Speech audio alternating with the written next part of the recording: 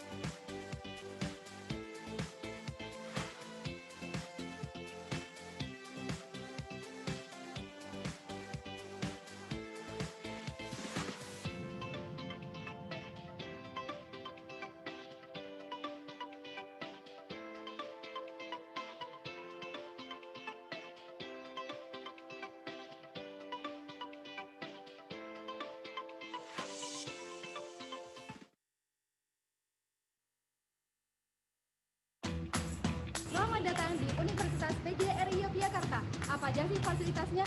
Yuk, ikuti aku.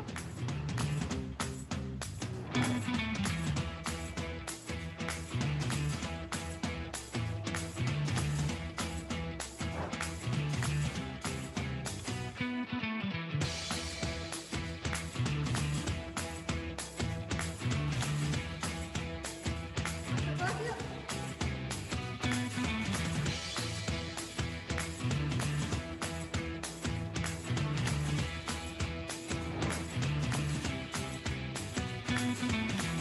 Untuk mencari referensi, aku datang sini.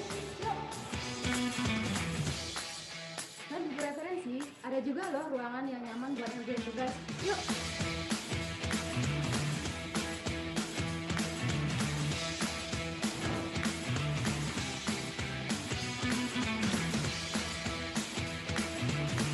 Nah, sekarang kita ke counter PMB yuk. Kamu bisa cari informasi beasiswa di sini loh. Yuk.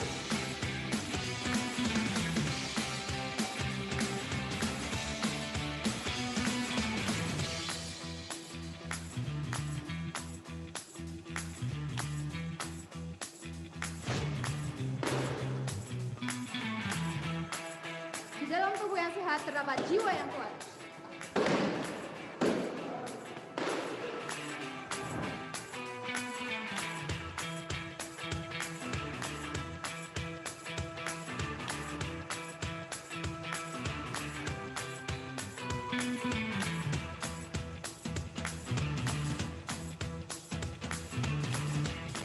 Tunggu apa lagi?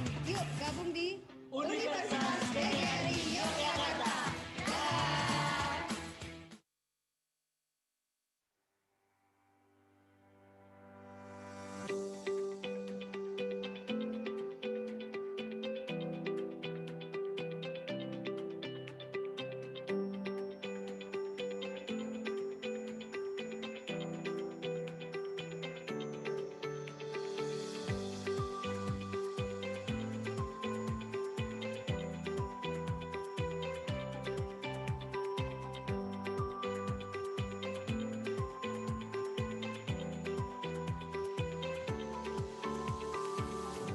Dalam menjalani kehidupan, kita selalu dihadapkan dengan berbagai tantangan. Di antaranya adalah tantangan untuk membuat keputusan, untuk memilih pekerjaan, untuk menemukan kebenaran, untuk menjalin pertemanan, untuk meraih kesuksesan, untuk beradaptasi, untuk membuat dunia menjadi lebih baik.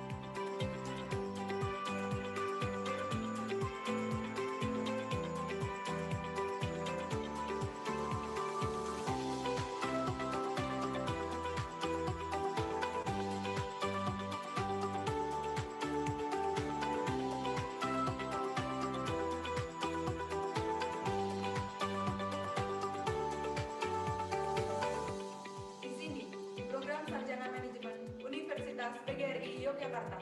Kami mengatasi tantangan tersebut dengan kata yang sederhana. Kami hanya mengatakan hai, dan itu mengubah dunia. Sampurasun, nami abdi sandri. Aku akan menjadi seorang entrepreneur. Halo, Bang Tito Galo, Bang Cek, Cek. Aku Adi Kurniawan. Aku jadi manajer pemasaran. Hai sedulur, Gua Elisa. Saya akan menjadi konsultan keuangan. Hai, aku Putri Tamu. Saya akan menjadi CEO. Hai, apa kabar? Saya Anissa.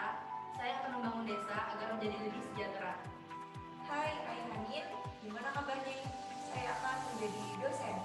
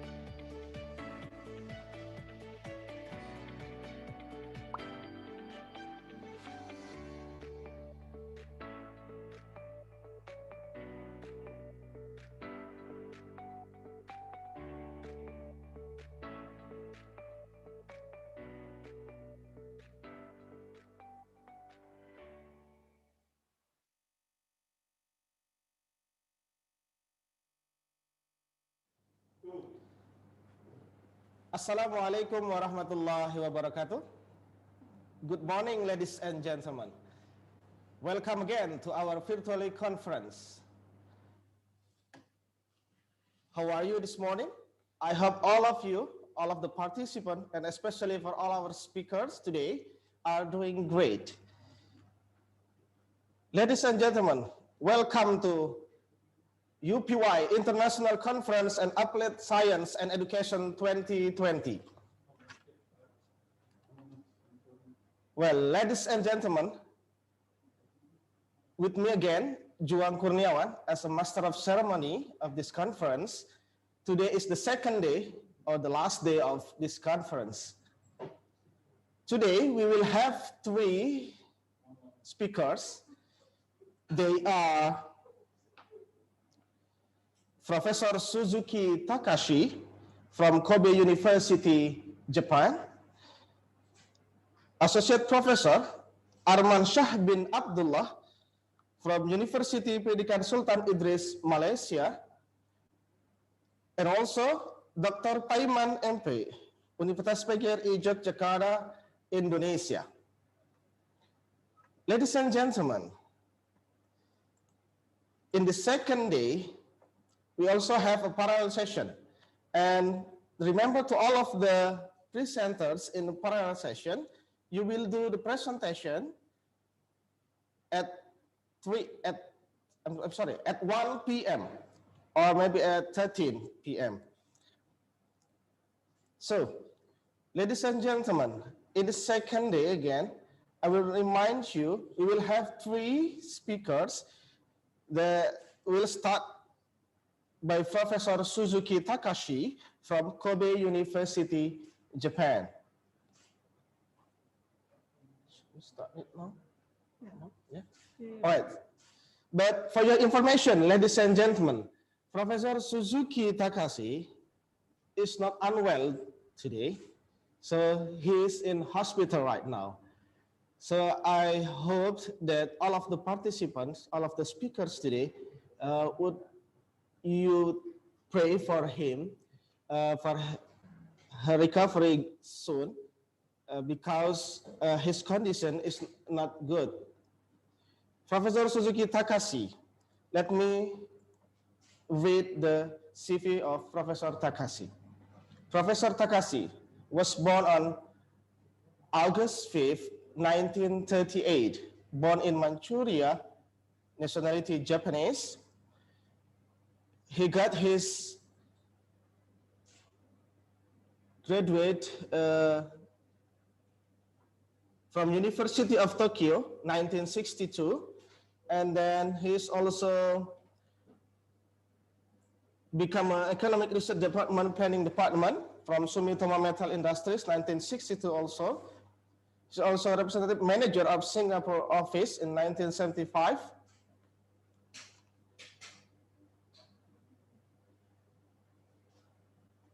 Professor Takashi also became a manager in business research section 1979 and general manager of overseas investment department 1987. Professor Takashi get his professor from Kobe University 2008. Okay. He also has a very nice book, The History of Sriwijaya under the Tributary Trade System of China, 2012. I'm so sorry, I would like to say hello also to our speaker here. We have Dr. Arman Shah from Universiti Pendidikan Sultan Idris. Dr. Arman Shah, are you with us this morning? Can you hear my voice?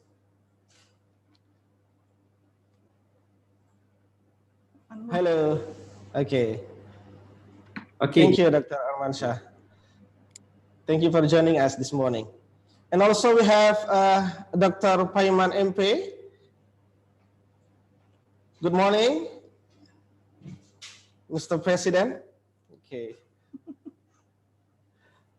All right, ladies and gentlemen, as I said before, good morning, Mr. President, Pak Paiman MP. is going Good to morning. Good morning. university. Okay. Take care, Mr. President. Okay.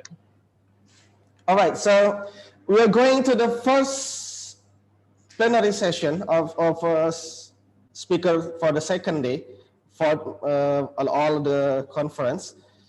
Today we have Professor Suzuki Takashi. We will hear the presentation. Just like I said before, Professor Suzuki Takashi, he's still in hospital right now, so he can do the presentation live or online. So we only hear the audio, the presentation from Professor Suzuki Takashi. Okay.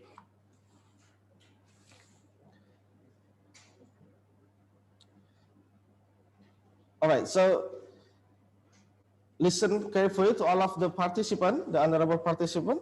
Okay, the presentation from Professor Suzuki Takashi, Kobe University, Japan. Good afternoon. Thank you, Professor Wasino.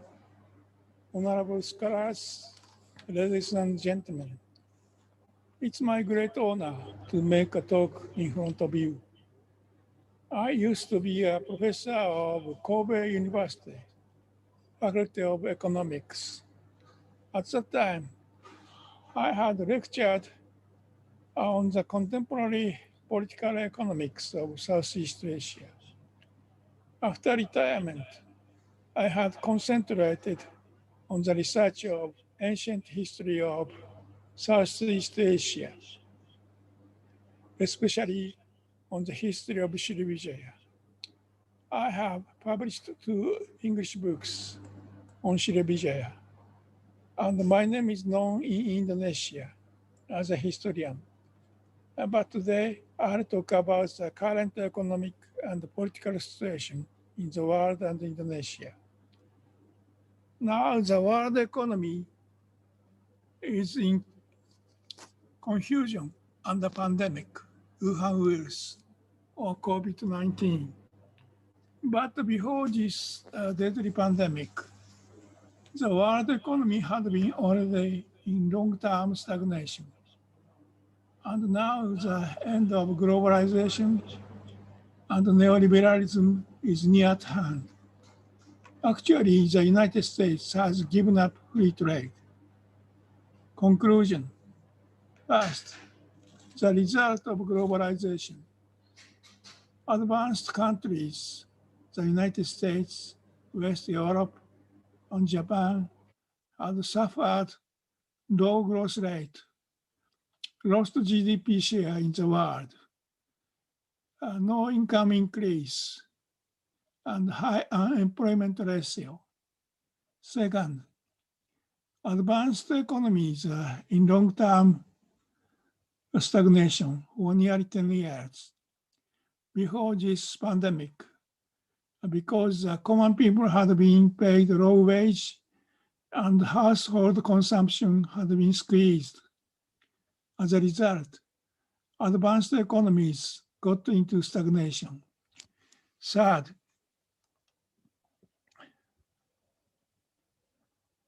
after pandemic, advanced economies will not revive soon. They must call back their companies from Japan or diversify to safer and friendly countries.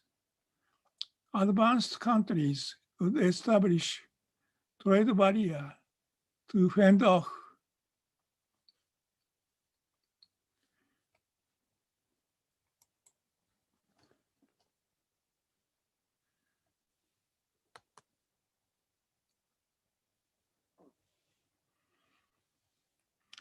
a cheap import from less developed countries. Fifth, less developed countries, except China, will have a good chance to invite FDI, foreign direct investment, and they can develop the manufacturing industries.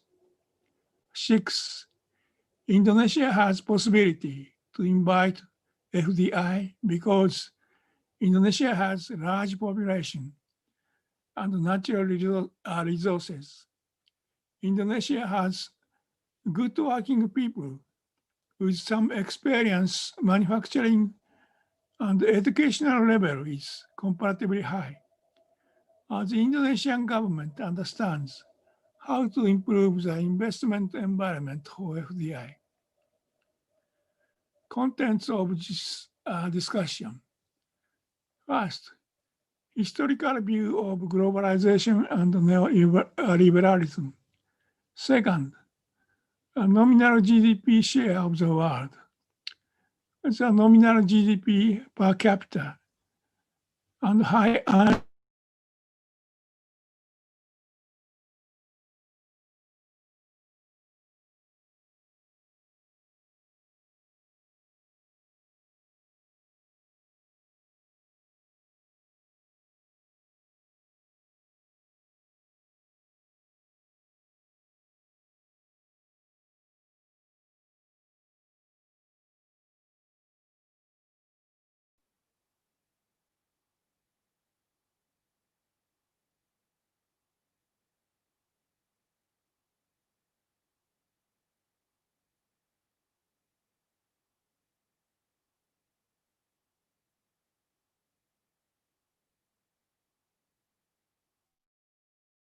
future. Chapter 1, Historical View of Globalization and Neoliberalism. Historically, the world economy had been severely divided between advanced countries and less developed countries. However, recently, the position of advanced countries had declined significantly. The common people of the advanced countries are facing not only the deadly pandemic, but also high unemployment, low wage, and poverty. During this decade, especially since Lehman shock in 2009, advanced countries have suffered low economic growth or stagnation. On the other hand, less developed countries have recorded significant growth. After 2009 Lehman shock, the growth of advanced countries had suffered low growth rate around 1% per year or less, and cannot see any sign of higher growth, especially West Europe and Japan. The common people of these countries are anticipating to terminate globalization and neoliberalism. The free trade system had been destroying the economy of advanced countries. Table 1 shows uneven growth of GDP, gross domestic production. West European countries and Japan had growth become nearly 1% before pandemic. In this year, 2020, OECD estimate that advanced countries will experience -5 to -10% growth. That may not recover in the near future. On the other hand, especially China jumped up greatly, and some other countries, such as India and Indonesia, also recorded high growth, more than 5%. Chapter 2. 1. National GDP share of the world, Table 2. The nominal GDP share of the advanced country was 81.3% in 1995. But in 2018, its share declined to 60.3%. They lost 21%. The most miserable country is Japan. Japanese share was in 1995 17.6%, but in 2018 only 5.6%, less than one-third. Euro area had also lost their share. The share was in 1995, 24.6%, but now 16.1%. Even Germany had lost its share from 8.6% to 4.6% during the same time, as country had lost 1 or 2%.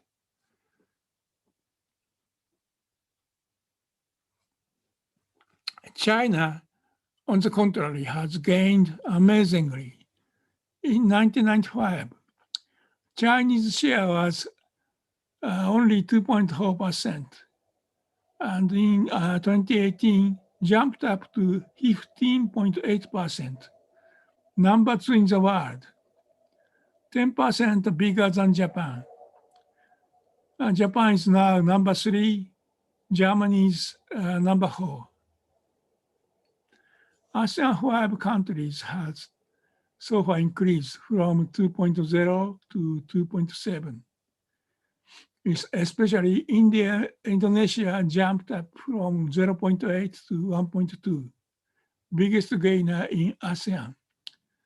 India is also expanding in GDP share in 1995, 1.2% to 3.2% in 2018. Rapid increase of manufacturing industries.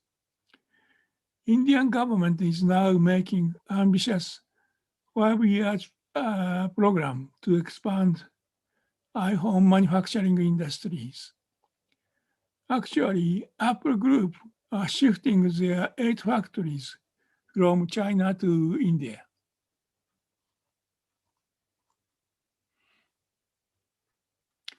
Chapter 2 second, the nominal GDP per capita during 2001 and 2008. In many countries, per head GDP so far increased. However, after Lehman shock 2008, per head GDP of advanced countries had not increased, around 40,000 US dollars. On the other hand, less developed countries were increased. United Kingdom has decided to separate from European Union to escape from free trade regime. China GDP had jumped up from 2,600 in 2007 to 9,600 in 2018, nearly 3.6 times bigger in 11 years. India and Indonesia jumped almost double in the same time.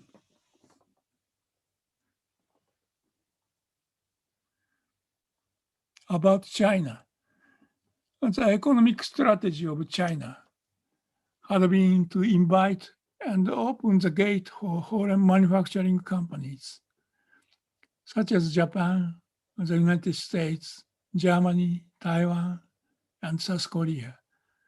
As a result, China increased its production capacity and export.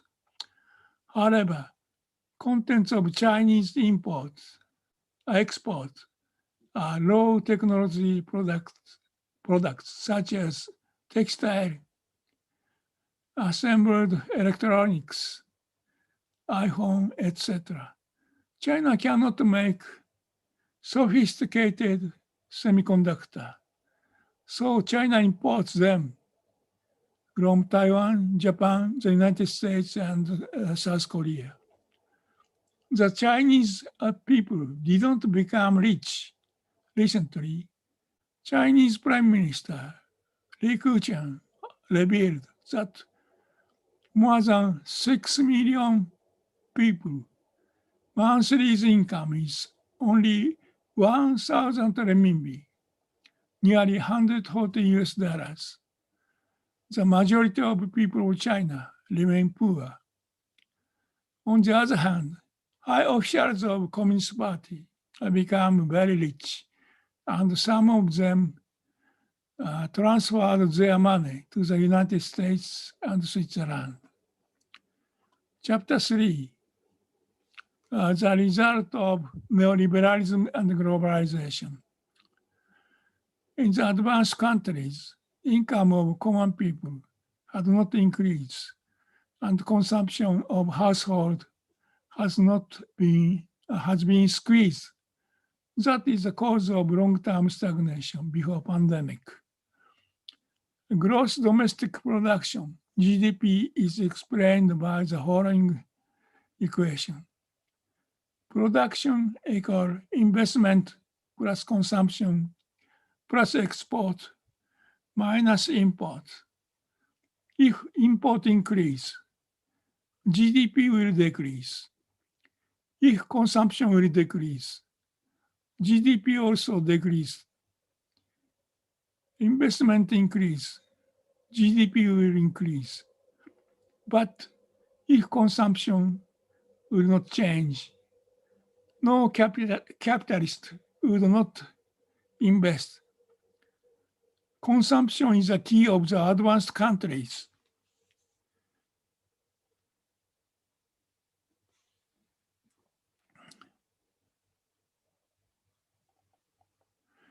Chapter 4, new employer movement of capital to advanced countries. After the end of current big recession of world economy. First, now is the last stage of neoliberalism and globalization. Neoliberalism brought the inequality of people of the advanced countries. Majority of people are getting poorer and miserable. Only a few percent rich people dominate majority of the national wealth. Since the end of 1970s, neoliberalism began to dominate the world economy. Socialism in Britain and Reaganomics in the USA, neoliberalism policy had appeared as a solution of stagflation. Stagflation means stagnation and high inflation. The basic policy and philosophy of the neoliberalism. First, small government, less tax from rich people, and privatization was promoted. Second, low wage for working people, and less social welfare for common people. Third, free import from less developed countries. Fourth, pressure to the trade unions. Fifth, avoiding long-term investment, especially manufacturing industries with large investment. The United States promoted development of big finance companies. Monetarism was advocated. The financial capital, major banks of the United States now dominate world financial economy. So the money was powered into stock market, 2 or 4 times bigger than GDP, which was the cause of bubble economy, Lehman shock in 2009, and the current situation of 2020. Second, the effect of the free trade had been so strong in the advanced countries, and they began to counterattack. China has the biggest beneficiary of globalization, or free trade, became number 2 economy in the world.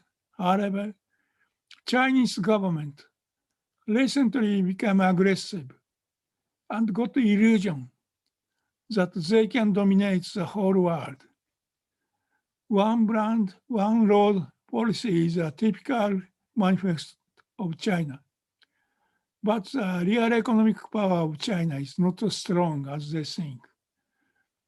Now the conflict with the United States and other advanced countries became apparent, and the United States has begun to counterattack against China.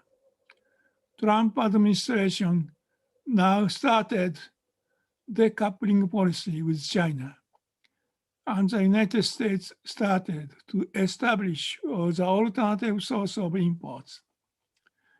In 2019, Chinese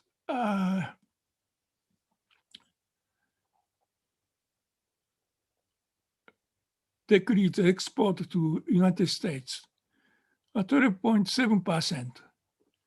United States stopped buying import from China gradually. And trade balance, USA trade balance with China was 420 billion US dollars in 2018. And last year, 345 billion US dollars.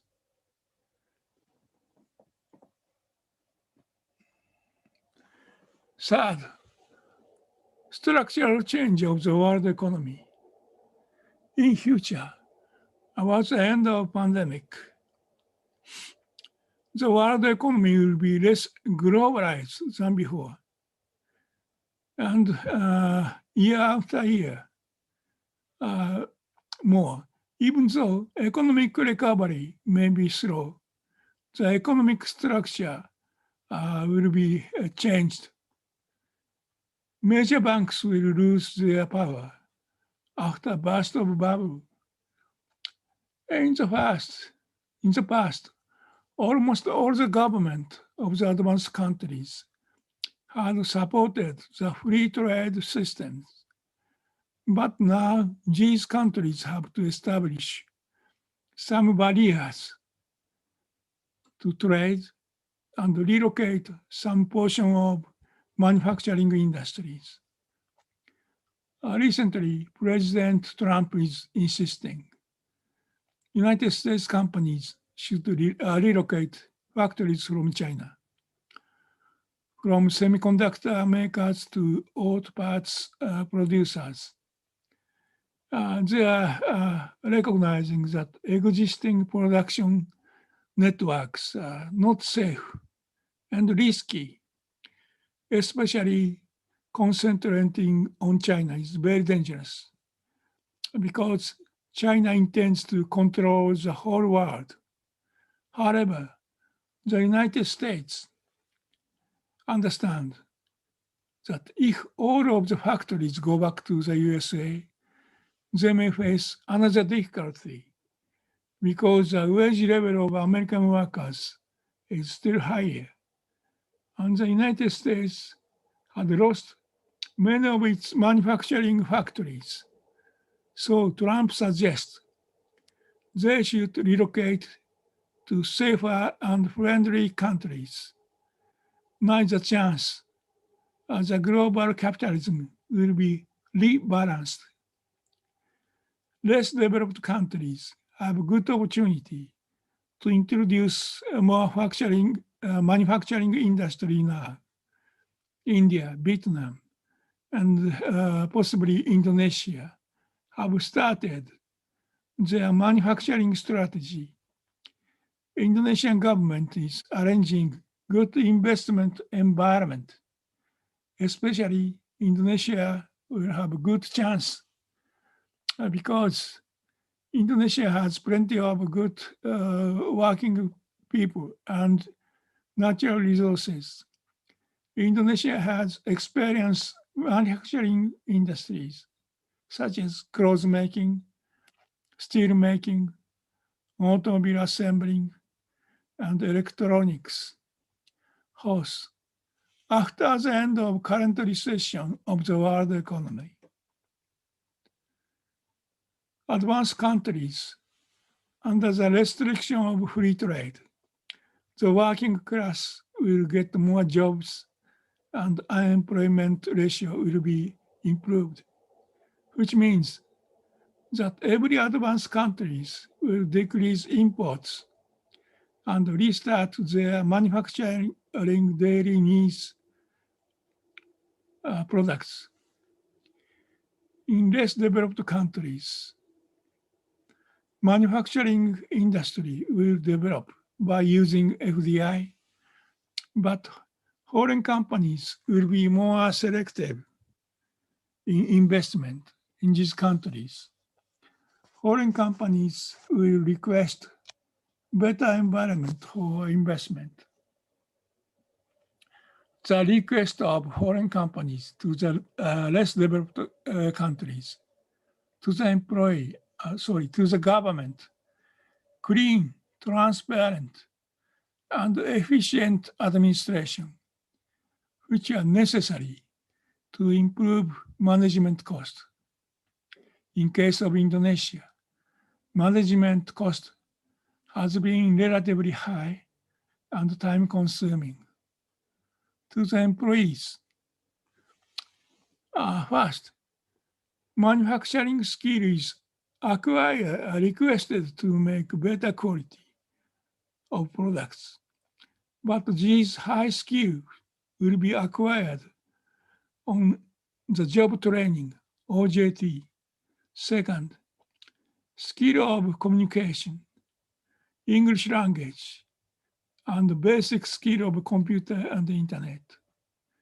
Third, longer term employment. Workers can acquire working know-how and the skill of manufacturing through longer term working experience.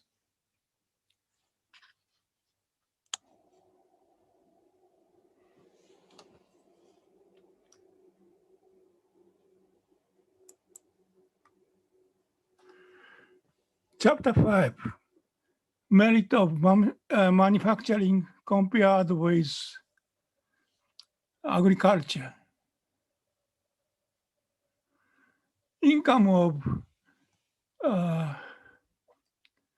manufacturing industries usually higher than that of agriculture, owing to the difference of productivity. According to experience, the difference of productivity between manufacturing and agriculture would be more than 3 times. In case of Thailand, the difference is 8 times. The development of manufacturing industries would affect the agricultural section, and the income of farmers would be improved following the manufacturing development. But agriculture is important in Indonesia. Agriculture sector should increase productivity and diversify its products. A village life is also very important for human beings. We can live peacefully in village and with large family. Economic structure of Indonesia for these years. The structure of GDP of Indonesia has not changed so much. The agricultural sector has not changed. The industrial sector decreased and the service sector increased. However, much of service sector provided informal jobs to workers. The information sector per head income is biggest, but the number of jobs is still very small.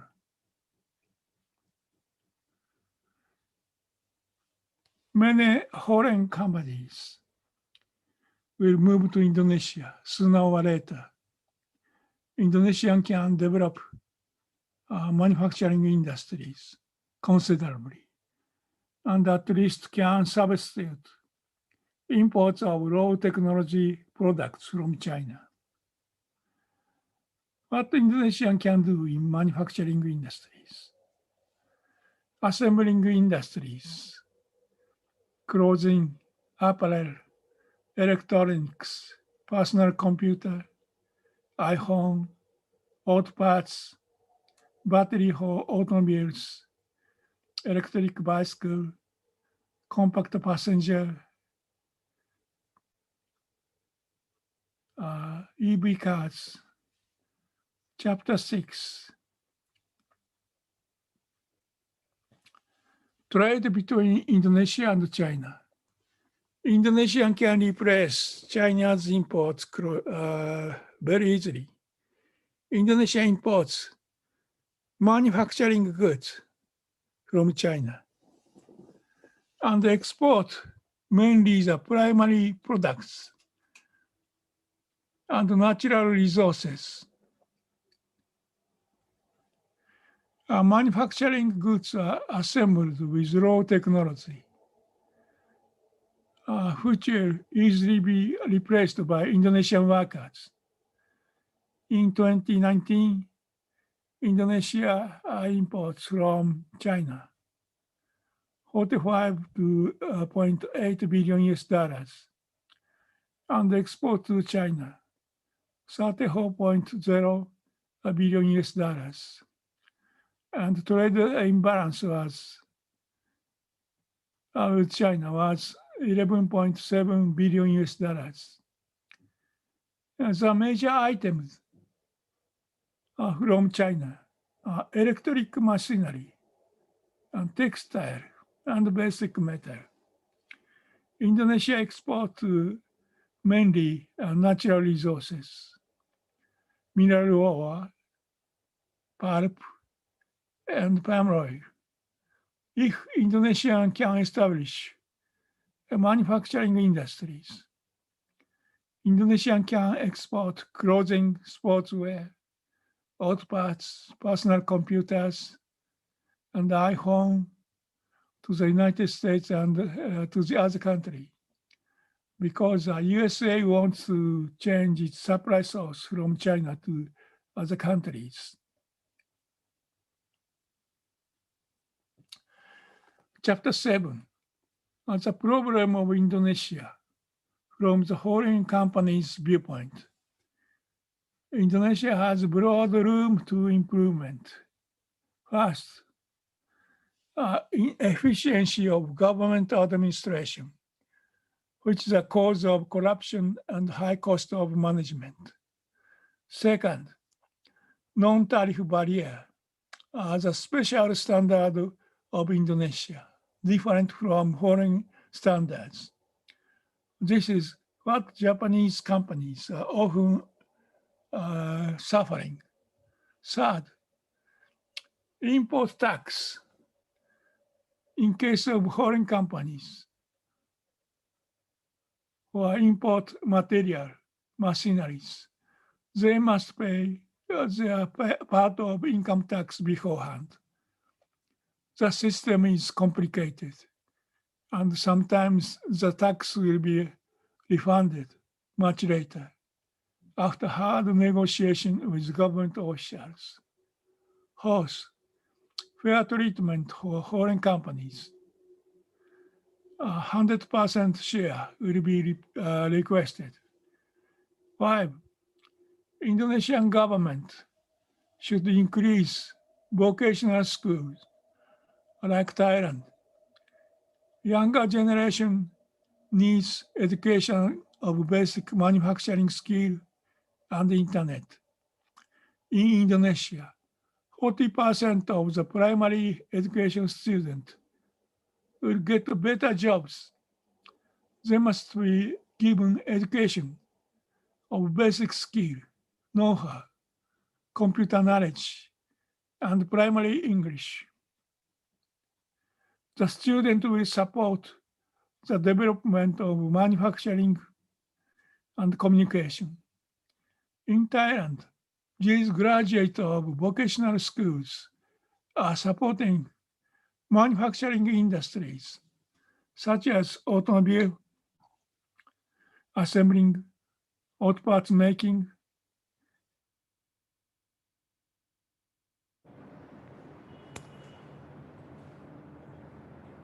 All right. Ladies and gentlemen, that is the presentation from Professor Suzuki Takashi, Kyoto University, Japan. We do appreciate to Professor Takashi, even in unwell condition, he still do his best for this conference. I hope you can feel our prayer, and sincerely to Professor Takashi, I hope, or we hope, you get recovery soon. Okay, ladies and gentlemen, Professor Takashi has presented Business and Services Transformation in Society 5.0. So once again, thank you very much, Professor Takashi. Even you cannot join with this conference directly, we do appreciate for your hard presentation. I mean, it's your best way to do the presentation. We really appreciate it. So would you mind, ladies and gentlemen, to give applause to Professor Takashi. Thank you very much, Professor Takashi. I hope you can feel it, our prayer and our support to you. Once again, we hope you get recovery soon, Professor Takashi. Okay, ladies and gentlemen, before we go to the next speaker, we do sorry also. Actually, we did the recording a few days ago from Professor Takashi. So because of his condition, he cannot do the presentation directly this morning. All right, ladies and gentlemen, the honorable speakers and also presenters. Before we go to the second speaker this morning, I would like to say hi to all of the presenters around Indonesia. Some of the presenters are from Riau, from Idris Semarang, and also from UNES, and absolutely from our university. Yeah, thank you very much for joining us in this morning.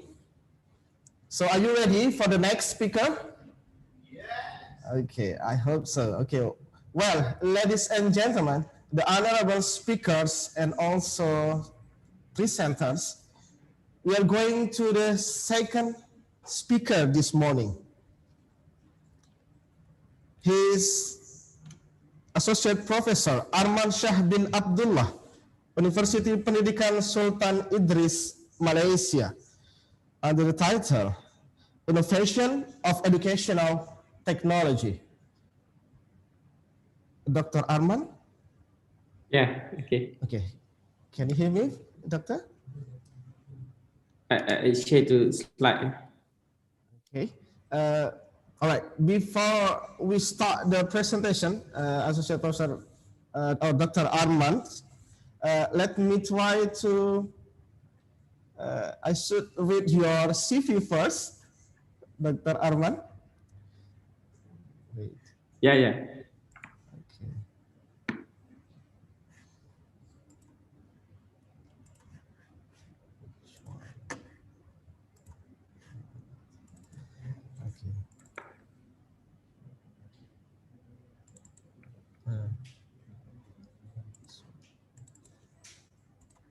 Okay. Dr. Arman Shah bin Abdullah. Academic background, PhD, University Technology, Malaysia. A master degree, University Technology, Malaysia also, and also the graduate, the Bachelor University Technical Malaysia, Malacca, UTM. A current position, Deputy Director, Data and Strategic Planning, Research Management and Innovation Center, Universiti Pendidikan Sultan Idris. Associate Professor, Faculty of Technical and Vocational, Universitas Pendidikan Sultan Idris. Previous working experience, visiting professor, Universitas Negeri Padang. Visiting scholar, Universitas Ahmad Dahlan. Coordinator of Research Management Unit, Research Management and Innovation Center, Universiti Pendidikan Sultan Idris. Senior Lecturer, Faculty of Technical and Vocational, Universiti Pendidikan Sultan Idris. 2016 till now. Dr. Arman, Shah, also a lecturer of Faculty of Technical and Vocational, Universiti Pendidikan Sultan Idris. 2011 till 2016, yeah. And then research assistant, Faculty of Mechanical Engineering, senior technician, Sumitomo Electric Sinton, technician, Hakuryu Engineering. Wow, a lot of experience, yeah, Dr. Arman Shah. Dr. Arman Shah also is the chief editor or editorial board of some journals. He is also a reviewer and a lot of teaching experience also related to his research also, a lot of writing here. All right, I couldn't read all of the CV, Dr. Arman Shah, because a lot of writing you did here. Well done, very nice, doctor. And also you have a conference proceeding. Dr. Arman Shah also has some books here. Okay. I think that's all for the short curriculum vitae from Dr. Arman Shah bin Abdullah, Universiti Pendidikan Sultan Idris, Malaysia. So, Dr. Arman Shah.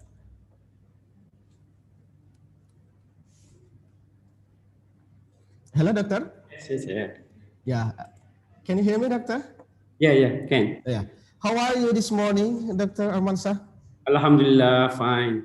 Alhamdulillah, great to hear that. So, we are doing the second day of UPINCASE this morning, doctor. Are you ready for presentation? Yes.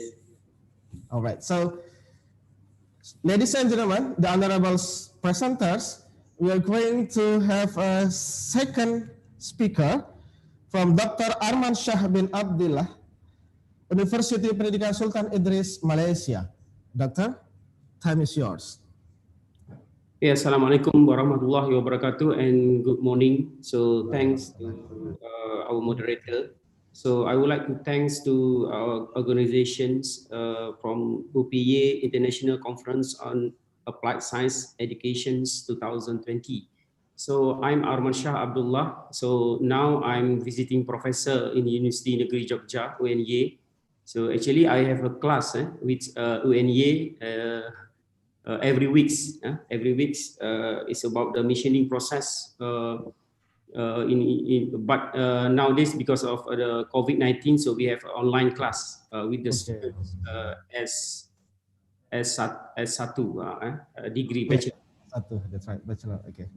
So, so my titles: improvement of corrosion resistance of titanium nitride coated on titanium alloy for biomedical application. So this is my colleague, my supervisor, ex-supervisor last time. So Professor Dr. Izman bin Sudin from University Technology Malaysia. And we have Professor Datuk Dr. Muhammad Rafi bin Datuk Abdul Qadir from Faculty of Engineering, University Technology Malaysia. And we have Dr. Mustafa from Illinois, United States of America. So this is a little bit about my background. So already mentioned. So my bachelor educations in manufacturing engineering in UTM Melaka and master engineering, advanced manufacturing engineering, and PhD in mechanical engineering in UTM. So alhamdulillah, I have finished my grant penelitian. Di sini panggil penelitian. My grant about 15 and 5 as principal investigator, about $500,000. So we have 4 university grant and national level grants. So alhamdulillah, nowadays I'm published about 50 manuscript article journal in Scopus. So this year I published about 15 article journal in Scopus. So alhamdulillah, we're still waiting for another 5 article journal still reviewed by the editor. So my index is about 6. So my area is about the material engineering applications in biomedical engineering. So I'm now editorial board as manager, editorial board in Asian Journal of Assessment in Teaching and Learning from UPSI. So I have also editorial board for Journal of Vocational Education Study from Universiti Ahmad Dahlan, Yogyakarta.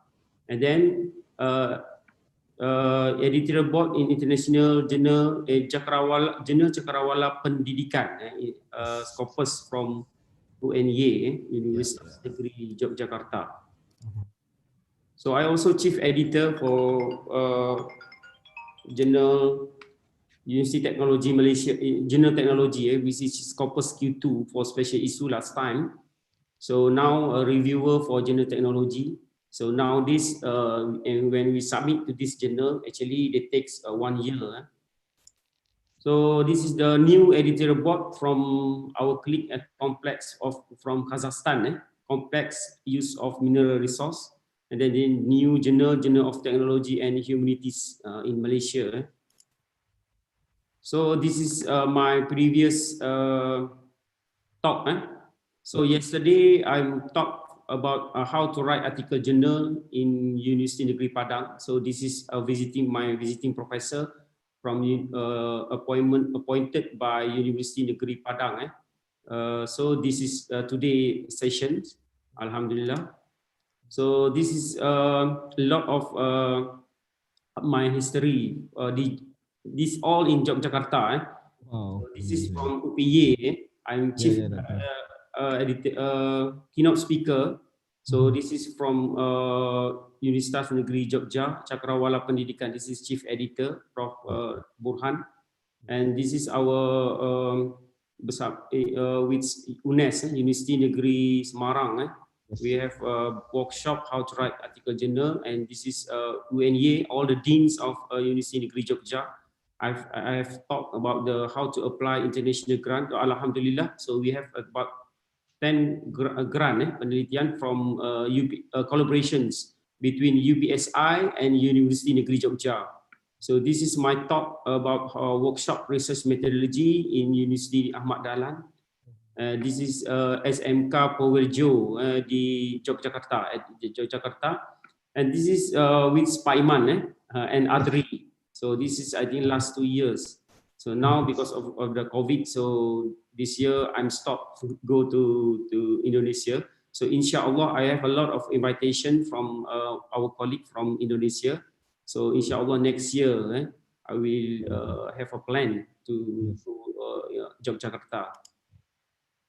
So basically, my topic actually about the material engineering. So we have nowadays a lot of people actually in Asia.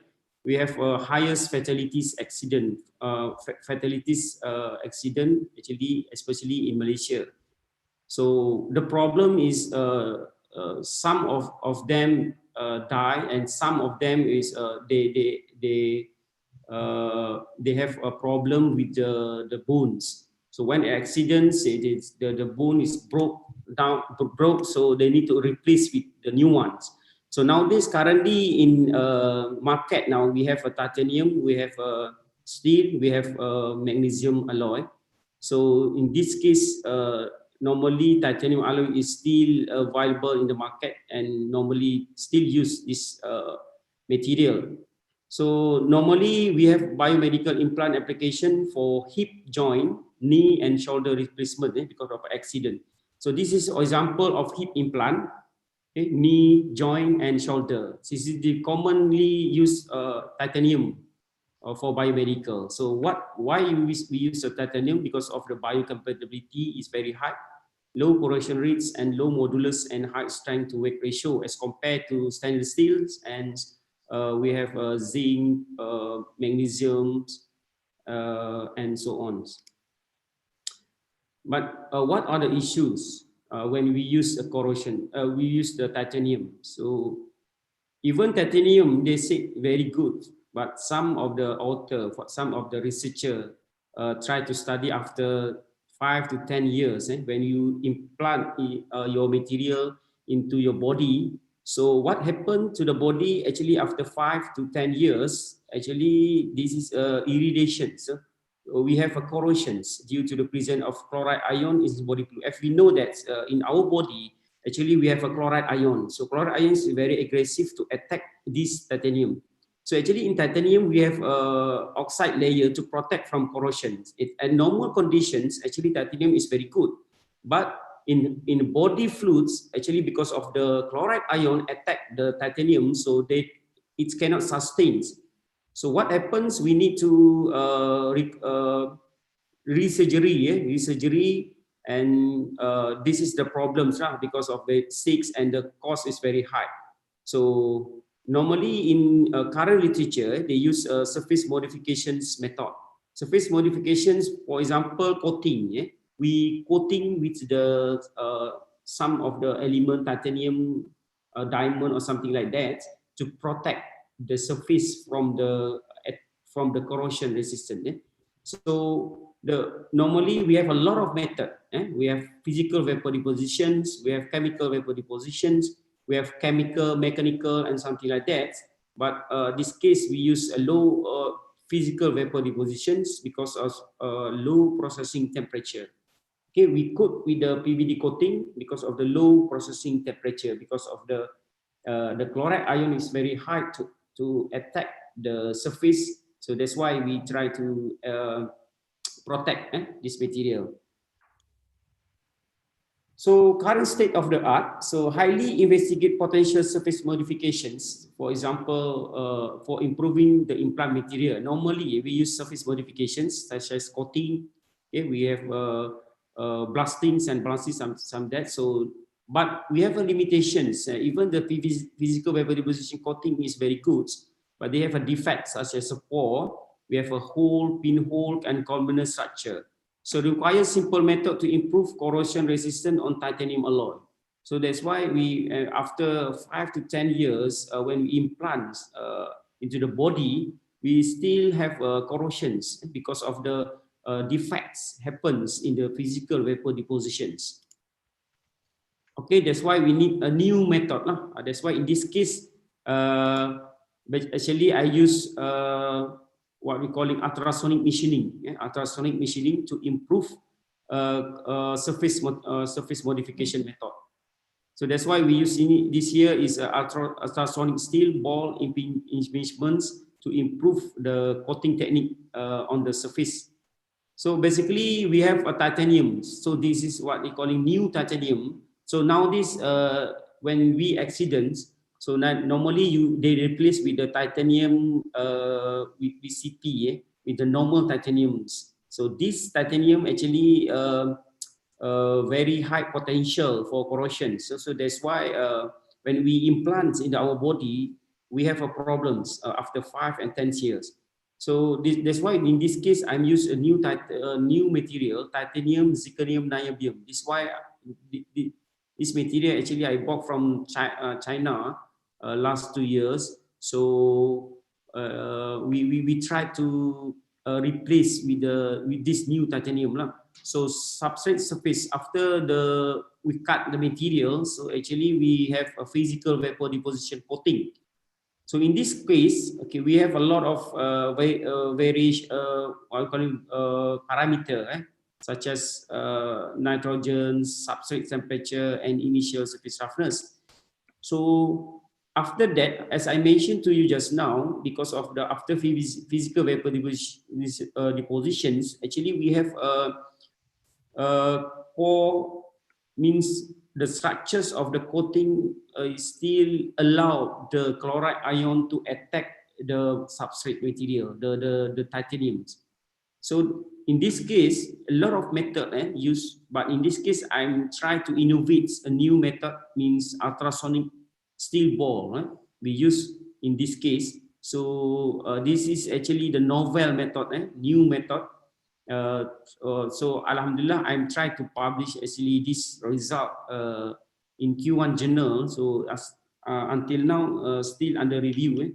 So we submit to Elsevier So this is last time they replied, so there is a corrections about the discussion and something like that. So I think this is the new method. The editor is very interested in this case now. So after that, this is the result and our discussions. Okay, this is actually the microstructure of quoted sample. Okay, we have varied 5 minutes, 8 minutes, and 11 minutes. So this is the structure actually.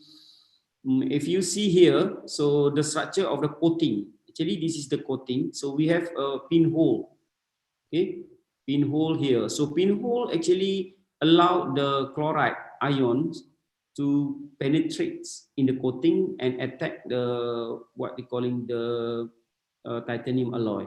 So in this case, even we increase about 8 minutes, we still have a pinhole. Here also we have a pinhole. Okay, 11 minutes. So maybe the future, maybe I need to increase the time or something like that to make sure that the holes and the structures of the coatings improve a little bit. So so mechanical treatment. So our finding shows that the mechanical treatments, which is ultrasonic vibrations, able to compress the microdroplet and cover the pinhole at the coating surface. We can see as we increase the times, okay, for the coating, so the structure of the coating improve, even not improve completely, but still improve in terms of the surface coating. So this is the thickness of the coating. It is about 2.21 microns. So you can see here, so if we increase the ultrasonic vibrations, actually the coating thickness will reduce. Why? Because of the compacting happens at this research. So for example, we have a substrate here. So this is the illustrations. So we have a coating here. So when we apply ultrasonic vibrations here, okay, so they compress. You can see here, this is the compress about 9 to 28%. So when we compress, actually the pinhole, so the chloride ion, the possibility chloride ion to attack the substrate is very low as compared to the new one, the coatings. So here we can see that when we have a pinholes, so that or columnar structures, so that the chloride ion will penetrate the coating and attack the substrate. So our findings show that ultrasonic frequency and exposure times able to compress the thin coating. The total reduction is about, as I mentioned to you, 9 to 28%. Elongates shape of the shape after being subject to ultrasonic. This is the detail. You can see the grain size is elongates. So it means that we can cover the pinholes and the structures of columnar from the physical vapor depositions. Okay, this is a result of the corrosions. When we see here, so this is what we're calling parameter. We have without ultrasonic means that we have coating. So then this is the coating we put, we apply 5 minutes, and then this 8 minutes and 11 minutes. So this is the corrosion's potential, then this is corrosion current density. So when we see here the corrosion rates, this is what happens, the corrosion rate decrease when we increase. As we compare it without ultrasonic and ultrasonic, so without ultrasonic is a very high corrosion resistance. This means that when we implant the material into the body, we will degrade in terms of the material. It's about 18 millimeter per year. Okay. This is 1 year. 1 year means that 18 millimeter loss. Loss what? Loss of the titanium. When we put in the body after 10 years, okay, 10 years, 20 years, okay, because the last time, you know, titanium we used to for old men, old men or women, so we have no problem because normally after 5 years, 10 years, so the people die. So we say that, oh, this is titanium is okay. But nowadays the problem is we put the titanium into the young people. So young people, for example, 15 years old, because the young people in Malaysia, I think Indonesia same, so they ride the motorcycles. Okay, so when accidents, so the bone is broke, so they need to replace with the new ones.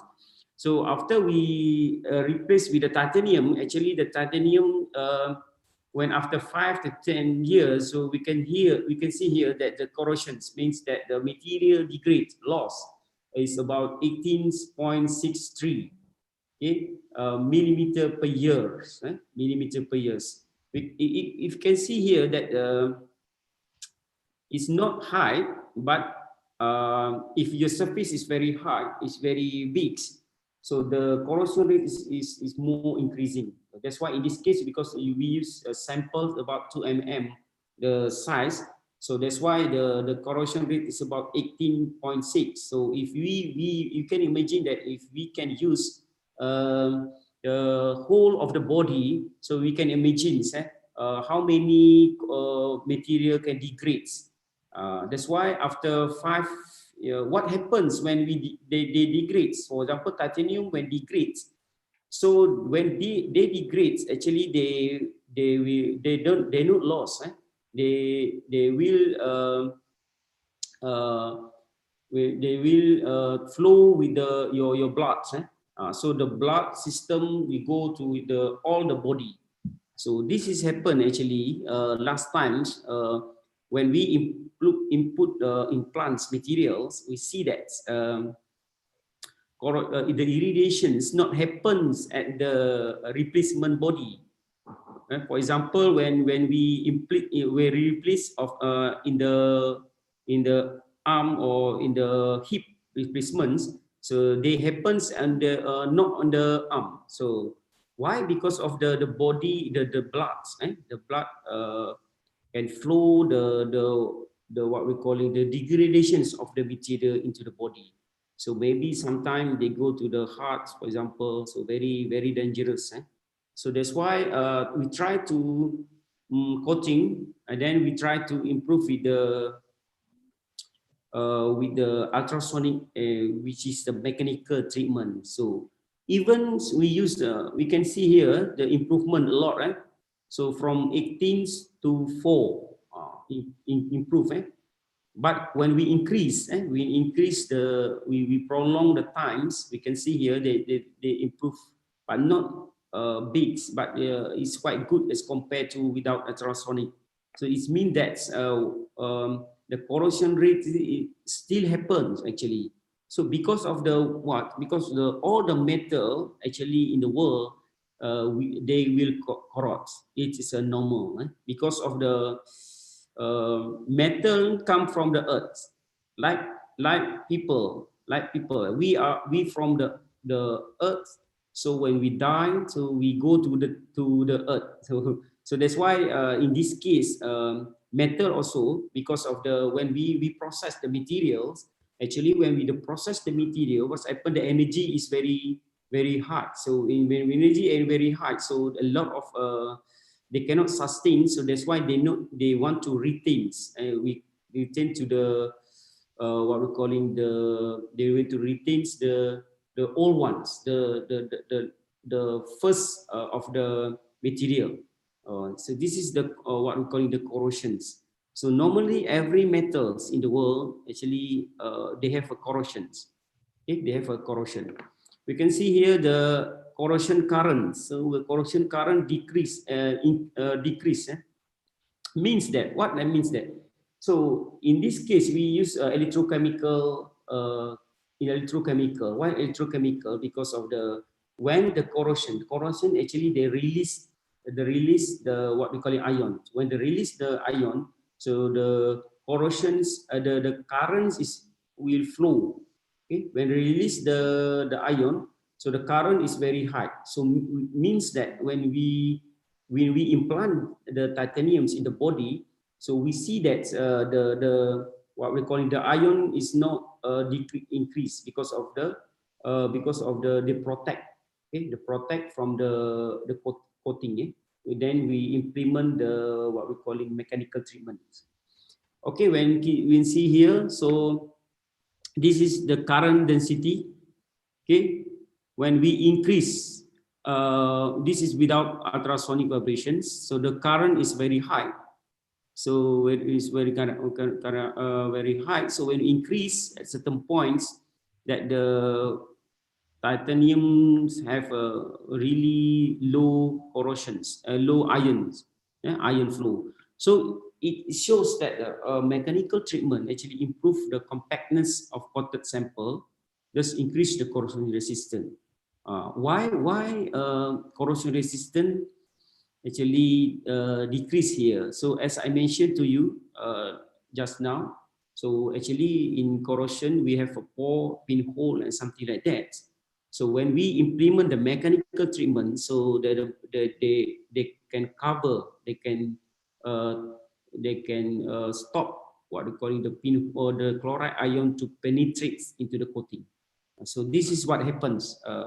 Actually, our finding is supporting by the previous research. So previous research, they use sandblasting and mechanical treatments.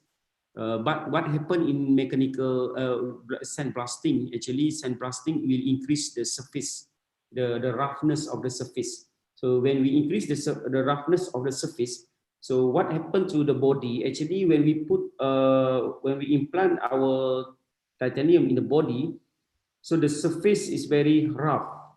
So when we put in the body, the tissue cannot grow because of the surface. So this is a lot of we need to study about this body, this titanium. This titanium we need to study a lot to compare which method is the good. So after that, maybe this is what we calling the in vitro process. In vitro process, whereby we do the experiments outside the body. So after that, I planned with the few university from UNP, for example. So we need to study in vitro. So in vitro means we need to apply our titanium in the sheep, for example, or in any animal. So before we implant to our body, so we try to implant it at the sheep, for example, for in vivo testing. So maybe it takes a lot of time, so longer time, but we can get more result, because in this case we not testing with the tissue, for example, something like that. Okay, what is the conclusions from that? So it means that not only chemical treatment can improve the corrosion resistance. So we have a lot of mechanical treatment. We have sandblasting, for example. But sandblasting actually, as I mentioned, will increase the surface and the surface of the titanium. So that's why in this case we use what we're calling ultrasonic vibration to replace that another method. So higher vibration frequency at prolonged time means that when we implement at the 11 minutes, so they exhibit, they shows that low corrosion density on the treated coated substrate. So it is believed that the higher vibration frequency at long exposure time able to reduce more pore and void to thin coating, which finally increase resistance for the charge transfer RCT. RCT means charge transfer resistance. A charge transfer resistance means that when we implant our body, when we implant the sample in the body, so they will retard. They will retard what we calling the ion from the retard of the ion from react with the body. So that's why charge transfer resistance is very important to determine the corrosion resistance. Okay, so improvement of corrosion resistance also indicates that reductions of I core value. As I mentioned to you, I core means that how the flow of the current. So the higher corrosions mean the higher flow of the currents. So when we measure corrosion resistance actually based on the currents in the treat recording substrate again, so untreated sample. So thanks. This is I end my presentation. So thanks a lot to UPY for invited me. Sehingga kita berjumpa lagi ya. Terima kasih. Okay. Wonderful presentation. Associate Professor Dr. Arman Shah bin Abdullah from University Pendidikan Sultan Idris, Malaysia. Okay, it's great, doctor, but honestly, I'm blank, doctor. I have no idea what did you talk about because it's not my, how do you say, it's not my major, maybe, yeah. I'm in education, yeah. I'm so sorry, doctor. So we are going to discussion.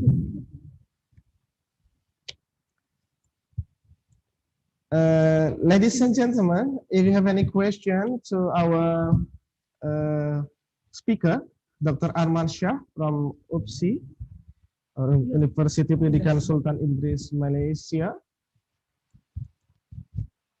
please you may raise your hand or you may write a question on the chat group of our Zoom.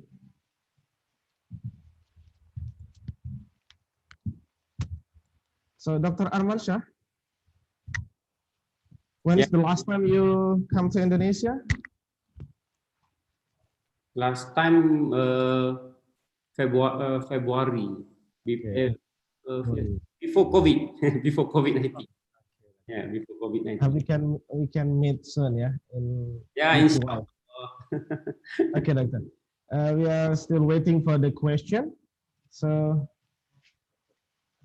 the honorable presenters or participants, if you have any question for our speaker, Dr. Arman Shah bin Abdullah, please, we invite you to ask a question related to, what is the title, Doctor? Titanium, what is that? Because in my book here, your paper title is Innovation of Educational Technology here. But I think it's a little bit different, yeah.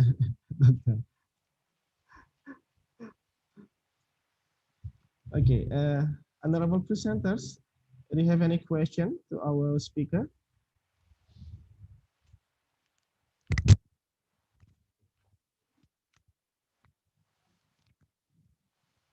Yes, we are still waiting for your question. If you have any question.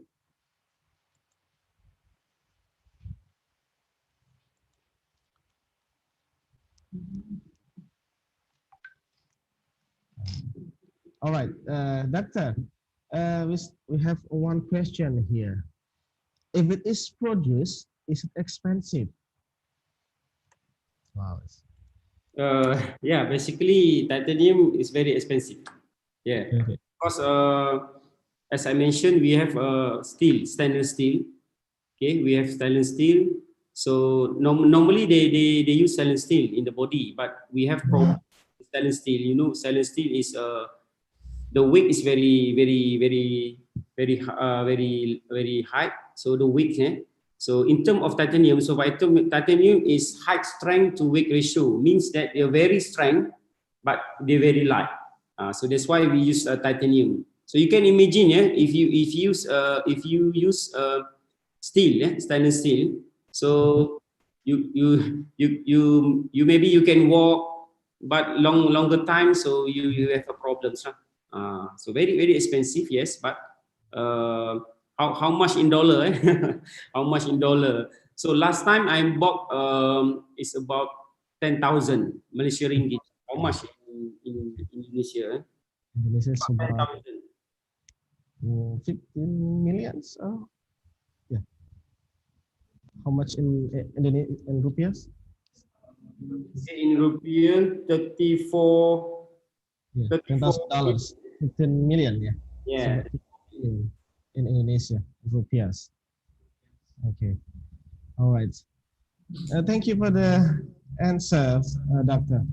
Okay, we are still waiting. Maybe one more question. If the honorable presenter, if you have any question to our speaker, Dr. Arman Shah bin Abdullah from UPSI.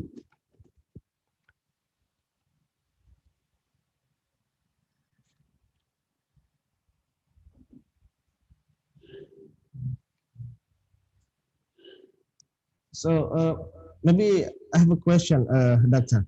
How about in Malaysia? Did this technology used in hospital or something like that? Okay, normally in hospital in Malaysia, we use normal titanium. Normal titanium, so not coated, not ultrasonic vibration, something like that. So that's why we have a lot of problems, as I mentioned to you. Because last time we use titanium to the old people. So, for example, because of the old people, we have a problem with the bones. So we replace one. So that's after they die, after 5 to 10 years, we don't know the problems. So nowadays in Malaysia, we have problem because of a lot of young people. They use the motorcycle, something like that. So they have accident, something like that. So when we replace to the titanium, so we have a problem. So that's why nowadays we try to innovate new titanium, for example, something like that to improve titanium. Right. Okay, it's great, Doctor. Thank you very much, Dr. Arman Shah. Okay, ladies and gentlemen, the honorable speakers and presenter today, and there is no more question. So would you mind to give a big applause to our speaker, Dr. Arman Shah bin Abdullah from UPSI, Malaysia. Thank you very much, Dr. Arman Shah bin Abdullah. Dr. Aji send his best regard to you. Yeah, he always contact with him. Yeah, Dr. Septian Aji, he is our doctor in our university also. And then, ladies and gentlemen, after Dr. Arman Shah bin Abdullah from UPSI, Malaysia has presented the presentation, yeah, we will go to the last speaker this morning, yeah. And before we go to the last presenter, our last speaker, our keynote speaker this morning, I would like to tell you all of the speakers and also presenters. Professor Takashi sent his best regards to us, yeah, and he says sorry he couldn't join with us this morning, and he really appreciate for this conference actually. So once again, Professor Takashi sent his best regards to us. Yeah, thank you very much, Professor Takashi. Okay. Well, ladies and gentlemen, like I said before, now we are going to the last keynote speaker is Dr. Paiman from Universitas PGRI Yogyakarta, Indonesia. And before we go to the presentation, I would like to read the CV first. Okay.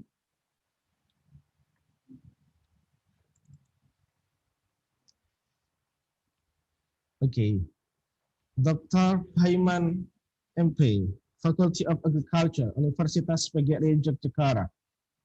Place and date of birth, Sragen, September 16, 1965. Married, of course. Home address is Babadan, Baru, Bantul, DIY, Indonesia. Office address is Universitas PGRI Yogyakarta. Okay. Mobile phone, if you need it, I will tell you, just text it me.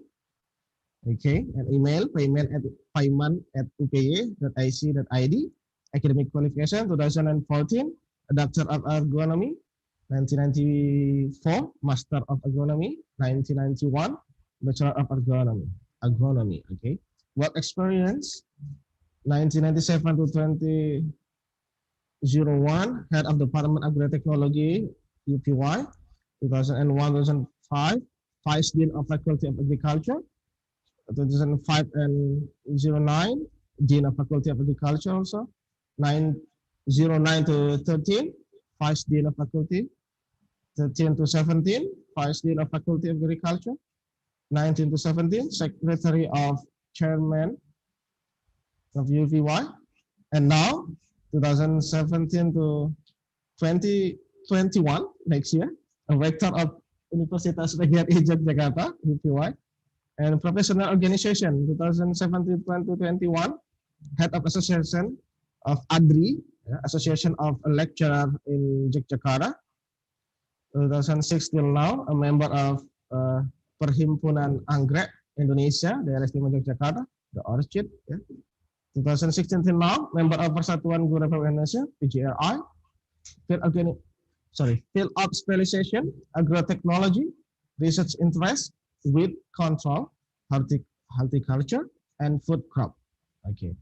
Reviewer journal, there are at least 6 journals here. The effect of 3 edition data research, the Reviewer journal, and there are 6, and then University Research.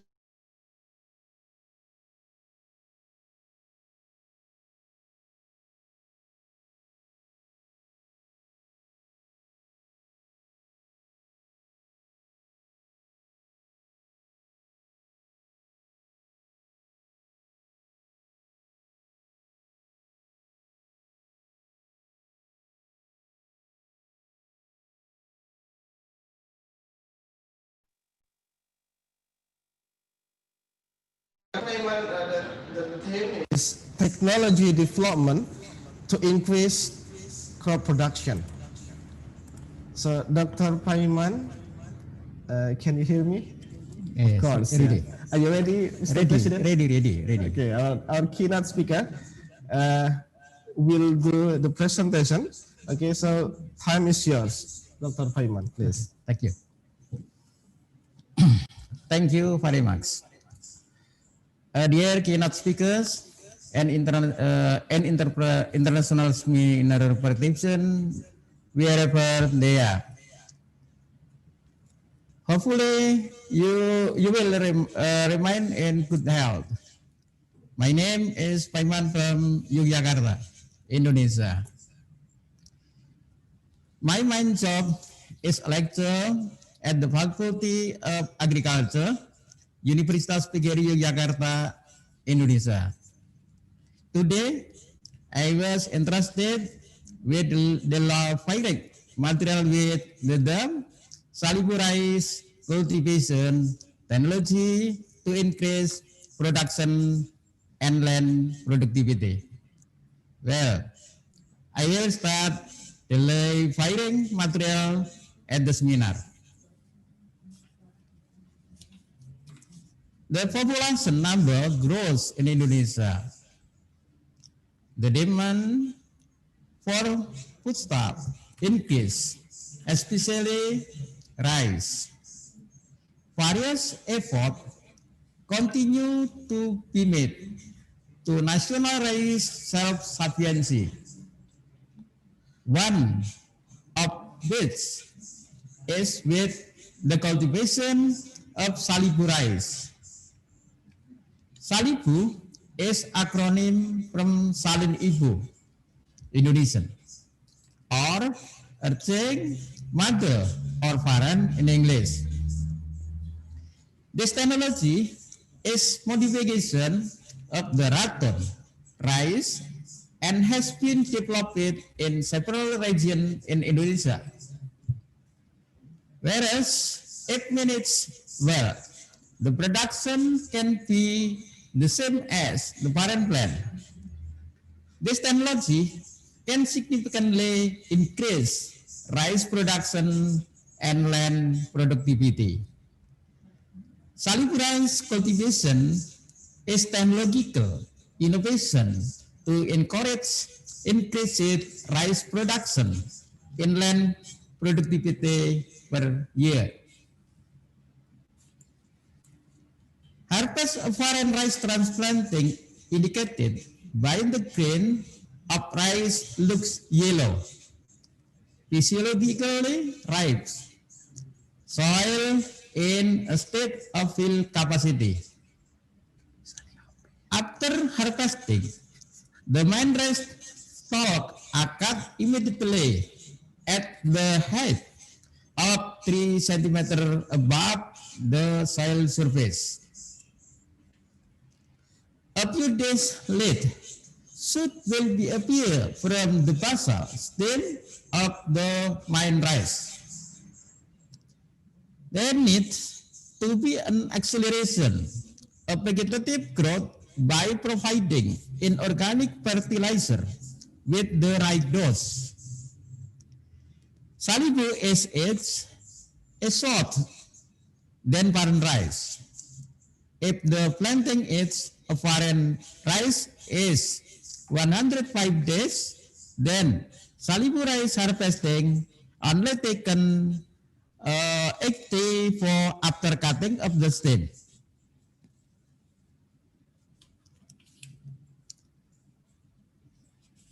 There are almost difference in activities in the two cultivation technologies, except for maintenance, thinning or inserting, fertilizing, control pests, diseases, and weed. The rice plant as foreign of Salibu rice will harvest earlier, 10 days earlier. In the Salibu rice cultivation technology, there is no soil tillage, nursery, and planting. The rice plant as the foreign of Salibu rice will harvest earlier. Harvest is earlier. Namely, 20% of the age of foreign plant which is done by transplanting. Achievement of rice production and land productivity can be realized with the following requirement. Rice cultivation use superior variety and have high production and short life maturity. The data that we include in this table are superior variety and short life. It is possible that this variety can serve of this variant of Salibu rice, which has the potential to cultivate it 3 times for 1 year, except foreign rice. The timing of height of cutting the main rice stalk will affect the Salibu rice production. Several research results indicate that cutting the stem at a height of 2 until 5 centimeters from soil surface provides the highest yield. And the cutting time of the stem at 7 to 10 days after harvest give the highest production. Some of the preset result in the table show that the use of fertilizer dose varies widely. The proposition of the balanced fertilizer will affect the Salibu rice production.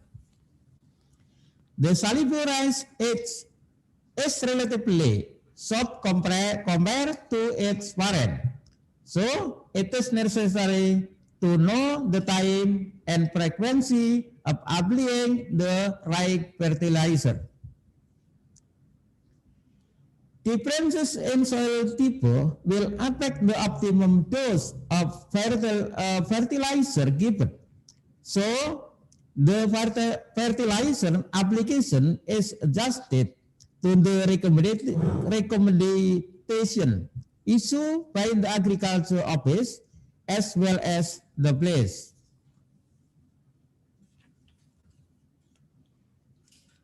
If the harvest age of the main rice is 105 days after planting, then 80% of the parent rice is 84 days after the stem cutting. During 1 year, rice can be cultivated 4 times. Namely, the first planting is tapping or mopping planting. It's 105 days after planting. Second is Salibu 1, 84 days after cutting. Third is Salibu 2, 84 days after cutting. And fourth is Salibu 3, 84 days after cutting. So use time 357 days. This technology can significantly increase rice production and land productivity. With the application of Salibu cultivation technology, food security in Indonesia can be improved. Salibu rice cultivation technology can be applied several times a year, depending on water availability. In Rani land, rice can be cultivated only twice a year, namely tapping and continue with Salibu rice cultivation. For semi-technical irrigation field, rice cultivation can be done 3 times, namely tapping 1 or mopping 1. So Salibu 1, then Salibu 2. In full land irrigation can be done optimally, namely 4 times rice cultivation in year, namely tapping 1, then Salibu 1. So Salibu 2 and last Salibu 3. With the application of Salibu rice cultivation technology, the cropping index can increase to 400% or 4 times a year. Based on the discussed above, it can be concluded that national food security in Indonesia could be application by Salibu rice cultivation technology.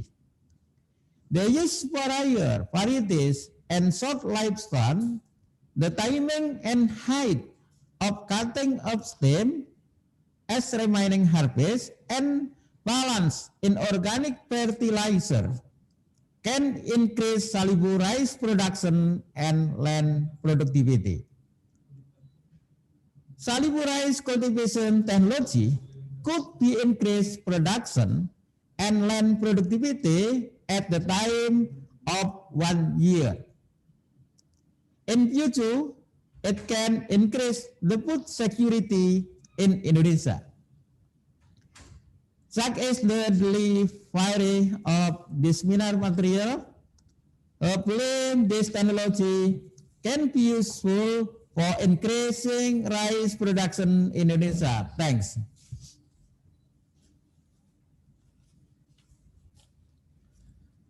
All right, thank you very much, Dr. Paiman from Universitas PGRI Yogyakarta, Indonesia. Under the title, the paper is Technology Development to Increase Crop Production. Okay, so now I will invite again to all of the presenters. If you have any question to our speaker, Dr. Paiman from UPY, Indonesia, you may write the text on the chat group. Chat group, I mean.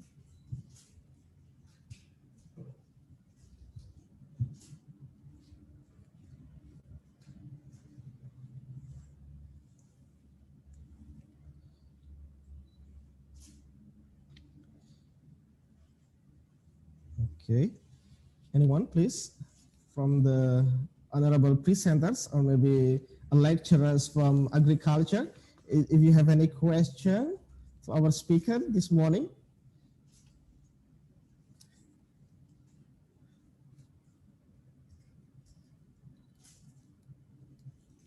There are not. Yeah. There are not. It's okay, Dr. Paiman. Okay, Mr. President. Okay, no question. Oh, okay. There is a question from Ibu Melani. Mr. President, is there pace in Bantul with salibu rice cultivation?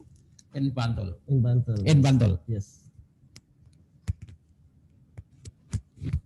So some of the place has used the salibu rice cultivation. Mr. Paiman. Salibu rice cultivation is technology with cutting of stem rice in 3 centimeter from soil surface.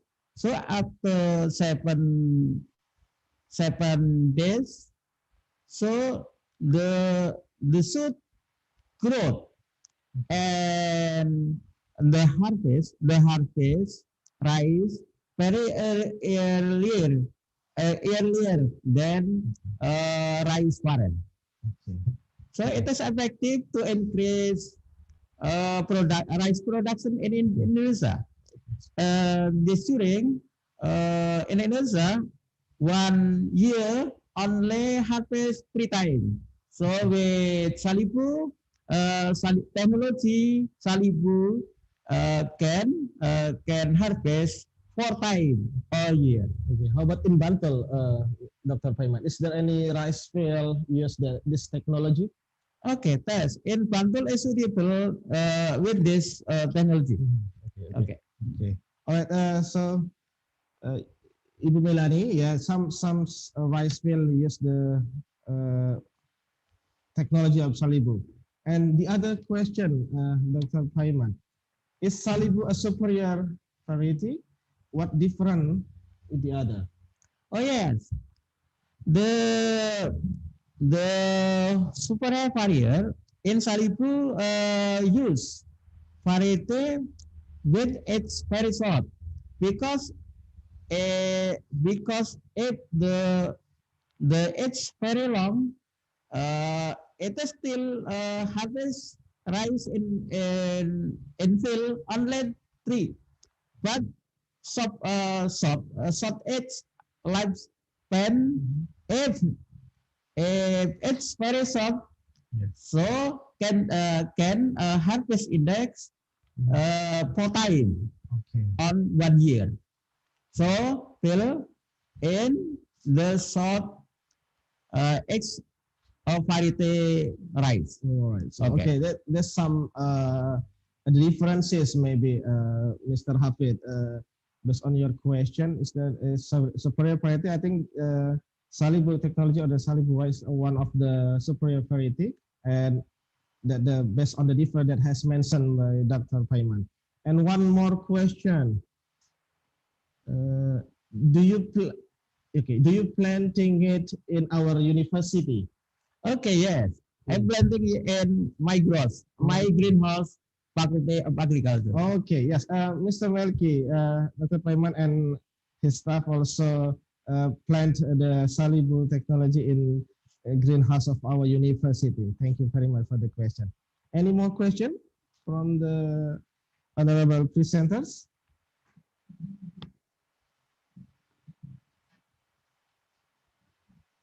No question?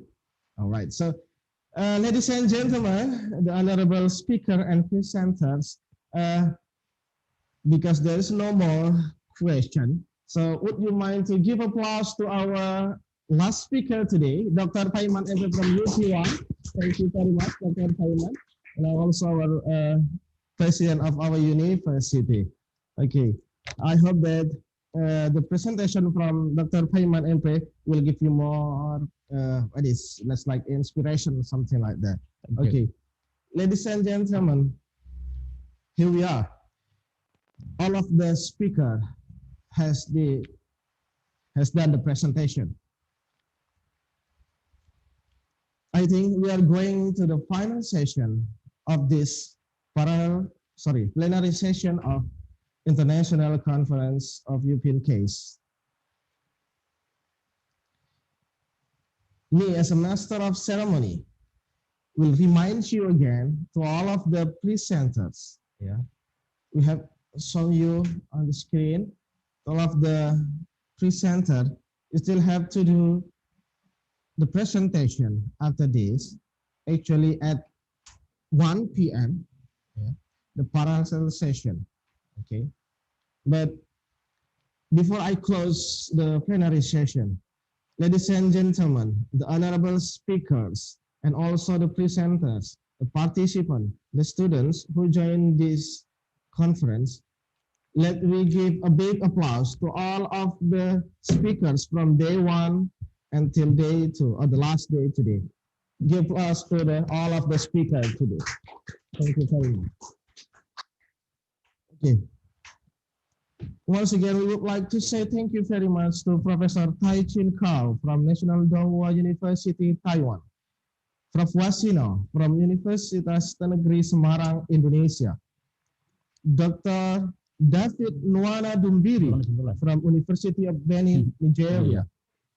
Professor Suzuki Takashi from Kobe University, Japan. And also want to say thank you very much to Dr. Arman Shah bin Abdullah, Universiti Pendidikan Sultan Idris, Malaysia.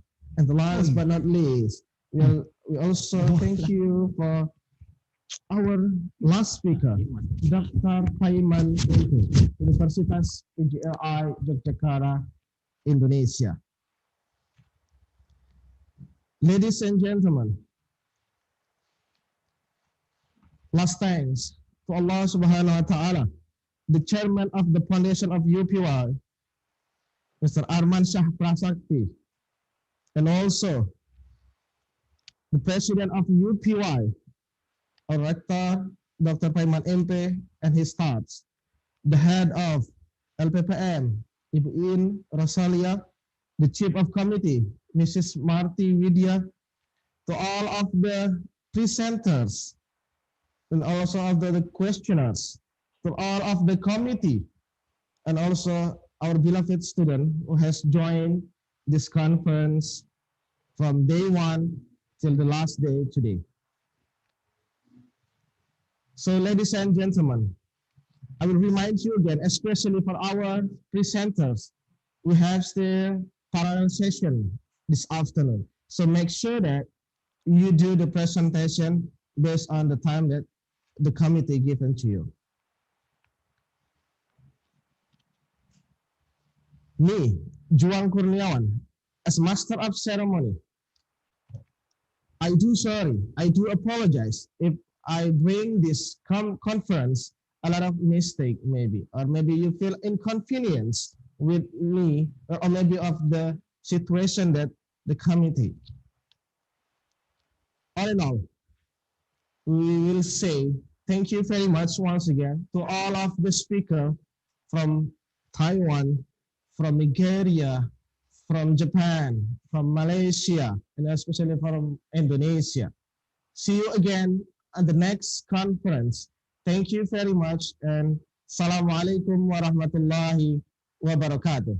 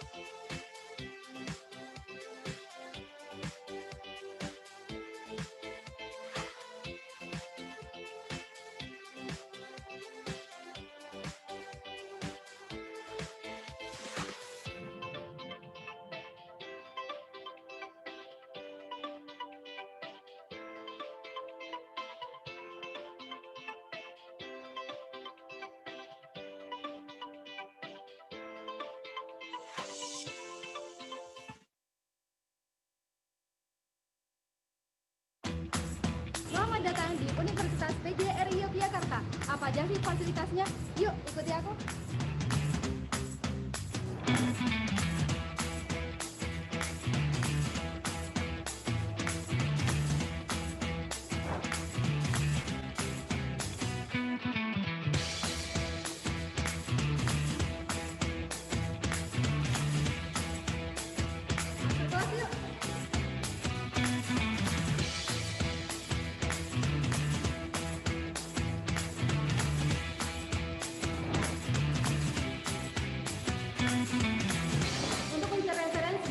Datang sini, yuk.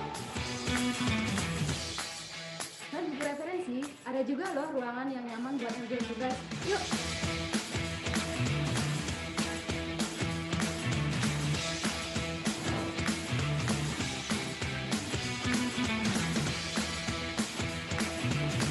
Nah, sekarang kita ke counter PMB yuk. Kamu bisa cari informasi beasiswa di sini loh. Yuk.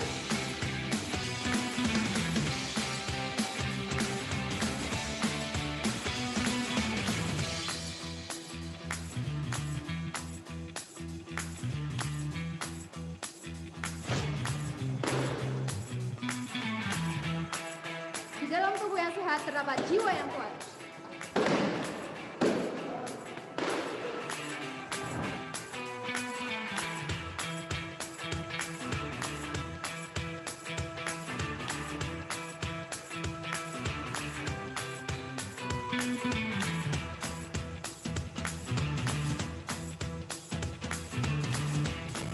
Tunggu apa lagi? Yuk gabung di Universitas PGRI Yogyakarta.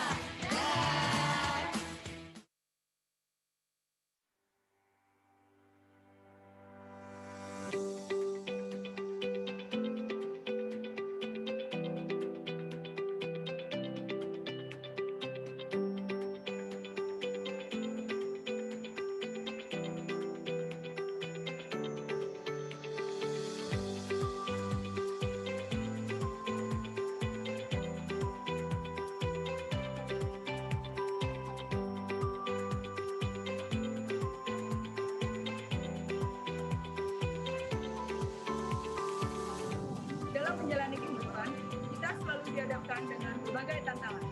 Di antaranya adalah tantangan untuk membuat keputusan, untuk memilih pekerjaan, untuk menemukan kebenaran, untuk menjalin pertemanan, untuk meraih kesuksesan, untuk beradaptasi, untuk membuat dunia menjadi lebih baik.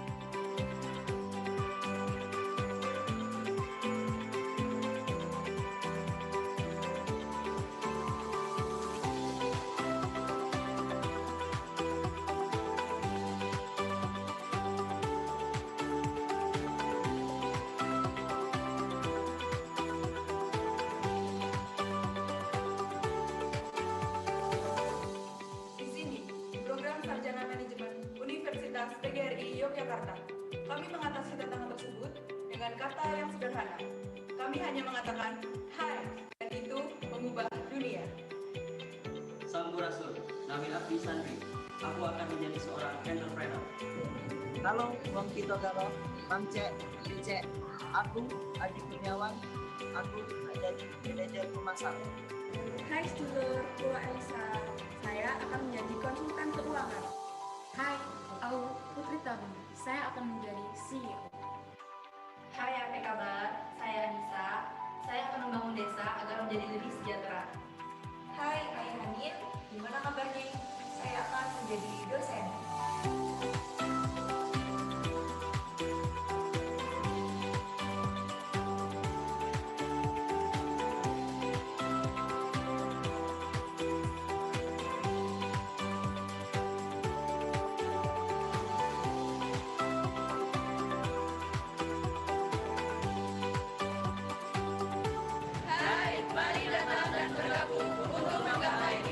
Bersama program sarjana manajemen Universitas PGRI Yogyakarta.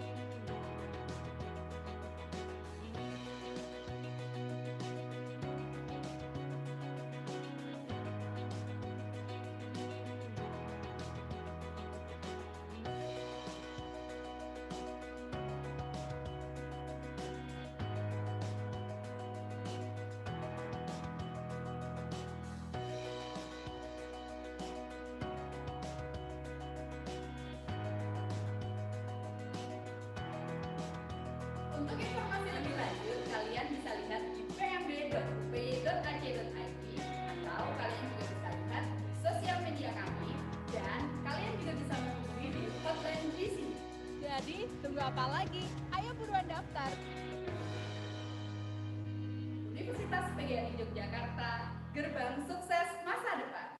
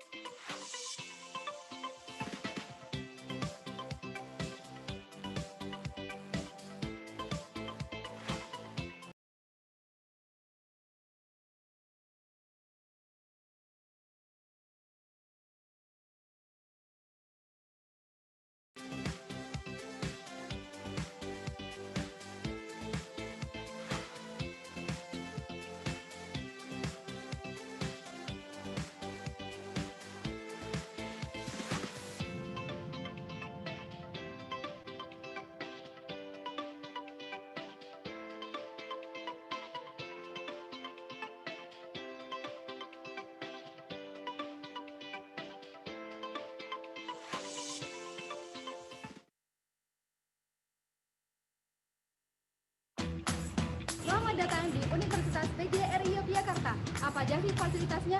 Yuk, ikuti aku.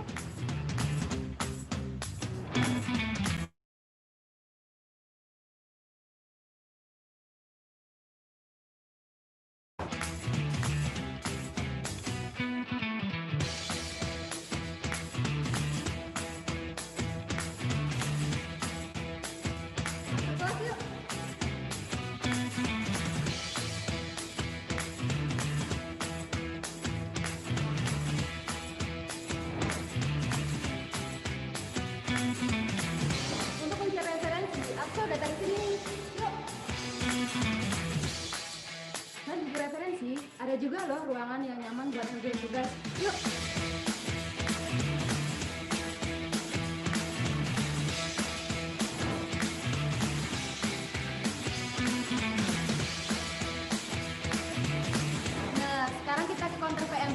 Abang bisa cari informasi beasiswa di sini loh.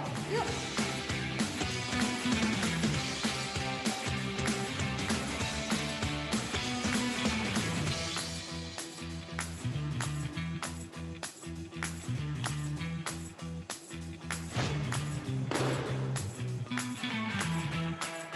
Di dalam tubuh yang sehat terdapat jiwa yang kuat.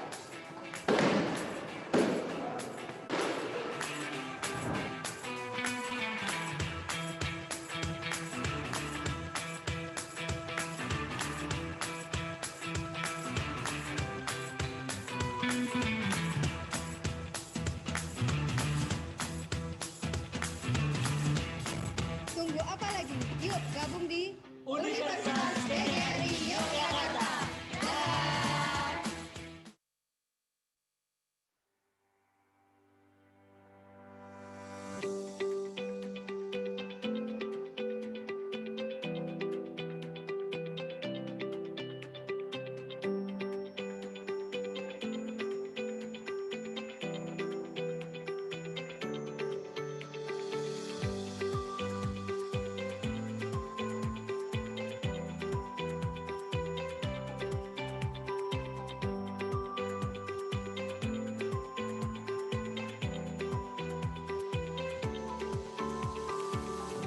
Dalam menjalani kehidupan, kita selalu dihadapkan dengan berbagai tantangan.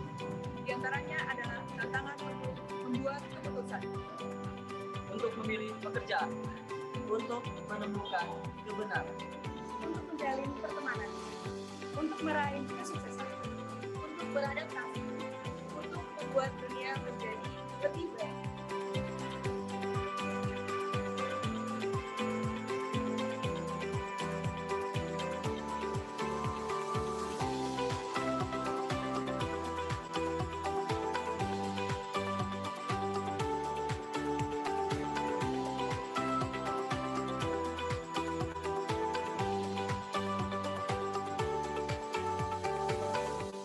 Di sini, program Sarjana Manajemen Universitas PGRI Yogyakarta.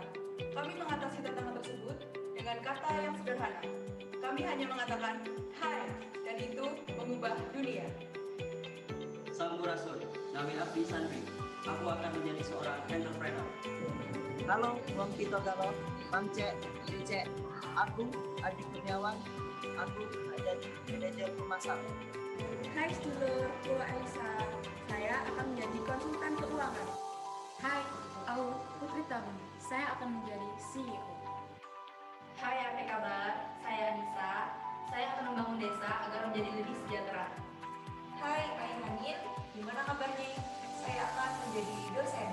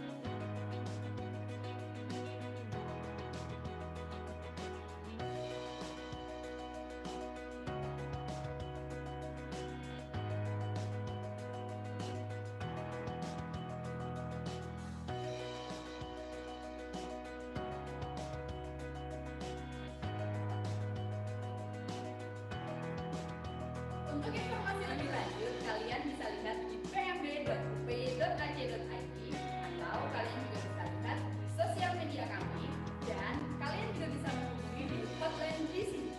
Jadi, tunggu apa lagi? Ayo buruan daftar. Universitas PGRI Yogyakarta, gerbang sukses masa depan.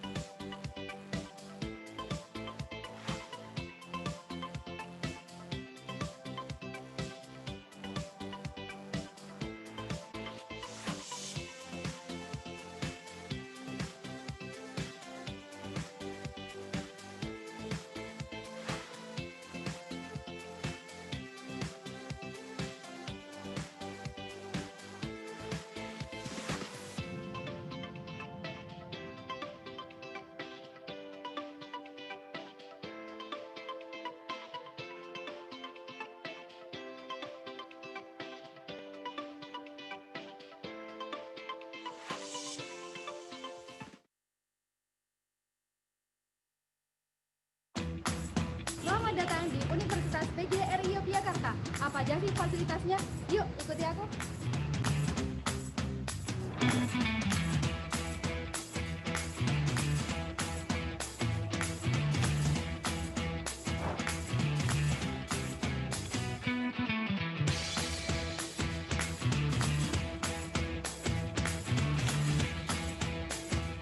Kelas yuk.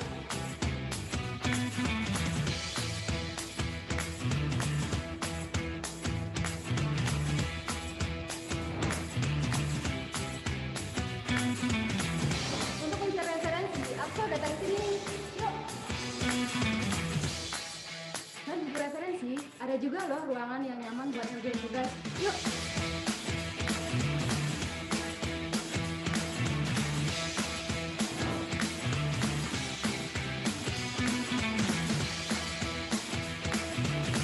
Nah, sekarang kita ke counter PR. Kamu bisa cari informasi beasiswa di sini loh. Yuk!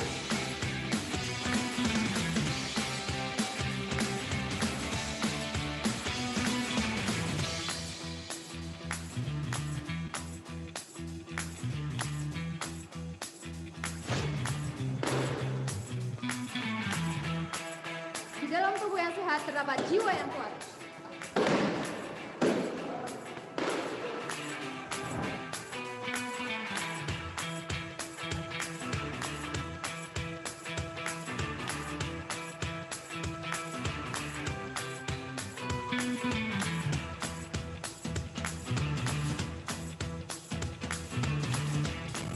Tunggu apa lagi? Yuk gabung di Universitas PGRI Yogyakarta.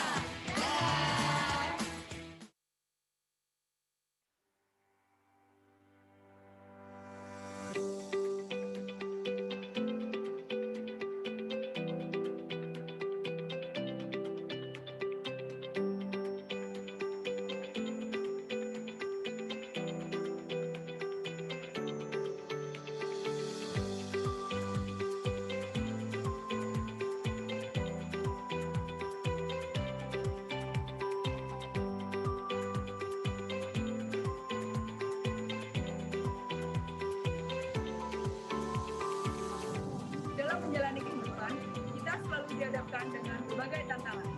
Di antaranya adalah tantangan untuk membuat keputusan, untuk memilih pekerjaan, untuk menemukan kebenaran, untuk menjalin pertemanan, untuk meraih kesuksesan, untuk beradaptasi, untuk membuat dunia menjadi lebih baik.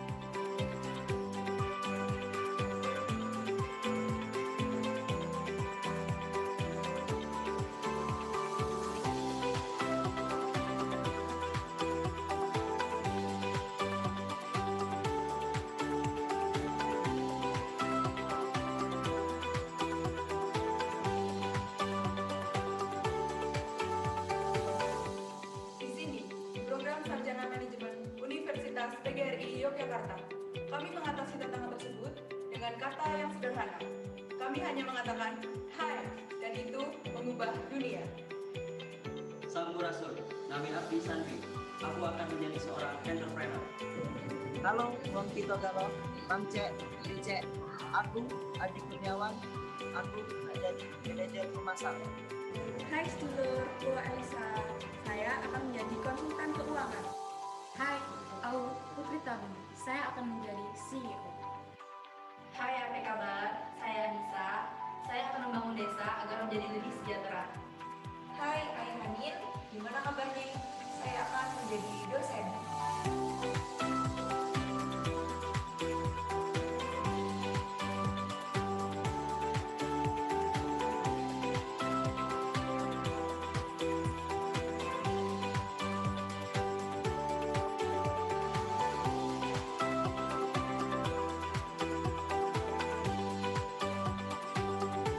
Hai, mari datang dan bergabung untuk menggapai mimpimu bersama program Sarjana Manajemen Universitas PGRI Yogyakarta.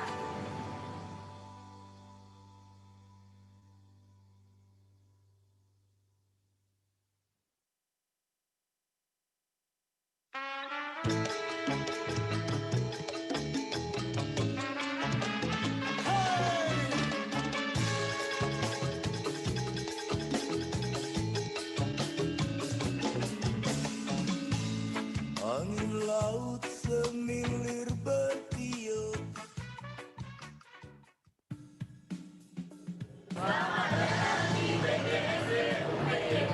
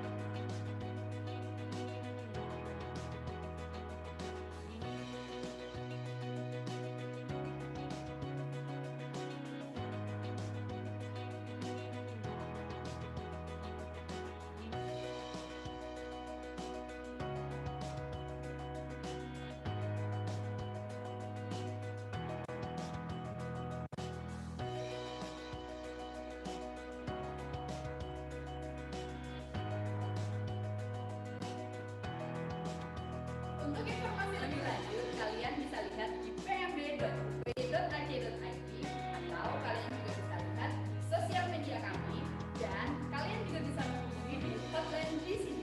Jadi, tunggu apa lagi? Ayo buruan daftar. Universitas PGRI Yogyakarta, gerbang sukses masa depan.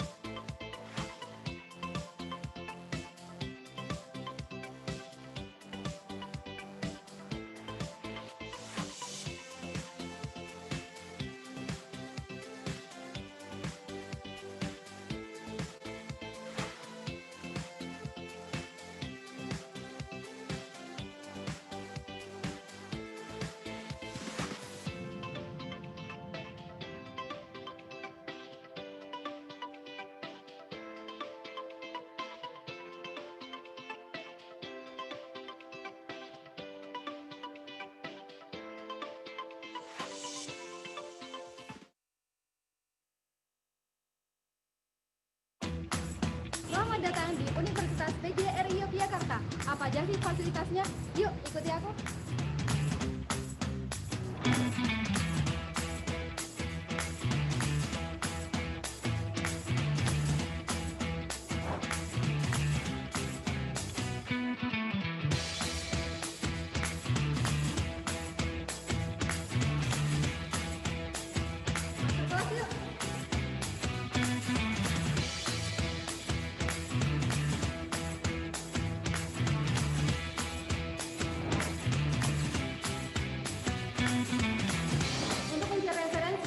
Datang ke sini.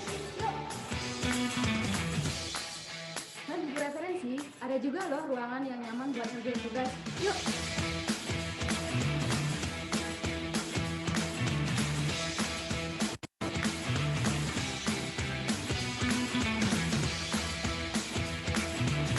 Nah, sekarang kita ke counter PMB Kamu bisa cari informasi beasiswa di sini loh. Yuk!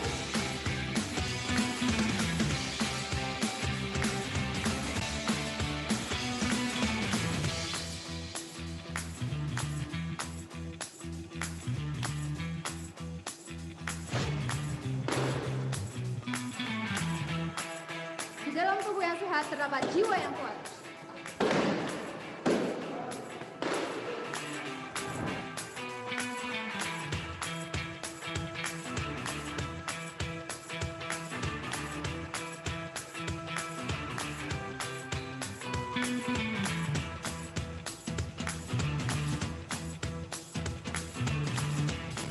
Tunggu apa lagi? Yuk gabung di Universitas PGRI Yogyakarta.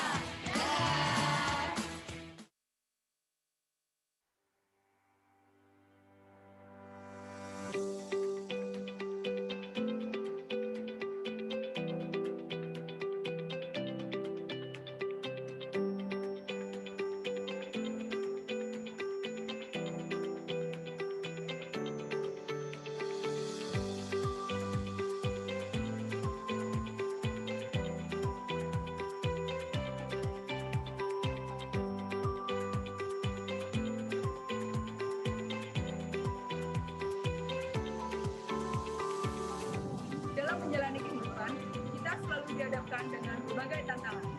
Di antaranya adalah tantangan untuk membuat keputusan, untuk memilih pekerjaan, untuk menemukan kebenaran, untuk menjalin pertemanan, untuk meraih kesuksesan, untuk beradaptasi, untuk membuat dunia menjadi lebih baik.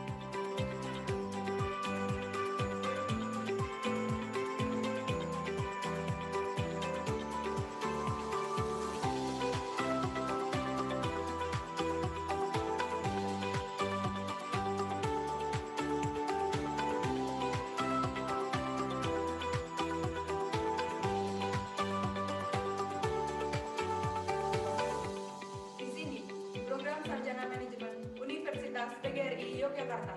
Kami mengatasi tantangan tersebut dengan kata yang sederhana. Kami hanya mengatakan hai, dan itu mengubah dunia. Sampurasun, nami Abdi Sandri. Aku akan menjadi seorang entrepreneur. Halo, Bang Kito Galo, Mamce, Tice, aku Adi Kurniawan, aku jadi manajer pemasaran. Hai sedulur, Pulau Elisa. Saya akan menjadi konsultan keuangan. Hai, aku Putri Tabung. Saya akan menjadi CEO. Hai, apa kabar? Saya Anissa. Saya akan membangun desa agar menjadi lebih sejahtera. Hai Ayah Hanin, gimana kabarnya? Saya akan menjadi dosen.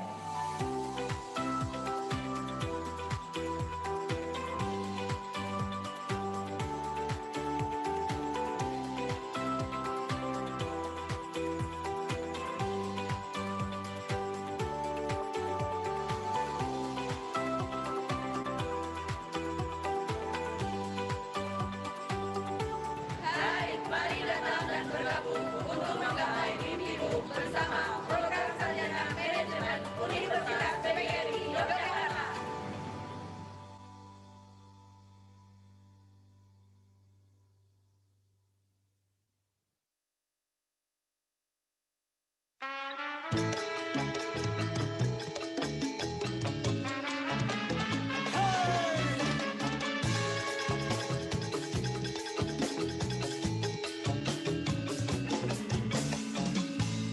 Angin laut semilir bertiup. Selamat datang di PGRI UPY.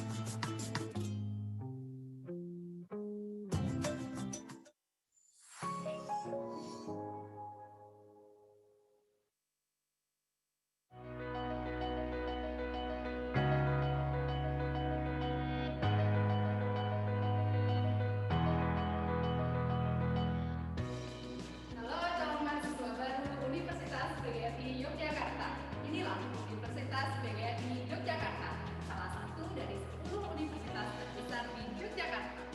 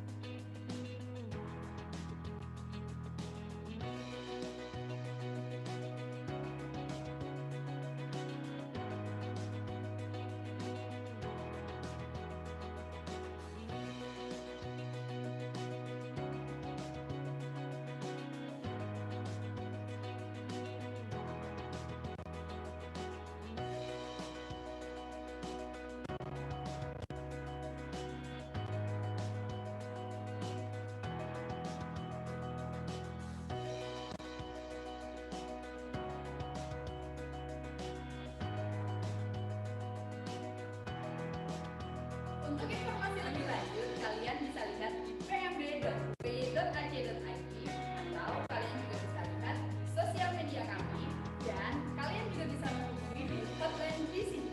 Jadi, tunggu apa lagi? Ayo buruan daftar. Universitas PGRI Yogyakarta, gerbang sukses masa depan.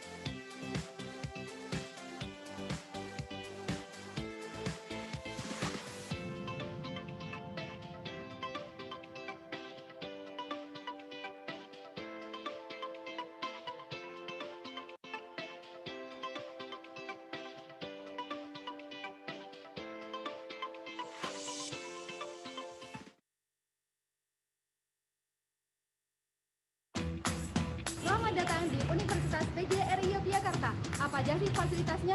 Yuk, ikuti aku.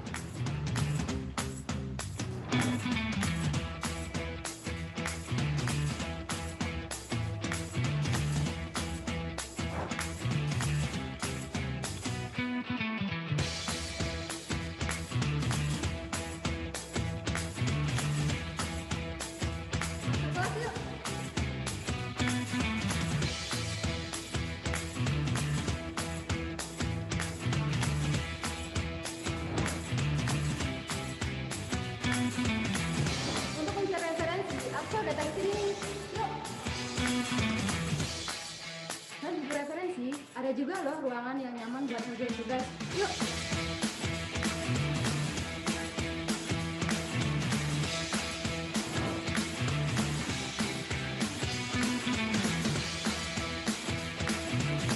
Nah, sekarang kita ke counter PMB yuk. Kamu bisa cari informasi beasiswa di sini loh.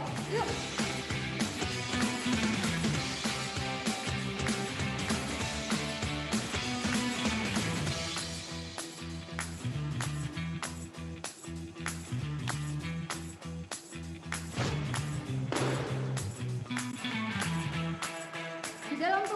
Terdapat jiwa yang kuat.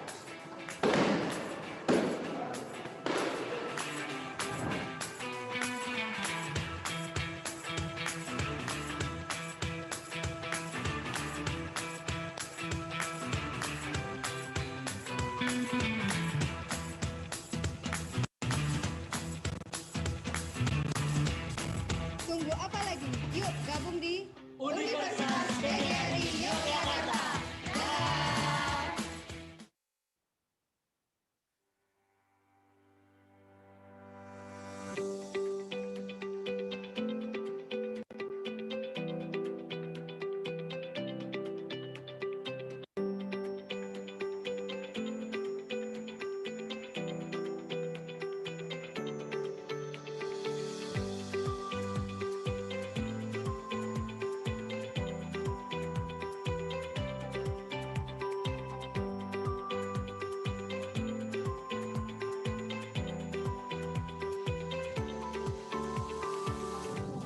Menjalani kehidupan, kita selalu dihadapkan dengan berbagai tantangan. Di antaranya adalah tantangan untuk membuat keputusan, untuk memilih pekerjaan, untuk menemukan kebenaran, untuk menjalin pertemanan, untuk meraih kesuksesan, untuk beradaptasi, untuk membuat dunia menjadi lebih baik.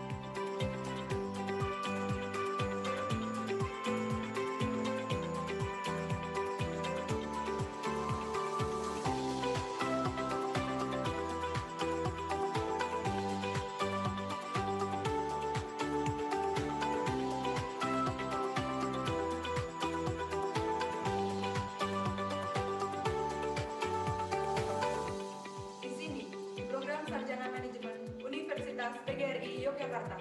Kami mengatasi tantangan tersebut dengan kata yang sederhana. Kami hanya mengatakan hai, dan itu mengubah dunia. Sampurasun, nami Abdi Sandri. Aku akan menjadi seorang entrepreneur. Halo, Bang Kito Galo, Bang Cek, Cek. Aku Adi Kurniawan. Aku jadi manajer pemasaran. Hai sedulur, Pulau Elisa. Saya akan menjadi konsultan keuangan. Hai, aku Putri Tabung. Saya akan menjadi CEO. Hai, apa kabar? Saya Anissa. Saya akan membangun desa agar menjadi lebih sejahtera. Hai, Ayah Hanin. Gimana kabarnya? Saya akan menjadi dosen.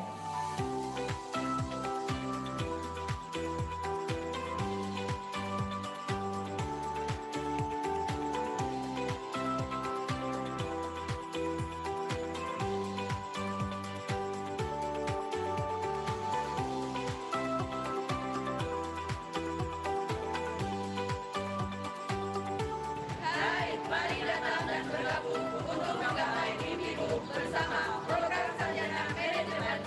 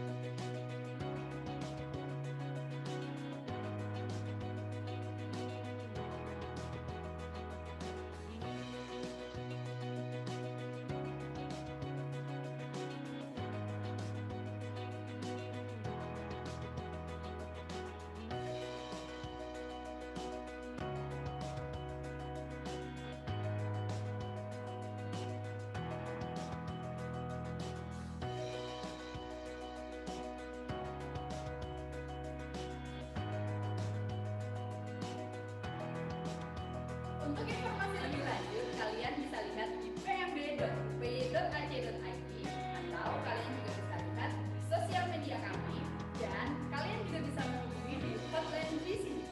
Jadi, tunggu apa lagi? Ayo buruan daftar.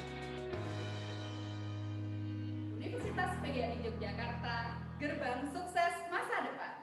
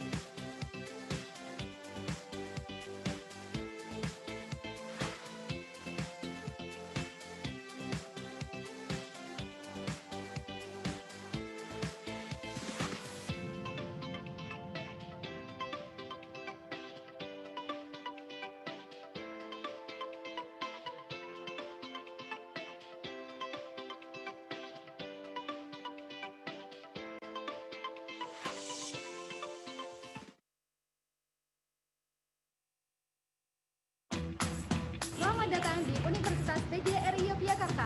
Apa aja sih fasilitasnya? Yuk, ikuti aku.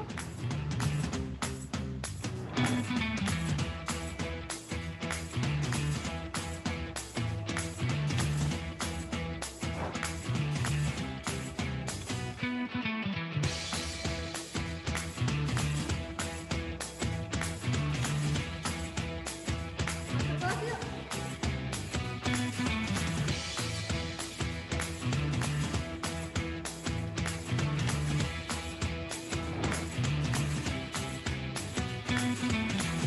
Untuk mencari referensi, aku datang ke sini.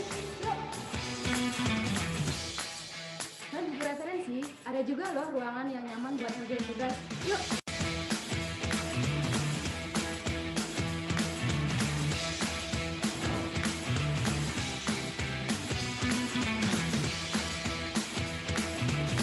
Nah, sekarang kita ke counter PN Yuk, kamu bisa cari informasi beasiswa di sini loh. Yuk.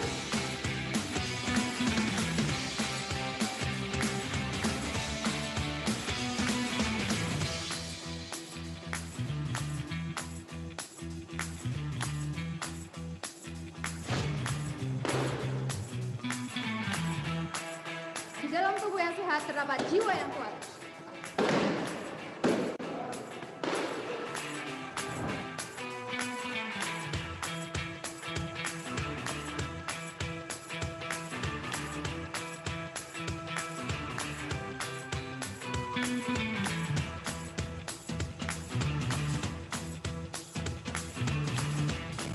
Tunggu apa lagi? Yuk gabung di Universitas PGRI Yogyakarta.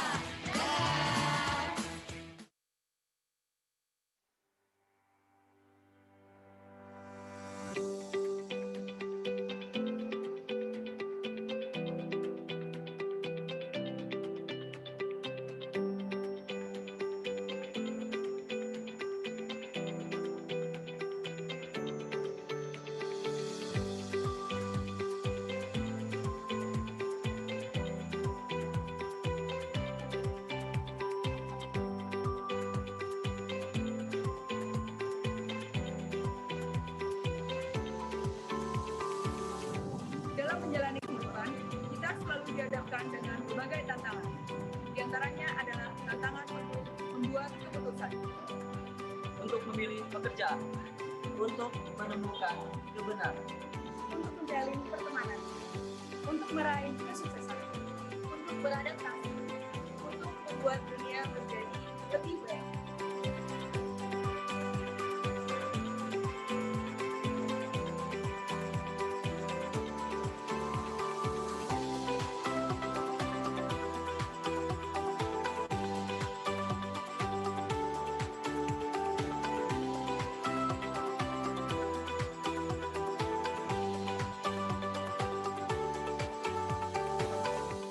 Di sini, program Sarjana Manajemen Universitas PGRI Yogyakarta.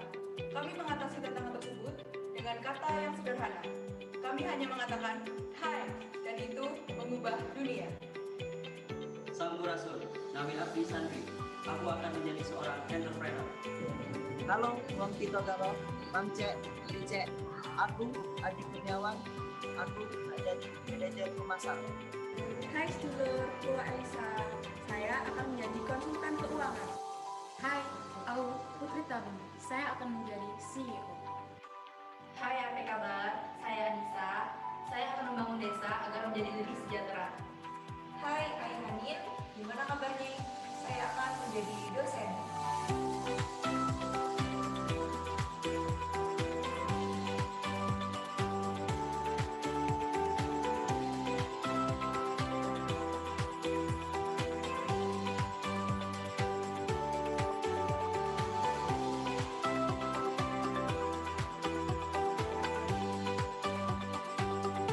Hai, mari datang dan bergabung untuk menggapai mimpimu bersama program Sarjana Manajemen Universitas PGRI Yogyakarta.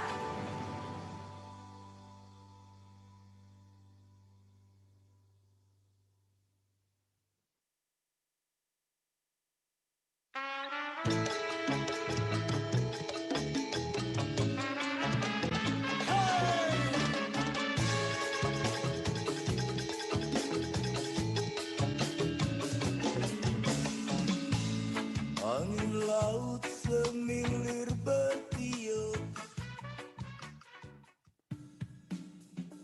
Selamat datang di PGRI UPY.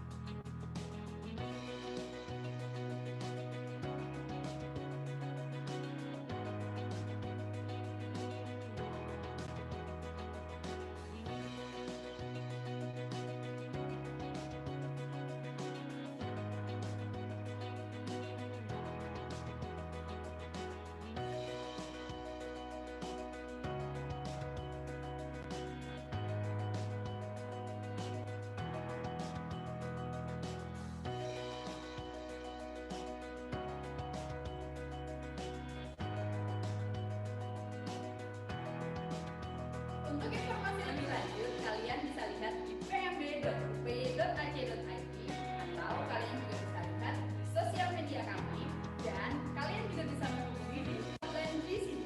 Jadi, tunggu apa lagi? Ayo buruan daftar. Universitas PGRI Yogyakarta, gerbang sukses masa depan.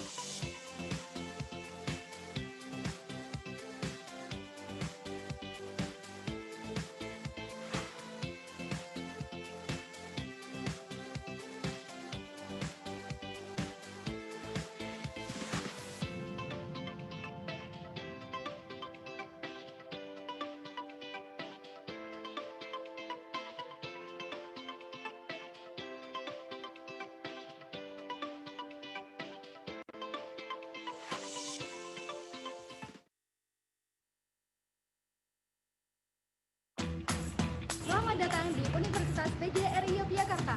Apa aja sih fasilitasnya? Yuk, ikuti aku.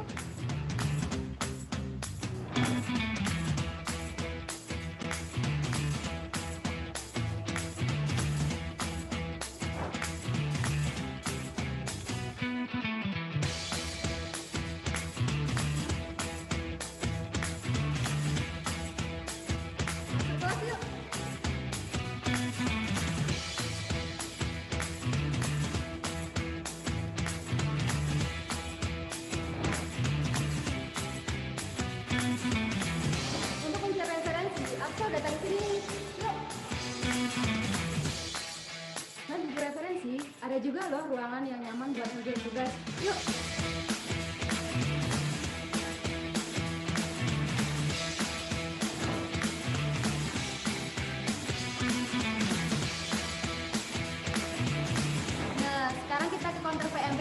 Kamu bisa cari informasi beasiswa di sini loh. Yuk.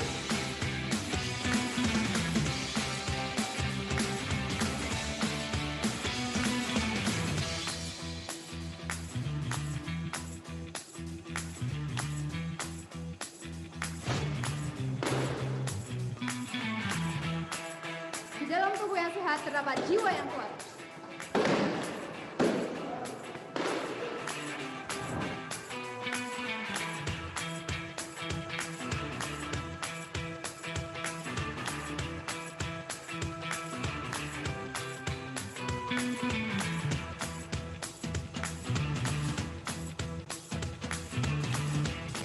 Tunggu apa lagi? Yuk gabung di Universitas PGRI Yogyakarta.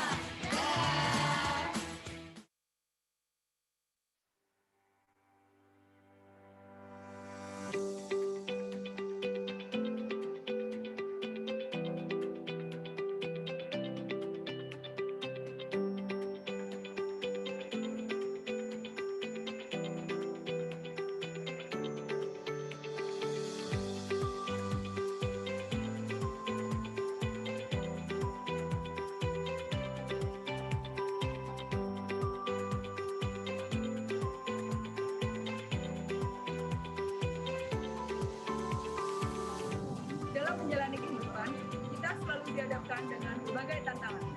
Di antaranya adalah tantangan untuk membuat keputusan, untuk memilih pekerjaan, untuk menemukan kebenaran, untuk menjalin pertemanan, untuk meraih kesuksesan, untuk beradaptasi, untuk membuat dunia menjadi lebih baik.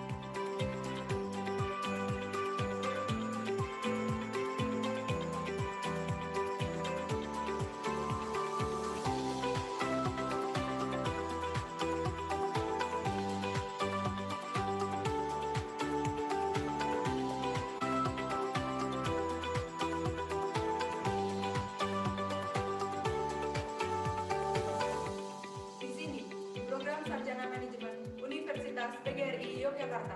Kami mengatasi tantangan tersebut dengan kata yang sederhana. Kami hanya mengatakan, hai, dan itu mengubah dunia.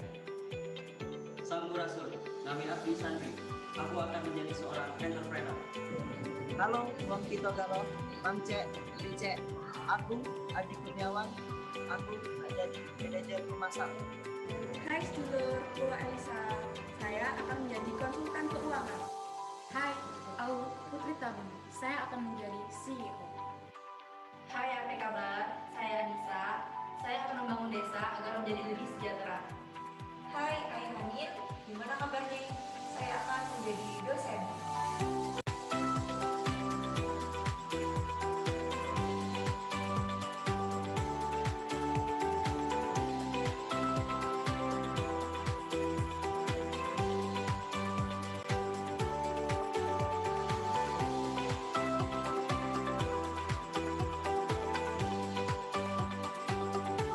Hai, mari datang dan bergabung untuk menggapai mimpimu bersama program Sarjana Manajemen Universitas PGRI Yogyakarta.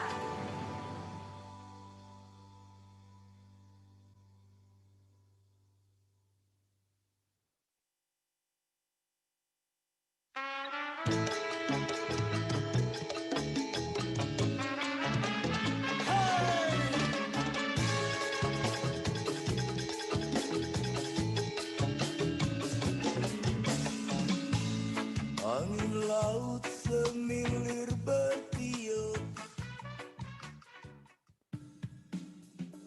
Selamat datang di PGRI UPY.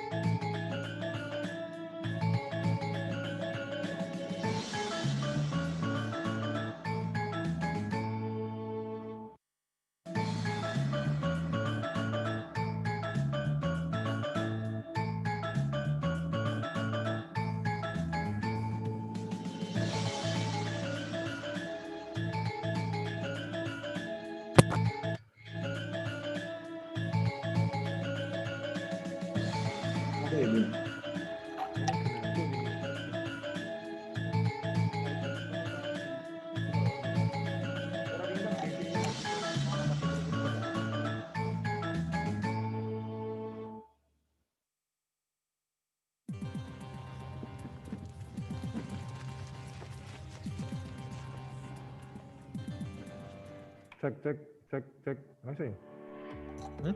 Dengar, Pak? Cek. Satu, dicoba.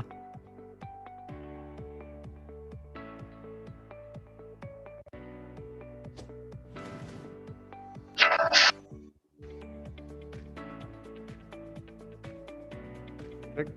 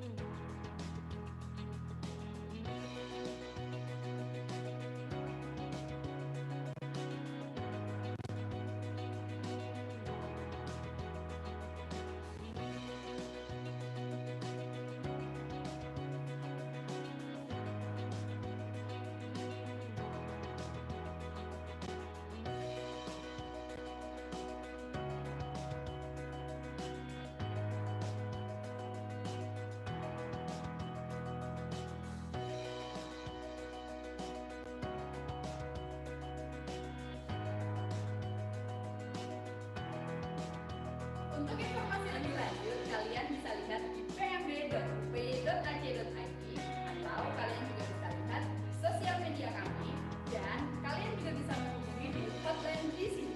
Jadi, tunggu apa lagi? Ayo buruan daftar. Universitas PGRI Yogyakarta, gerbang sukses masa depan.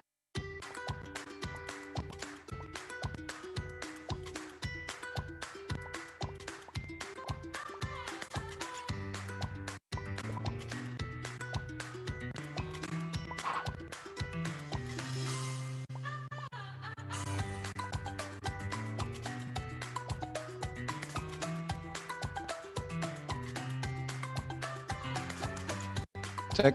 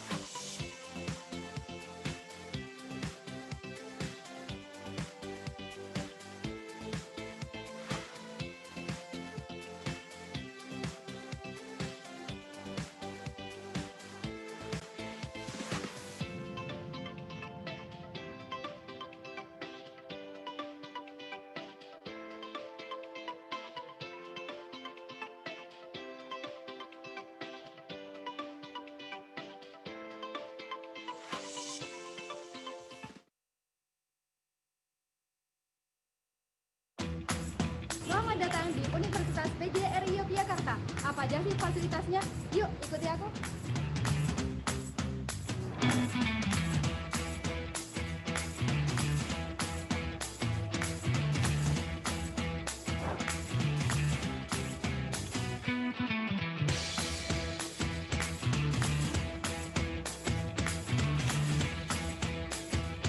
Kelas yuk.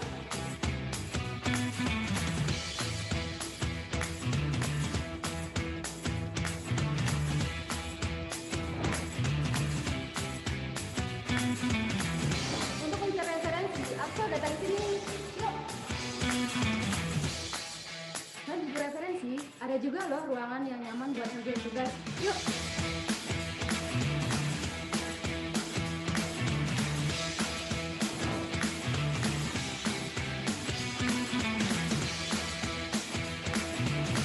Nah, sekarang kita ke counter PR Yuk, kamu bisa cari informasi beasiswa di sini loh. Yuk.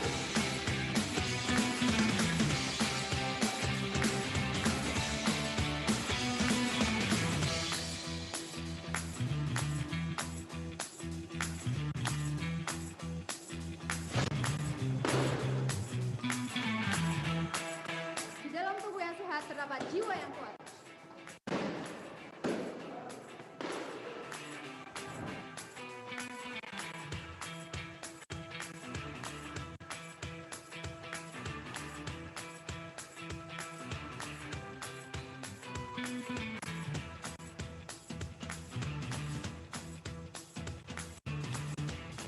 Tunggu apa lagi? Yuk gabung di Universitas PGRI Yogyakarta.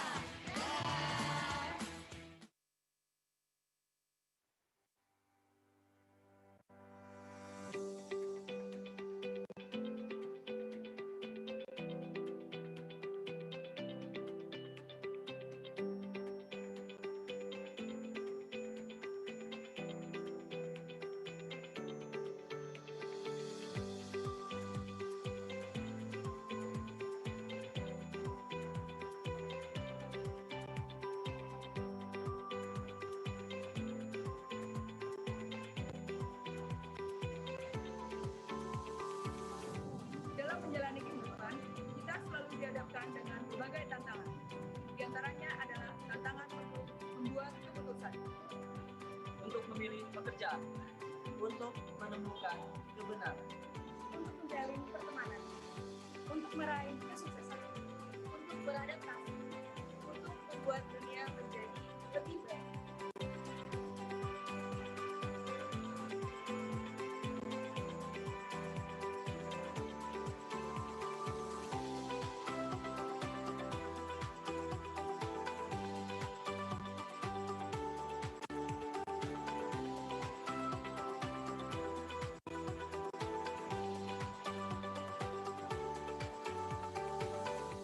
Di sini, program Sarjana Manajemen Universitas PGRI Yogyakarta. Kami mengatasi tantangan tersebut dengan kata yang sederhana. Kami hanya mengatakan hai, dan itu mengubah dunia. Sampurasun, nami Abdi Sandri. Aku akan menjadi seorang entrepreneur. Halo, Bang Kito Galo, Bang Cek, Cek, aku Adi Kurniawan, aku jadi manajer pemasaran. Hai Student Elisa, saya akan menjadi konsultan keuangan. Hai, aku Putri Tabung, saya akan menjadi CEO. Hai, apa kabar? Saya Nisa. Saya akan membangun desa agar menjadi lebih sejahtera. Hai, Ayah Hanin. Gimana kabarnya? Saya akan menjadi dosen.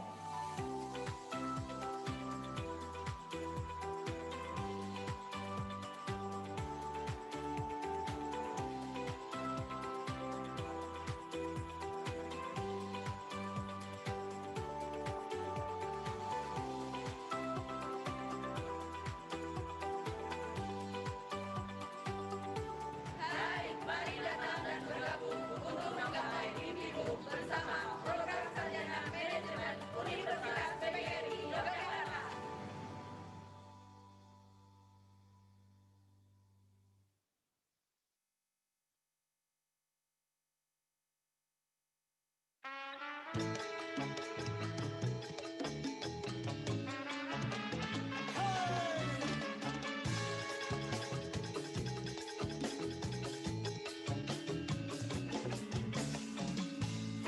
Angin laut semilir bertiup. Selamat datang di PGRI UPY.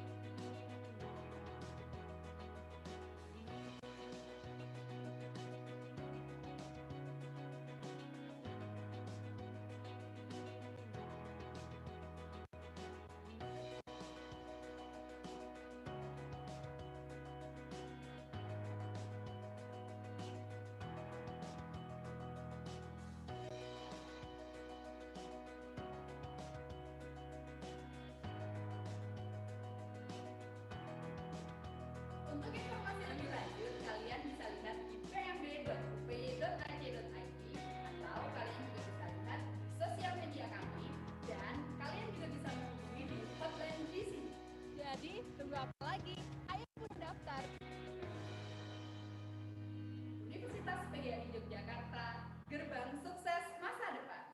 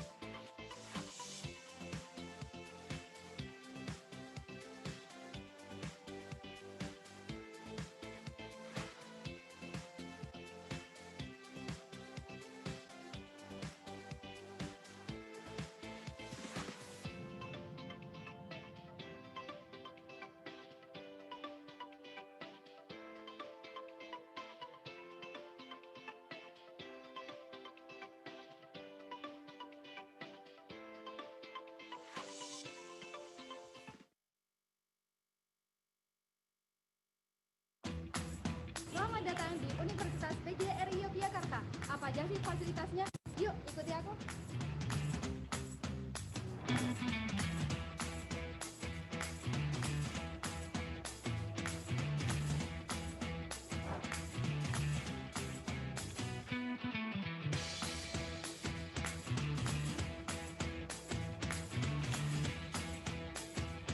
Kelas yuk.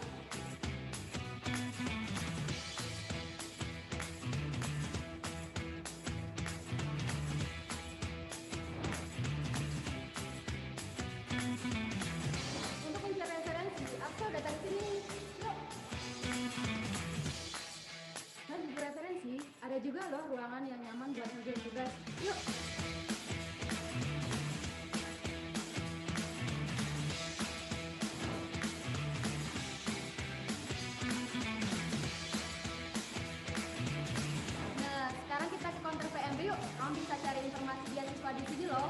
Yuk.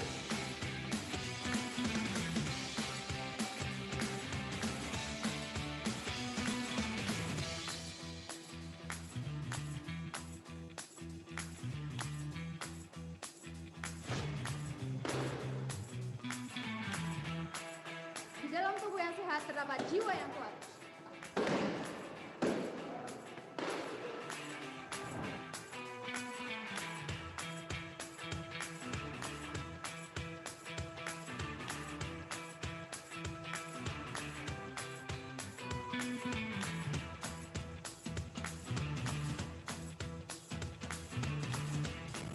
Tunggu apa lagi? Yuk gabung di Universitas PGRI Yogyakarta.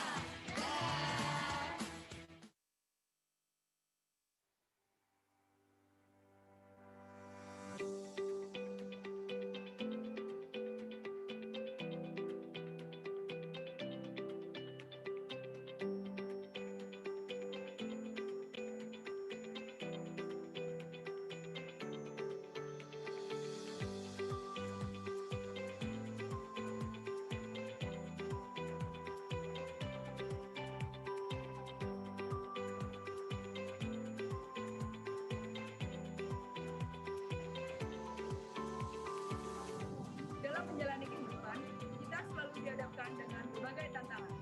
Di antaranya adalah tantangan untuk membuat keputusan, untuk memilih pekerjaan, untuk menemukan kebenaran, untuk menjalin pertemanan, untuk meraih kesuksesan, untuk beradaptasi, untuk membuat dunia menjadi lebih baik.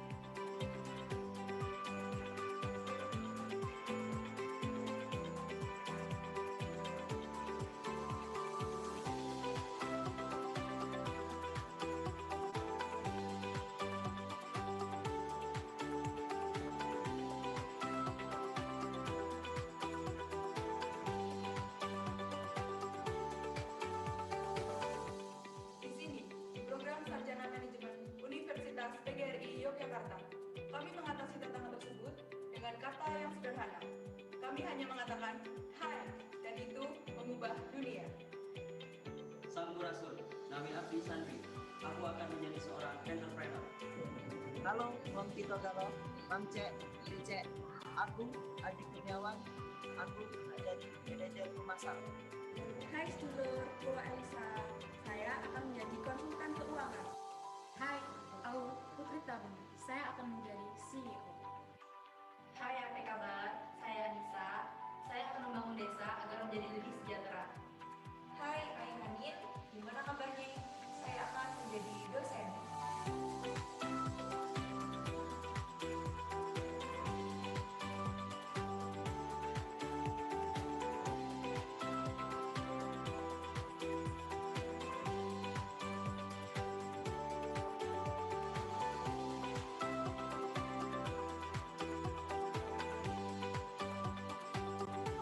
Hai, mari datang dan bergabung untuk menggapai mimpimu bersama program Sarjana Manajemen Universitas PGRI Yogyakarta.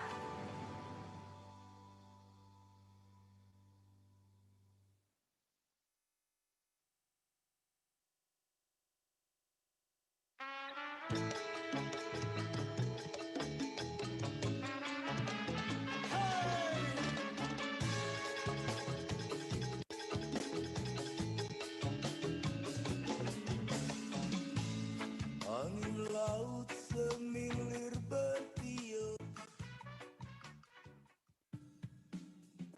Selamat datang di PGRI UPY.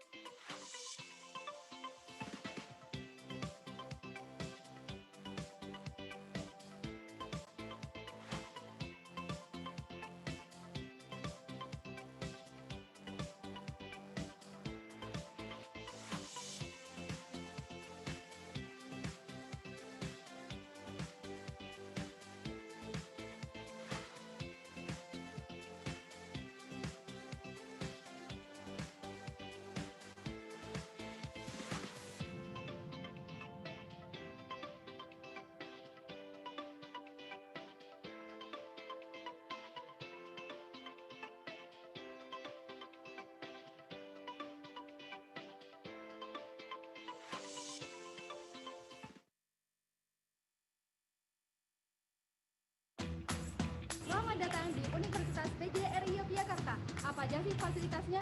Yuk, ikuti aku.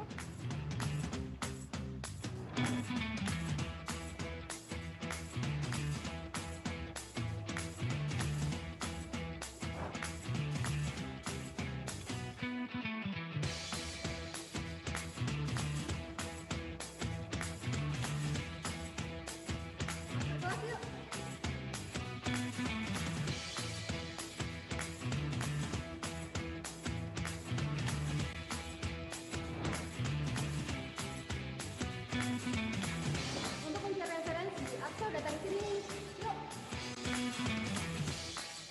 Dan buku referensi, ada juga loh ruangan yang nyaman buat ngerjain tugas. Yuk.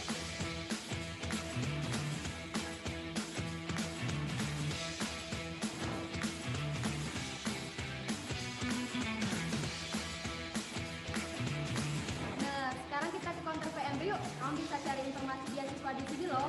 Yuk.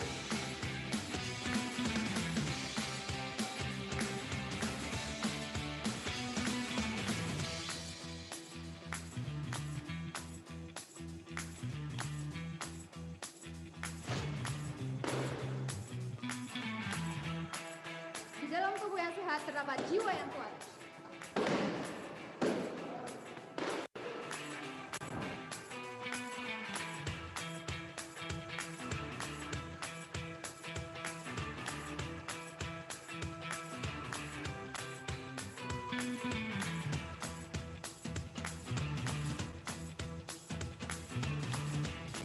Tunggu apa lagi? Yuk gabung di Universitas PGRI Yogyakarta.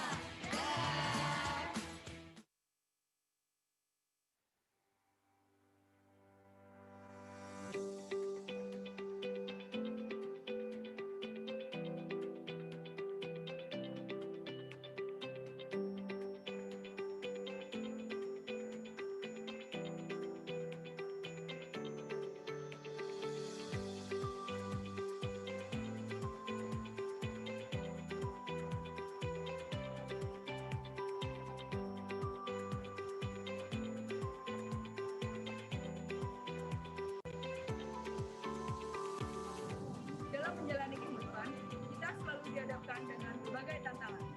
Di antaranya adalah tantangan untuk membuat keputusan, untuk memilih pekerjaan, untuk menemukan kebenaran, untuk menjalin pertemanan, untuk meraih kesuksesan, untuk beradaptasi, untuk membuat dunia menjadi lebih baik.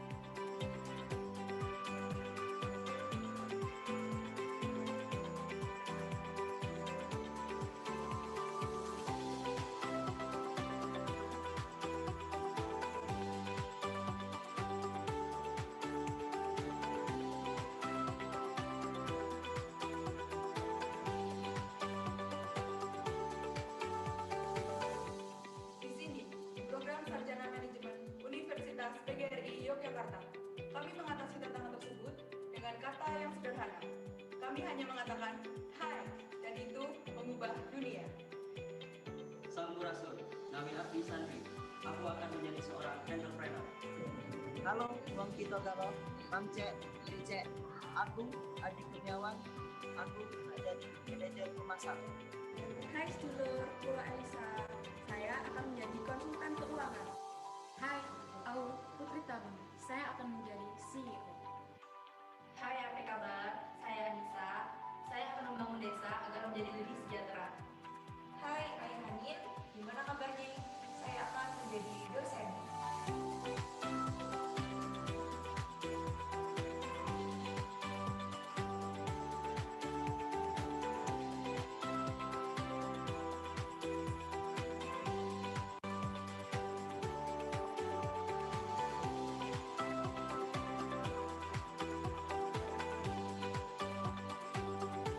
Hai, mari datang dan bergabung untuk menggapai mimpimu bersama program Sarjana Manajemen Universitas PGRI Yogyakarta.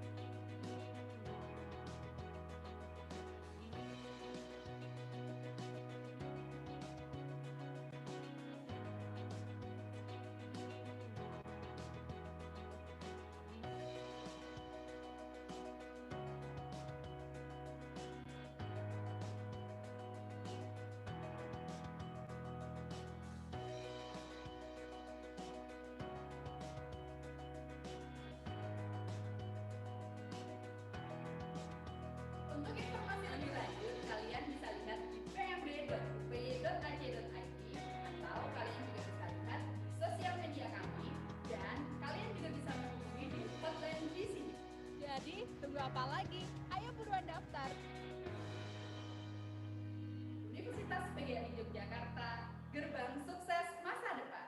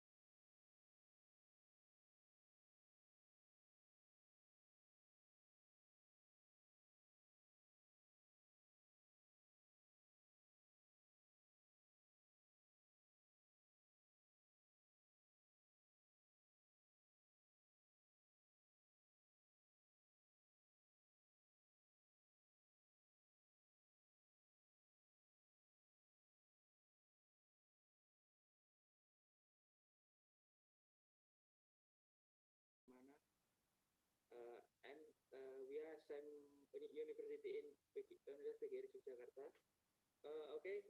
My question is, can this application set for the more large distance? Because your presentation explained that application just in maximal 50 meter. Yes. Can this application set for the more large distance?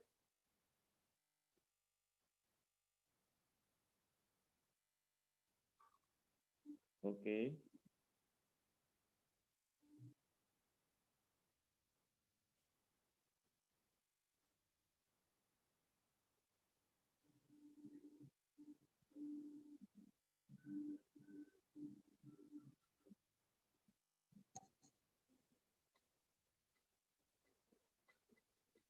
Okay, thank you, Mr. Priya Permana.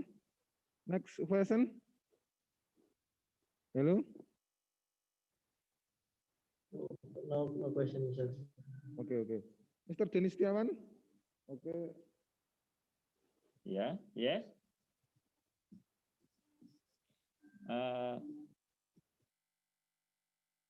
Okay, Mr. Priyono.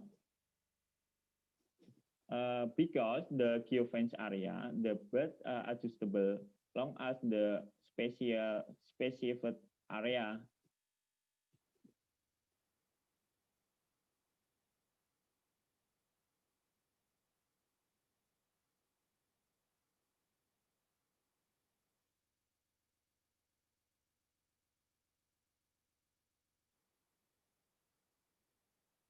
So that area can be determined according to the location.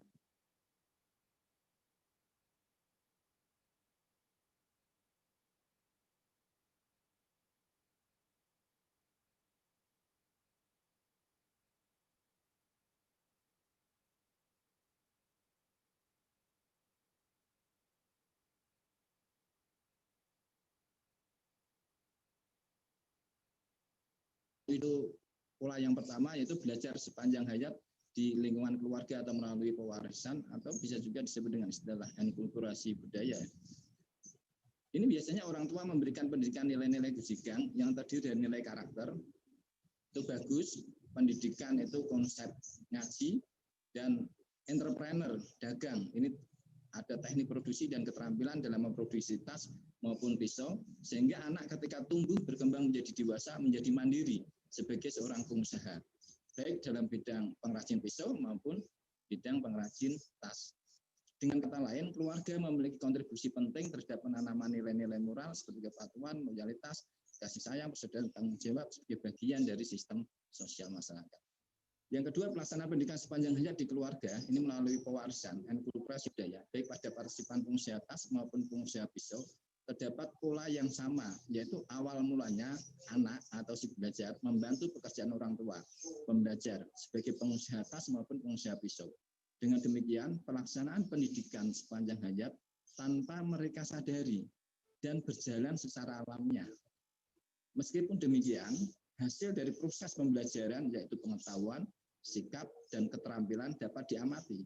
Misalnya semula anak tidak memiliki pengetahuan tentang bagaimana cara memproduksi tas maupun pisau, sikap menjadi seorang pengusaha, dan keterampilan dalam memproduksi tas maupun pisau yang akhirnya dimiliki oleh si anak atau si belajar. Kemudian pekerjaan orang tua sebagai pengrajin tas maupun pisau juga lebih cepat terselesaikan apabila dibantu oleh anak. Dengan demikian, proses pembelajaran sepanjang hayat di keluarga atau enkulturasi budaya pewarisan pada masyarakat pedagang di Kudus, baik untuk pengusaha tas dan pengusaha pisau sebagai dampak kearifan lokal gusigang, dapat disimpulkan sebagai proses yang berkelanjutan untuk merangsang dan memberdayakan anak sebagai individu untuk memperoleh pengetahuan, nilai-nilai, keterampilan, dan pemahaman yang akan mereka butuhkan sepanjang hayat mereka agar percaya diri, kreatif, dan memperoleh kebahagiaan dalam menjalani hidup di berbagai lingkungan. Kemudian temuan yang ketiga, ini pola yang kedua ya, belajar sepanjang hayat di tempat kerja atau magang kerja. Pendidikan sepanjang hayat di tempat kerja bagi pengusaha memiliki tujuan agar memiliki pekerja yang terampil sehingga mampu mencapai target produksi. Sedangkan bagi pekerja, mereka memiliki keterampilan dan mendapatkan lapangan pekerjaan. Dengan kata lain, pengusaha setidaknya memiliki pekerja yang terampil serta dapat beradaptasi dengan lingkungan produksi dan pengetahuan yang dibutuhkan oleh pengusaha. Meskipun demikian, terdapat perbedaan cara kepentingan pemerintah, pengusaha, dan pekerja untuk memahami tujuan dan proses pembelajaran sepanjang hayat. Nah, jadi proses terjadinya pendidikan di tempat kerja atau magang kerja itu para pengrajin atau pengusaha pisau maupun tas, mereka menerima karyawan baru itu tanpa syarat atau persyaratan khusus tentang keterampilan dalam hal produksi tersebut. Asal mereka melamar, membutuhkan pekerjaan, langsung diterima. Kemudian awalnya mereka itu dilatih, diberikan pelatihan dalam hal produksi, termasuk teknik produksi.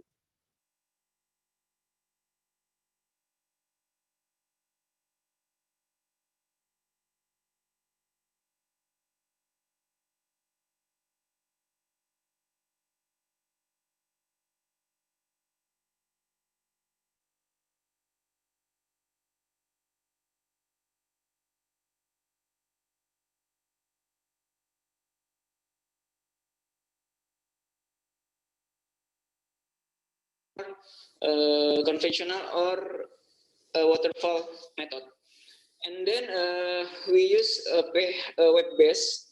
We use code igniter framework. Okay, next. Okay, this is methodology. First, the product owner is have idea for this research. The product owner is give a product backlog. So in this product backlog, it's we get or we check all the data or resources that needed to develop this application. And then after the resources has been collected, we make a list to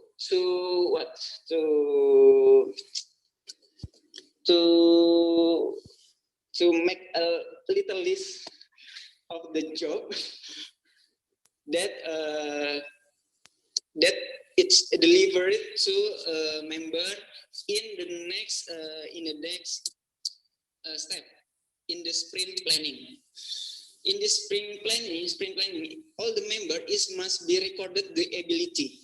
The ability of the member must be recorded, and the member must fit with the development needed. So in this sprint planning is the little list that we make for the first in the backlog. It's delivered to a member.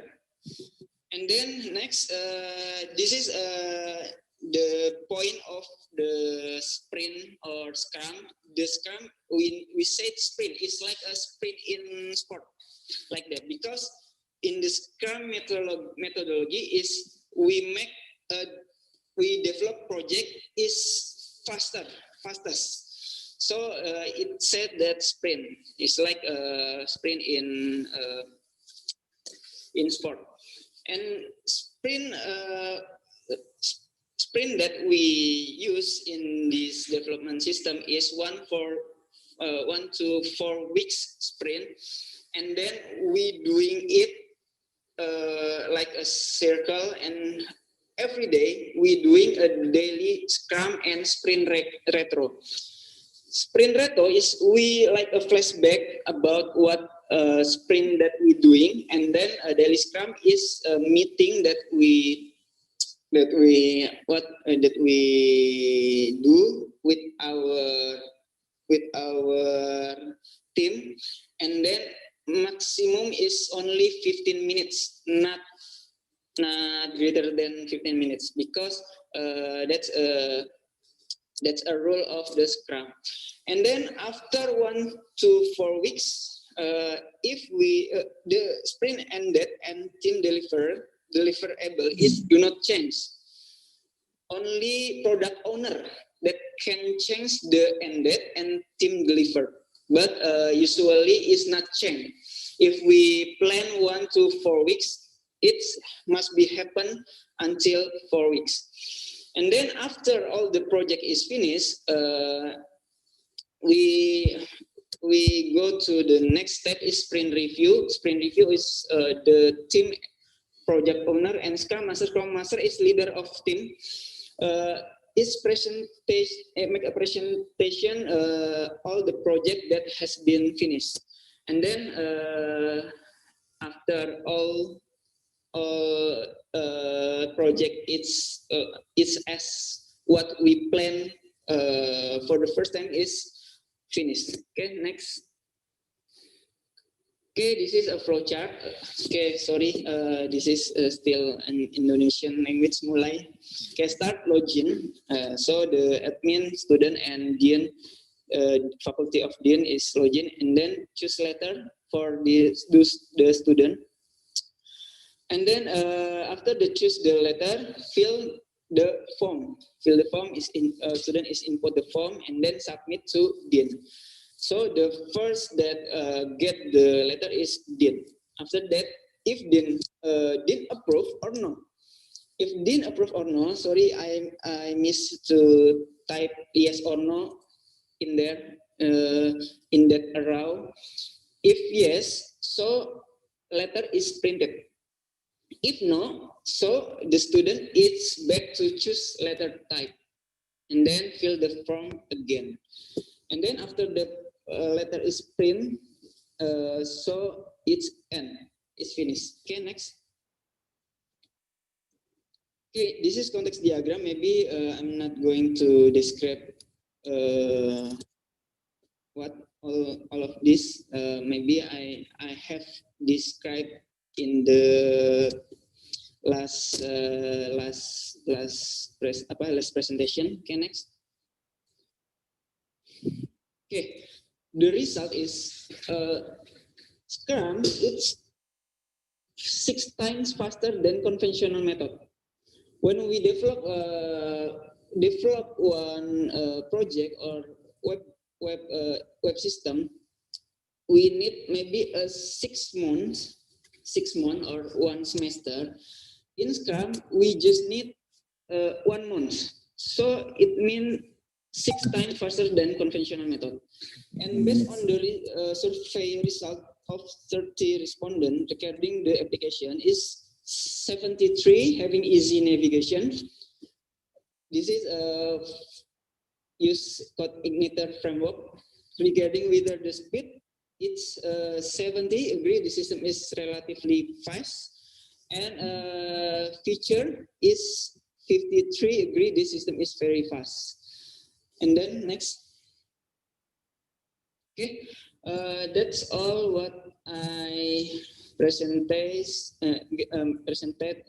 afternoon. I'm sorry if I have some trouble of mistake. I finish with Alhamdulillah, Assalamualaikum, and thank you. Okay, thank you so much for your presentation, Mr. Irwan. Okay, the next session is the question and answer. Any question for the presenters to Mr. Irwan?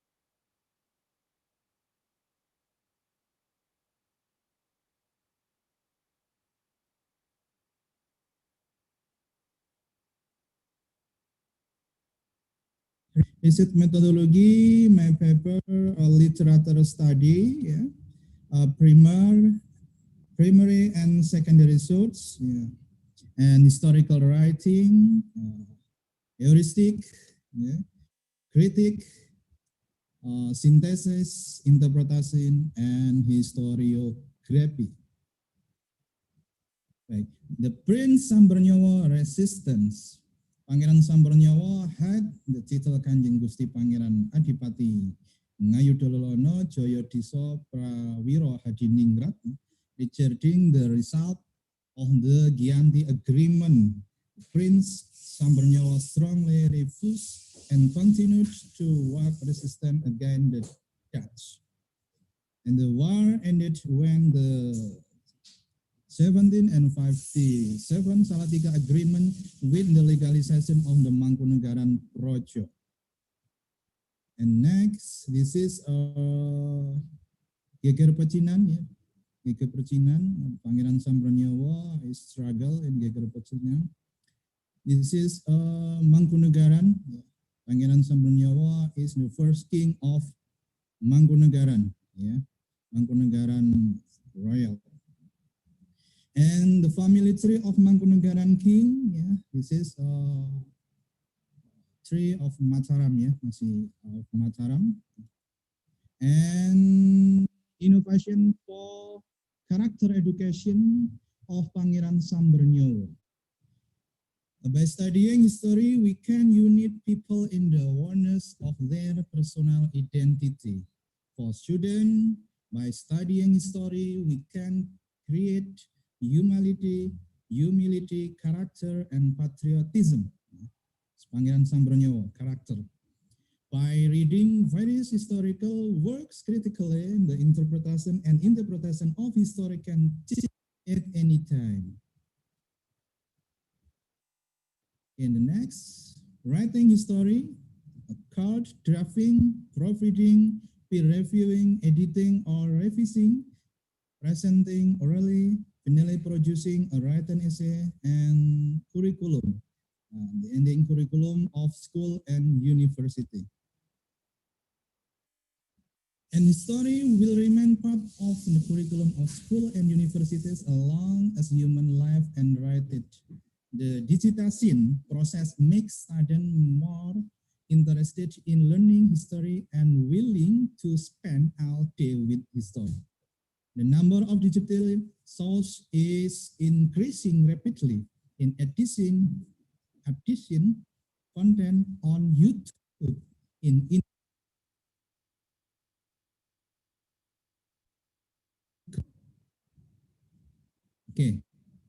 In Industry 5.0, various companies and schools really need a workforce such as history teachers and people who are involved in the world of history who master digital.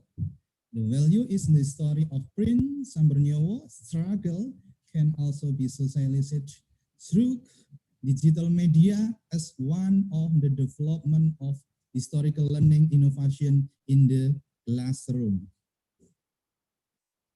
This is a socialized through digital media and character building from Pangeran Sambernyawa struggle. This is developing of historical learning innovation, literacy,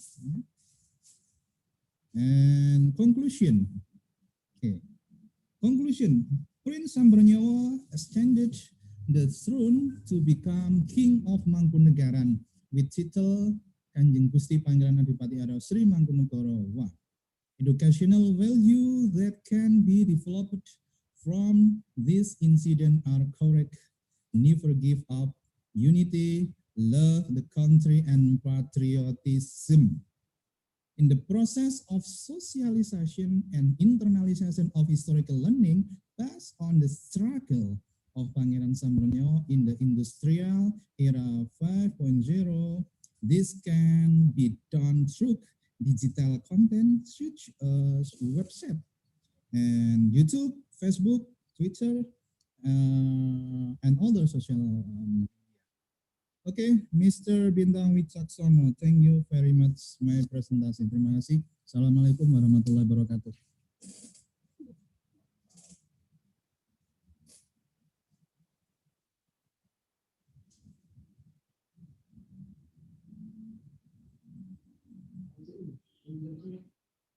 Mr. Bintang, your mic is still turned off, I think. Okay, I'm sorry, Miss. I have mute my microphone. So, Mr. Iqbal, thank you very much for your presentation. That's a good presentation. So, the Q&A session, 5 minutes. So if the audience or presenter will be question for Mr. Iqbal.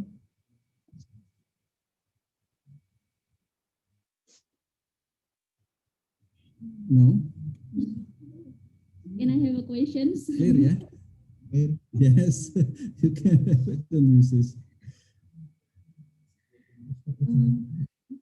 Hello, Okay, Mr. time yours. Halo, Mrs. Gimana, Mrs? Halo, Mrs.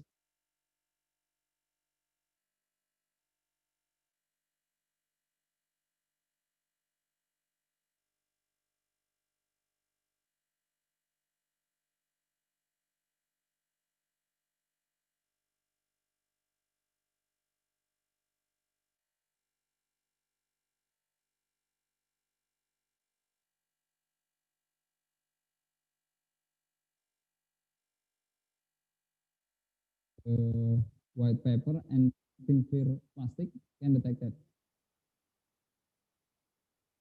And then LDR sensor testing.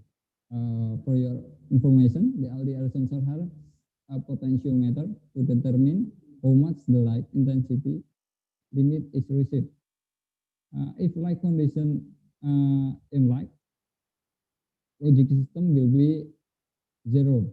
And then if light condition in dim and dark, logic system will be value 1. And then this is distance and network testing. And on this table is distance testing. And then this is network testing. So the point is the system of tool can be controlled anywhere without being affected by distance, but it really depends on the internet network. Then on the system box, the first one, in auto mode, you can open the application and then display like this. Then you can switch mode into auto mode. And then in the database Firebase, mode will be 1, which means auto mode is activated. And then processing by Wemos D1, and then with peer 1 sensor and LDR sensor and peer sensor, and then with a module relay, and this is output.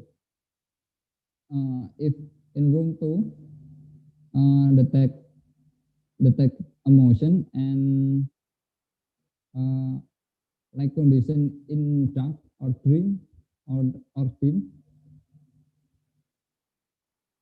will processing by Wemos D1, and then in database Firebase, LAM2 will be 1, and then in menu auto, LAM2 indicator will be turned on, and then room 2, LAM2 lamp turn on.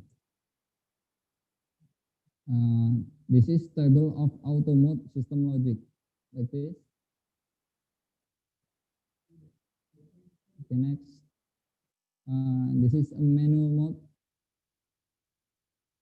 First, we can choose the switch mode to manual, and then click go. And then in database Firebase, mode is 0. It means manual is activated. And then to manual page, and then you can turn on LAM2.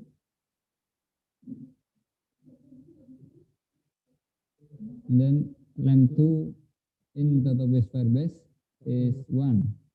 And then processing by microcontroller, we must be 1.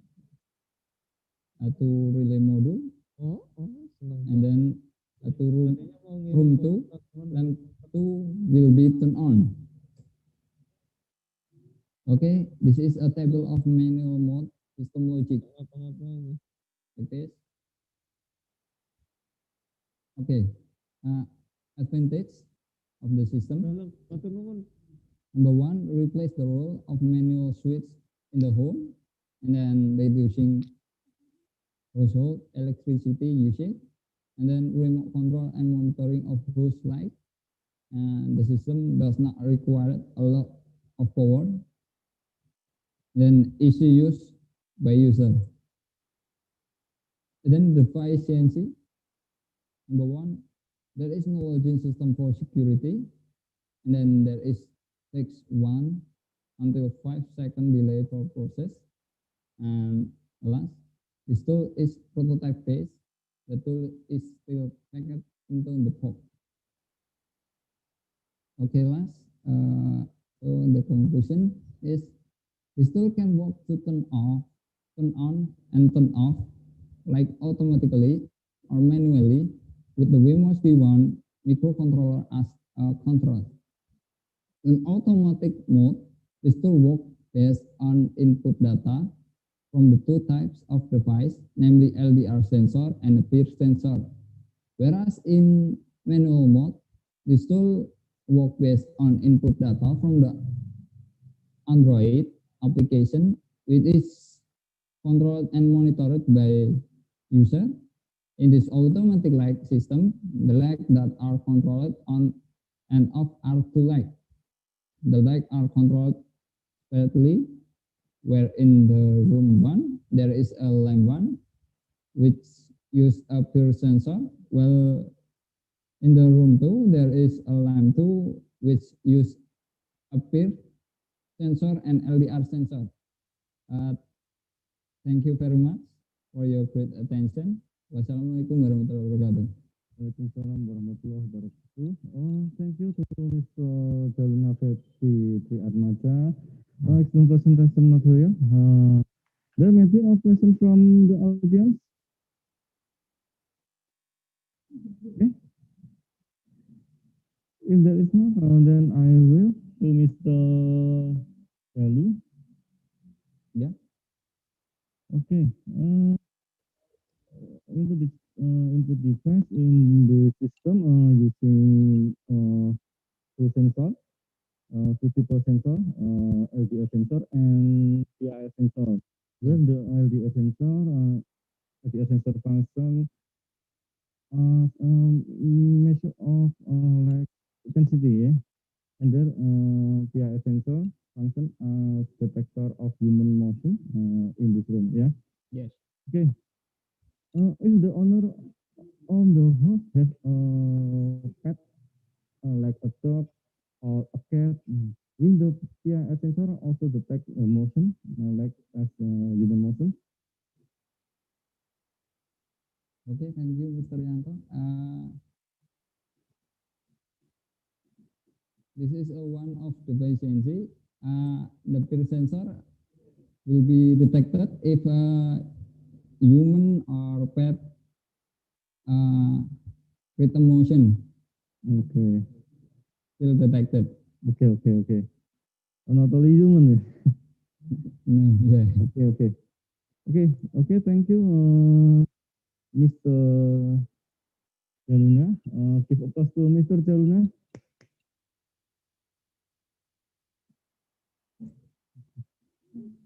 Okay.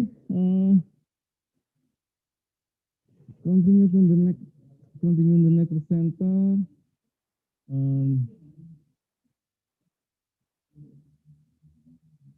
Continue. The next presenter is entitled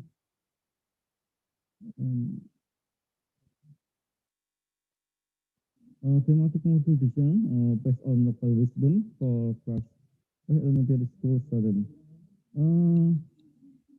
That will be presented by Mr. Zainal Arifin. Mr. Zainal Arifin. Mr. Zainal. Yeah, Pak. Yes, okay, Mr. Zainal Arifin. Please prepare your presentation. Yes, I'm ready.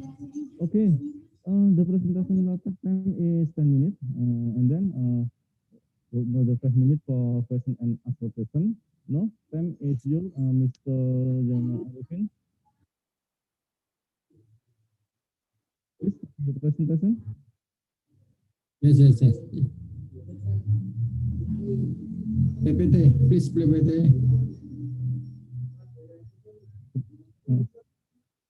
Okay, wait a moment, sir.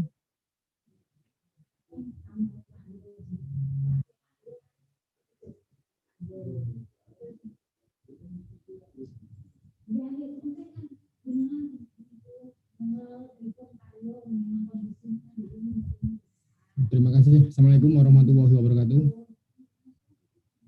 Waalaikumsalam warahmatullahi wabarakatuh. Effectiveness of thematic textbook based on local wisdom of Jepara Regency for 5th grade elementary school student by Zainal Arifin, Master Program of Basic Education, Faculty of Teacher Training and Education, Muria Kudus University. Next.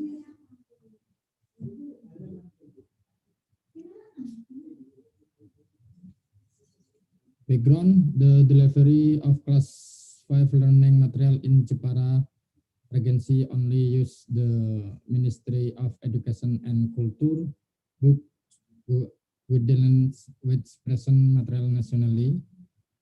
The school does not yet have a specific with textbook in delivering material related to the environment where students live that reflect the local culture of Jepara Regency. There are no thematic textbook in elementary school that are integrated with local wisdom, especially in Jepara Regency. Class 5 elementary school students in Jepara Regency are not yet fully familiar with the local wisdom of Jepara Regency, which is part of the student living environment. Next.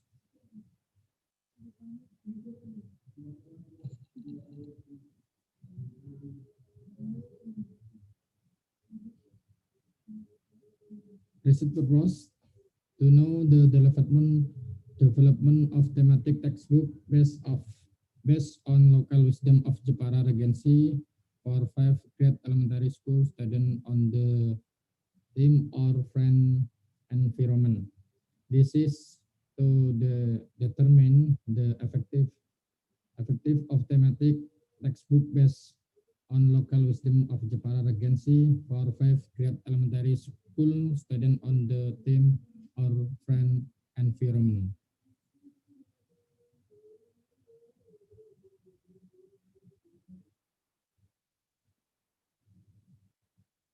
Next. Research methods. The study use research and development approach Subiono. The flow of development thematic textbook based on local wisdom, potential and problem, data collection, product design, product trial, design revision, design validation, and product revision. Next.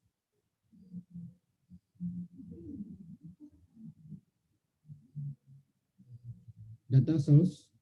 Validator expert on material, media and learning design, class 5 student and teacher of SDN 1 and 2 Sendang, SDN 1 and 2 Banyu Putih, and SDN Batu Kali. Next.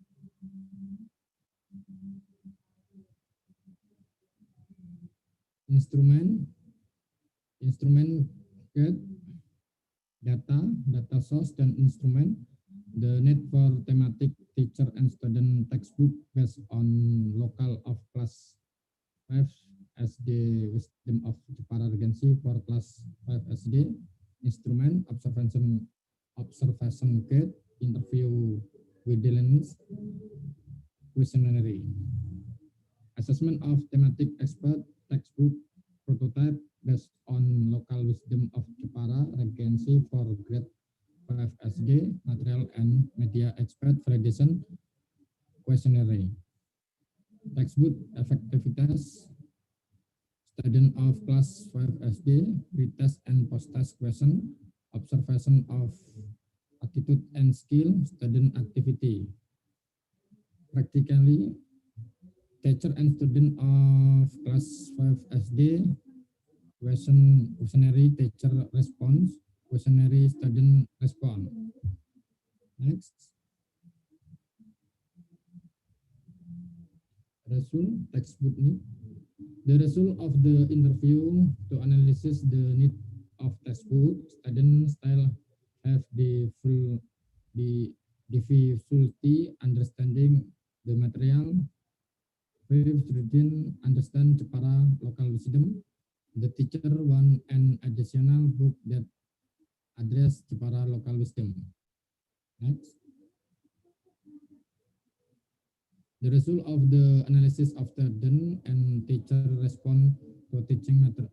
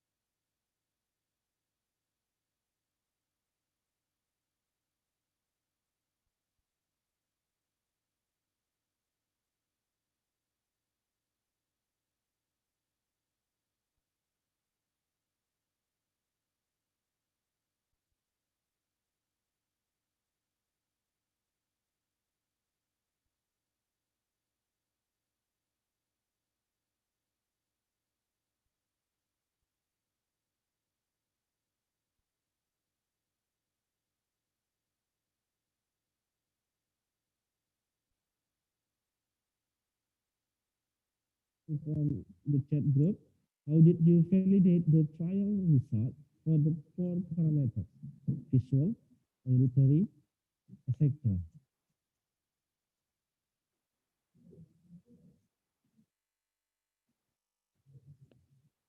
Validasinya, saya menggunakan validasi expert judgment. Saya menggunakan bahasa Indonesia. Okay.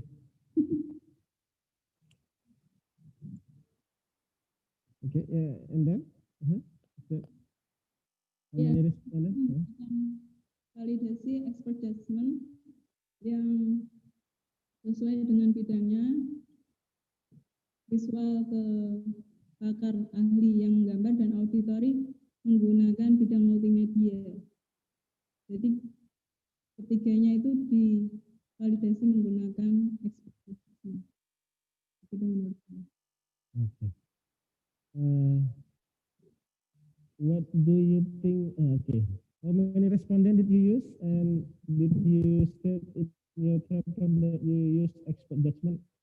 Okay, bagaimana, Bu Dina? Berapa responden, and apakah tertulis dalam papernya menggunakan? Ya, untuk respon dari penggunaannya,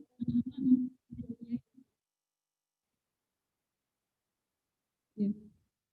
Untuk respondennya, anak-anak menyukai menggunakan multimedia tersebut yang terdiri dari ada video animasinya, dan anak dapat mempraktekkan sesuai dengan penggunaan di video animasi tersebut. Oke, berapa banyak Bu respondennya? Sorry, how many? Berapa jumlahnya? Saya menggunakan 2 kelas. Two classes, maybe about 50 or 60 students ya, Bu ya, kurang lebih ya, 50 sampai 60 siswa ya, begitu? Oke. Apakah tertulis di dalam paper Ibu tadi tentang expert judgment-nya tadi? Untuk penilaian kualitasnya itu tertulis. Tulis di dalam paper. Oke, begitu Bapak Wijayanto, Mr. Wijayanto, sir. Is there any? Okay, thanks. Thank you very much. So, wow, very nice discussion again, from Bapak Wijayanto to Ibu Dina. Thank you very much again to Ibu Dina for your presentation. Thank you very much. Very nice presentation. Now we go to the other presenter. We go to how about Afif sudah bisa? Belum bisa. Miss Afif belum ya. Oke. So kita ke presenter number 7 di sini ada there is N Setiani. This is the group of Bapak Adi Wijaya. Ya. Dan juga di sini ada Bapak Wijayanto tadi. Oke, yang akan presentasi siapa Pak? Will be the presenter. I will present. Okay. So you have.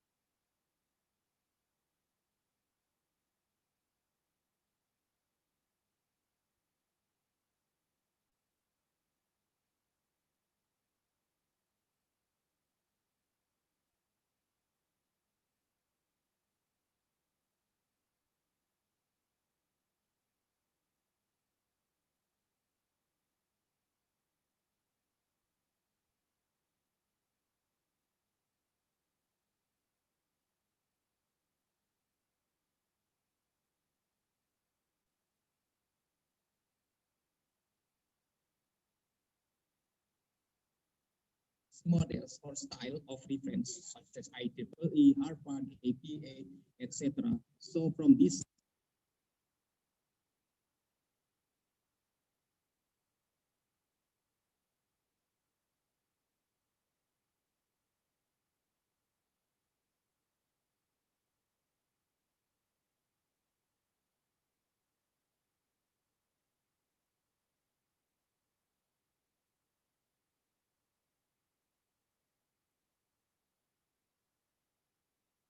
already general solutions provided, so we can just use bibliography management software. In some papers, this is called reference management software, but in our research, we call bibliographic management software.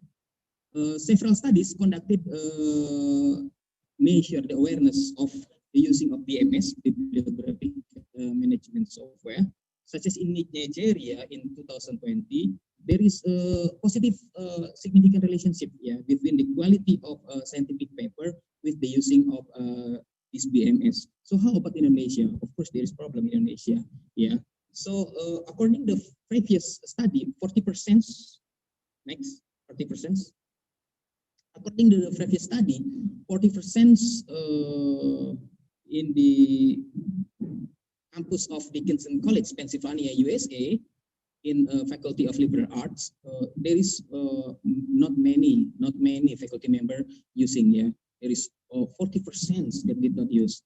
And also in Kuwait University, there is 60%, even 60% that were not familiar. So you can imagine that. And how about in other countries, such as in Ghana? Although there is majority scientists in Ghana were aware of BMS, however, this awareness doesn't help them to usage or adopt this kind of BMS to help them to write a citation in technical paper or scientific writing papers. So how about Indonesia? At least two previous studies conducted in Indonesia regarding the awareness of BMS, such as conducted by Afidiansa et al. And there found that there is need more assistance. So many academia did not have adequate understanding about the using of BMS. So in other research conducted by Basri in 2015, there's many academia that face has using difficulty using of BMS. Next. So there is a real problem in Indonesia, especially in higher education. So in this study, we would like to investigate, we have to investigate the Indonesian higher education institutions, academic community, about their awareness regarding this BMS, bibliographic management software, involving researchers, lecturers, and postgraduate. Because from the two previous research, they only conducted involve the students. But in our research, in this research, we involve not only students but also the lecturer. So next, so we would like to investigate this awareness from these groups of academia in higher education in Indonesia. Okay, next, the methodology. In this study, we conduct the cross-sectional study, by using a questionnaire. It's about actually 45 questions from the various theory that we combine. So we hope this fit for the situation in Indonesia, such as theory acceptance model, Dallon-McLean, and Utah theory in computer sciences. So we would like to describe the respondents' demography and how they relate or related with this kind of awareness, perception, and preference of the using of BMS. Next. So this is the participant profile from our research. We collected about 140 female, and male is about 40% female, and male about 59. And profession comes from two kind of profession in higher educations, lecturer and students. In this research is students dominate the respondent about the profession. This is actually describe the real situation in Indonesia. Of course, there is a largest amounts of student compared to lecturer. And the type of university, we have grabbed several type of university, private and public, where the public is less count than private. This is actually describe the real situation in Indonesia, where the private university is more the numbers rather than public university. Okay, next. Okay, how about the results? Okay, this is our research. Okay, we have several findings here. The first is about the awareness about the using of BMS. So we asked about 144 respondents, and we categorize the awareness into 5 categories: not aware, slightly aware, moderately aware, and strongly aware. If we cluster this kind of type of awareness, so not aware, slightly aware, and moderate aware, we group it as a low level of awareness. Meanwhile, aware and strongly aware, we group as adequate level. So when we conduct the graph, the chart, then we can, this one of our findings, that adequate level is lower comparing with low level. So in academia, in higher education in Indonesia, adequate level of awareness about BMS is lower comparing with low level. Okay, next. Another findings is about the frequency. the frequency of using BMS. The frequency of using BMS is likely linear with the awareness, because the low frequency is still higher. Yeah, low frequency, the using of BMS still higher comparing with high frequency, because as we know that from the awareness level, low level awareness is higher comparing with adequate level. Okay, next.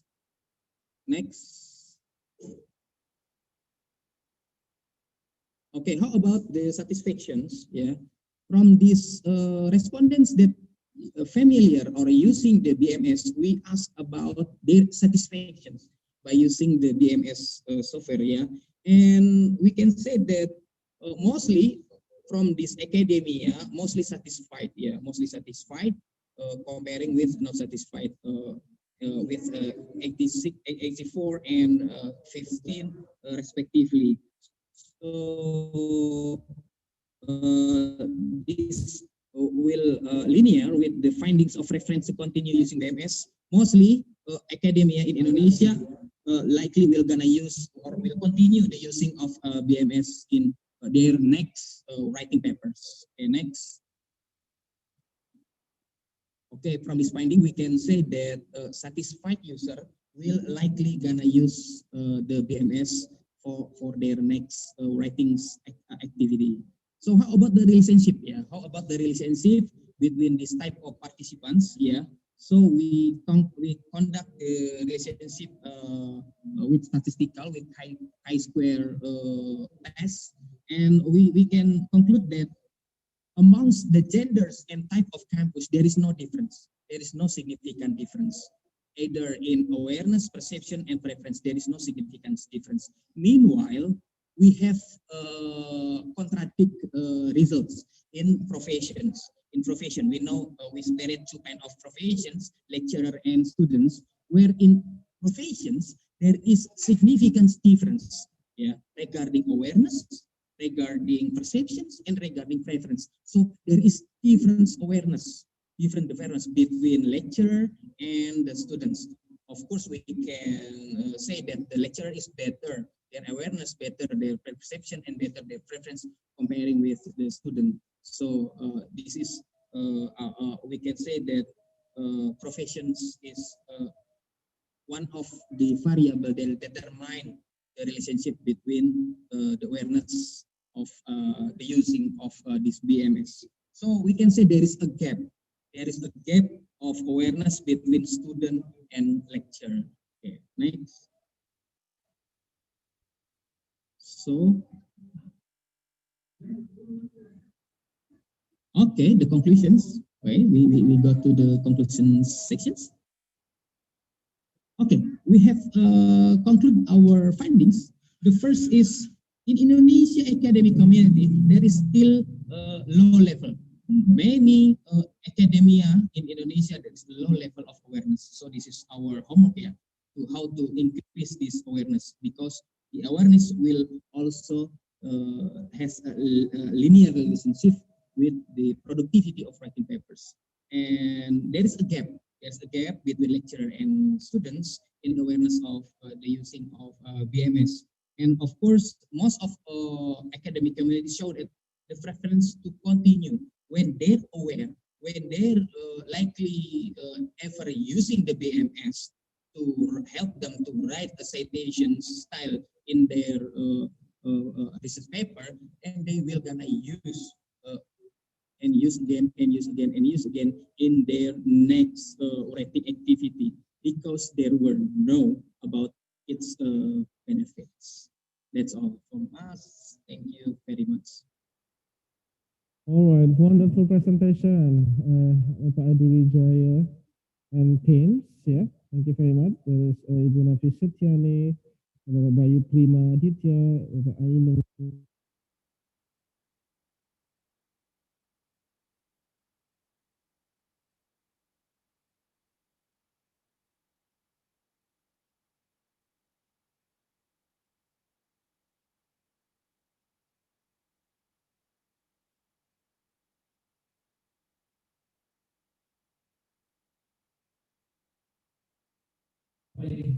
anyone want?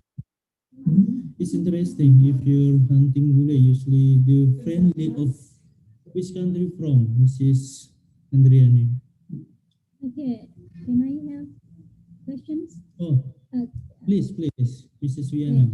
Ms. Andriani, I'm interested in your statement. I want to know about the hunting bule activities that that was done by your students before and during pandemic. Is that a kind of different result? I mean, besides they use different media before and during the pandemic, do you think that you can see the different the different achievement from the students?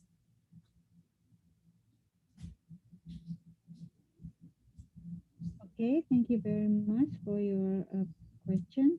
Well, actually, because I only highlight to their motivation, extrinsic motivation, reward, punishment, and social motivation, pressures.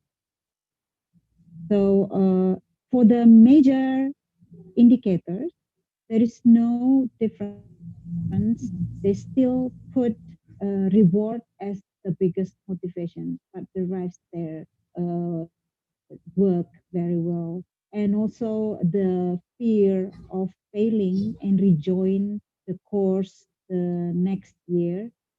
However, because of the different media used, they also add the second highest for the during pandemic is the needs of additional internet data. So the difference is only the second place before and during the pandemic, because the before pandemic they put that fear of failing as the second, and during the pandemic they put additional data is the second highest.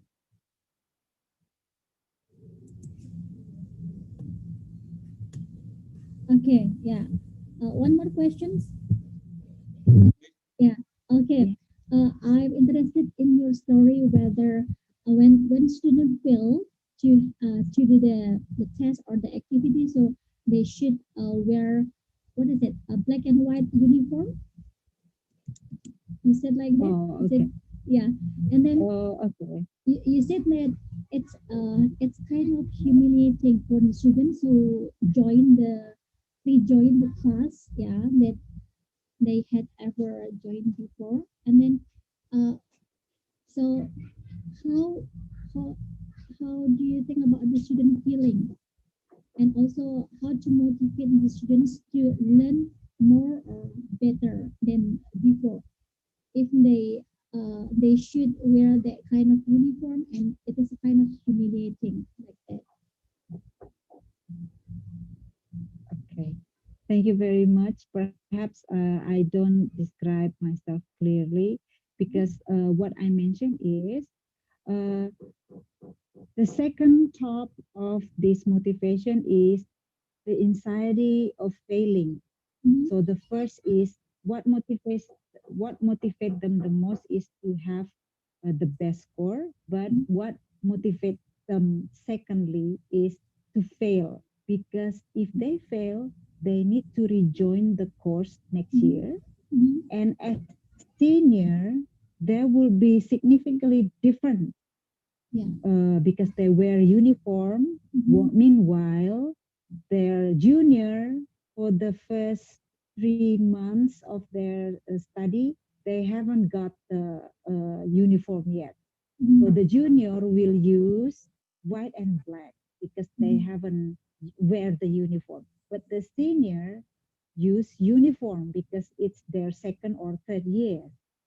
Because of this gap between the one who wears uniform and the one who wears white and black, it might be humiliating, because you can like directly notice that, okay, that is senior and maybe he or she rejoin the course because they fail. So that is social punishment that may. So Okay, so that is what I mean with humiliating. It's only personal feeling, but I think that's psychologically possible. That's why they put this as their second highest motivation for not rejoining the course. I see. Okay, yeah. So thank you very much, Miss Andri. Thank you, Pak Arif. Thank you, Mrs. Andriani. About motivation increasing vocational study in English. Yes, we know people are affected by this pandemic. Hopefully, the pandemic will end soon, so we can handle. Thank you, Mr. Andriani, Mrs. Andriani. The next presenter, the seventh presenter, is entitled Overview of Knowledge Level of Austerities in Communities in Banjarwaru, Bilangharjo, Pandak Bantul, Yogyakarta. That will be presented by Mr. Margala Juang Bertorio. Yes, thank you, Mr. Arif. The presentation allowed time is 10 minutes and there will be another 5 minutes for question and answer session. Now time is your Mr. Bertorio. Okay, I try to share screen from PowerPoint. Yes, please. Oh, was disabled.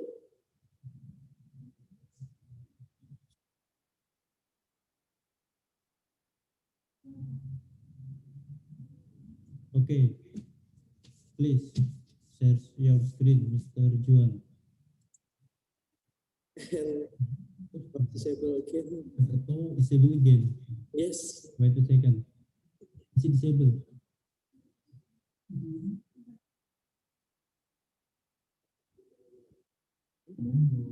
Your material, your PPT, or we share. We send to WhatsApp or send to WhatsApp. WhatsApp, Mr. Arif? Yes. Yeah.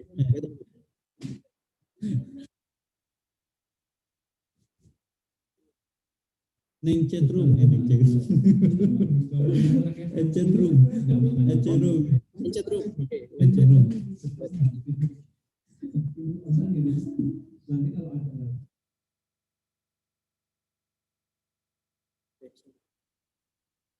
kan?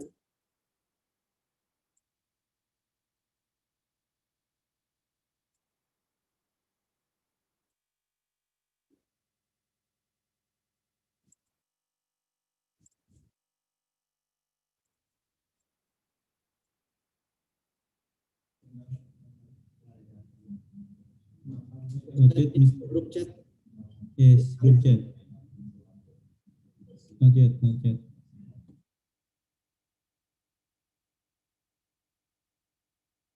Successful to upload, Mr. Arif? Can you check?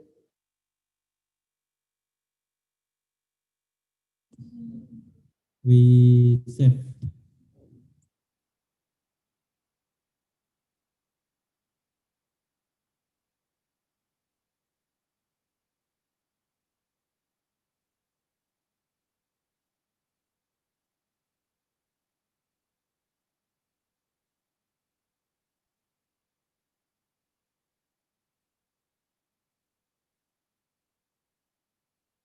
The first is Fahmi R. et al. 2015, location in Bali, Indonesia, with the research contribution is measuring student perception to personal characters building in education, an Indonesian case in implementing new curriculum in high school. And method adopted 18 dimensions of students' personal characters that had developed by Curriculum Center of Indonesian Ministry of Education, Kemdikbud. And the second is from Li Xiwei et al. In 2013, location in Taiwan, Republic of China, and the research contribution is open online character education implement holistic learning environment embedded with character exemplar video on demand. And the method is a survey which consists of 1,013 students at Chuangyuan Christian University, Taiwan, Republic of China. And the third is Gil Flores et al. In 2017. The location in Seville, Spain. Research contribution is analyze the role of school ICT infrastructure and teacher characteristic to explain ICT use in education. And method is using multi-level logistic regression from Spanish sample, which consists of 3,339 teachers there. 4 is cross-check G and Holotest QC in 2011 in Timisoara, Romania. And research contribution is explore activities and continuous education plan with microblogging technology. And the method is perform a SWOT analysis of the platform for teachers' personal development. And the last is from Olger M. et al. I forget the years. And the location is in Turkey. Research contribution is utilized survey model aimed to identify competencies in teachers who play a significant role in shaping the character of students. And the method is data was collected with help of CECBS, the acronym of Character, Education, Competency, Belief, Skill. So for this research, the location we take in SMP PGRI Kasian Bantul. And the research contribution is making learning media of character education through video for junior high school student in SMP PGRI Kasian Bantul. Method literacy and deep interview with teachers in SMP PGRI Kasian Bantul. The next. The second is methods. Next, yeah. Method of first method of collecting data. Data collection in the study uses the following step. First is study of literatures to explore sources of information through literature searches, particularly research result published in national and international proceeding or journal. And second, observation made by direct observation of everything that has to do with the object of research. And the last is interview. In this research, we have interview with the teacher in SMP PGRI Kasian Bantul. This interview used to obtain, explore information about informants' experiences and the character problem of junior high school student. And this interview was conducted by teacher concerned with the assumption that the teacher carried out the character learning process at school. Next. And the second method is a method of data analysis. Data analysis method to be carried out in this research are three ways. First, experiment to analyze the result, and 3 reviews. For the experiment, at this stage is testing the not here. Okay, I will explain this. At this stage is testing the learning model for junior high school students.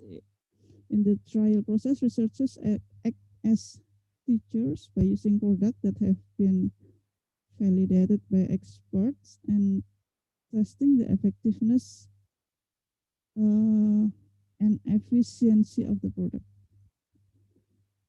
In this case, the product is video learning media, and the measurement of whether model is effective or not is done by comparing the initial score in the pre-test with the final score in the post-test.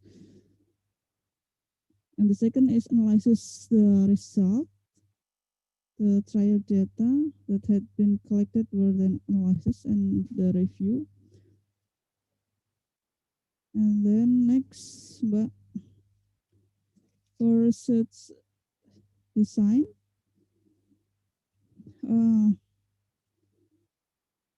for the start, we have school condition mapping in SMP PGRI, and then we analyze the problem. And so from the problem analysis, we will design, we have design of character education model, which is suitable for junior high school student. And then we design ICT-based media design, and we choose the video format for the character education learning. So the output is in video format for character education. Next, and then results and discussion. Next, yeah, as I said before, this research has not been complete. So for the result is we just made the media or video format. So the implementation of character education in school is carried out not only by civics education, it's especially civics education in SMP PGRI, civics education teachers, but also attached to the first object. Civics education learning is indeed the most dominant. It is expected to be able to instill the values of Indonesian character. Therefore, it is a fun learning model.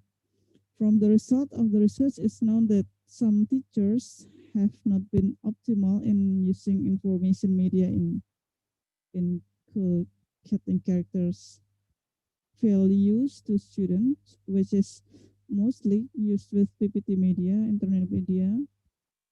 From fairy tales has not been used. The ability to develop learning models for teachers, especially civic education teachers, still needs to be given, considering that civic education learning given from elementary school will be boring if teachers not develop interesting and fun learning model and strategies. Next. This is maybe the process of video making. This student from Universitas PGRI Yogyakarta, and we plan involve the student of junior high school student in SMP PGRI Kasihan Bantul. Next, for the conclusion. Next, yeah, the inculcation of character values outside of learning in junior high school is among others carried out by the school, namely proclaiming to cultivate smiles, greeting every time student meet the teacher, or read the holy book of each religion on certain days, and then singing Indonesia Raya. The use of instructional media hasn't been optimally carried out for character education. To achieve quality learning and to instill student character education requires the teacher's skill in using learning media so that it is easy to learn and implement by students.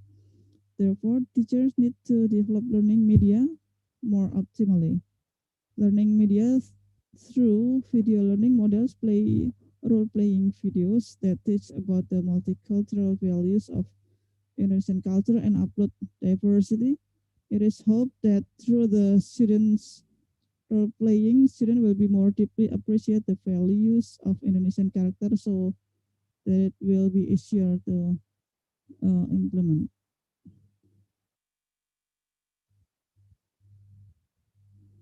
Okay. Okay, that's all. Yeah. All Maybe right. this is my presentation, and I'm sorry, maybe this is not my main major, so. Okay. Okay. Thank you, Pak John. That's my presentation. Ibu Marti Widya Sari. So I close for the discussion, right? It's all up to you. Oh, there is a question. What is the duration of the video? That's according to, is there any? What is the question? Sorry. Yeah. What is the duration? The first is what is the duration of the video that you have made by the student, maybe I mean, I think, yeah. The students that made the video. About the correlation length of the video and stuff. Okay. Wait a minute. I should open the video. It's about in 50 minutes 30 seconds. 50 minutes, yeah. Almost an hour, yeah. 15 or 50? 15.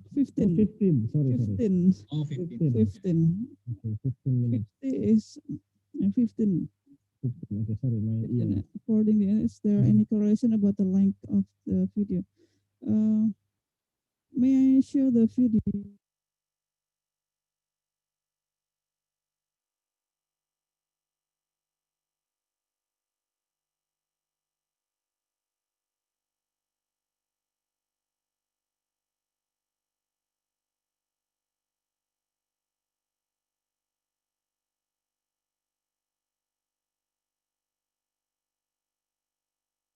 Bukan format file yang dikirim maksud saya.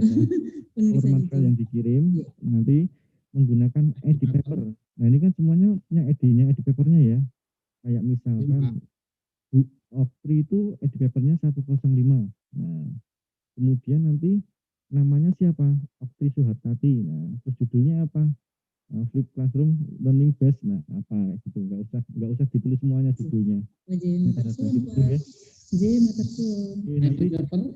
underscore penulis pertama kemudian underscore ya underscore singkatnya singkatnya ya singkat itu singkatnya ya. Terima kasih Pak ya. Oke. Mungkin yang bagi presenter boleh keluar dari room ini ya, kalau untuk audiens silakan tunggu sebentar ya audiens Mbak Aulia Satya Putri.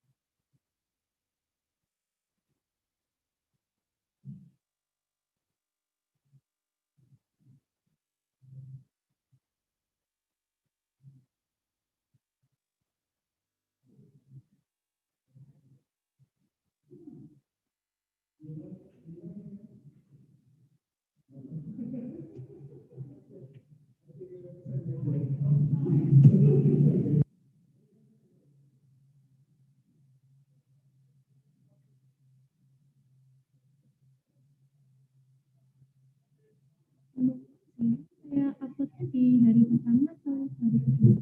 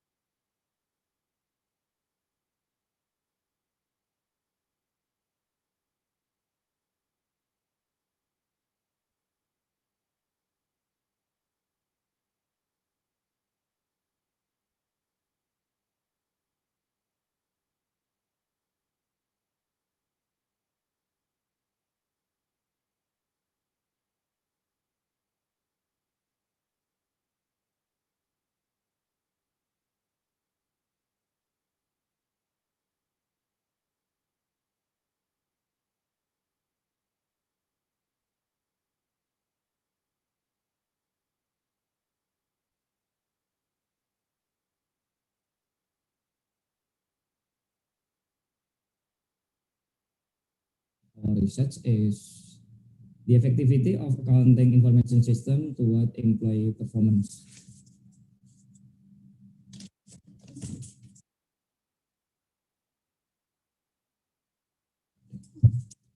First, I want to show to you the background of our research.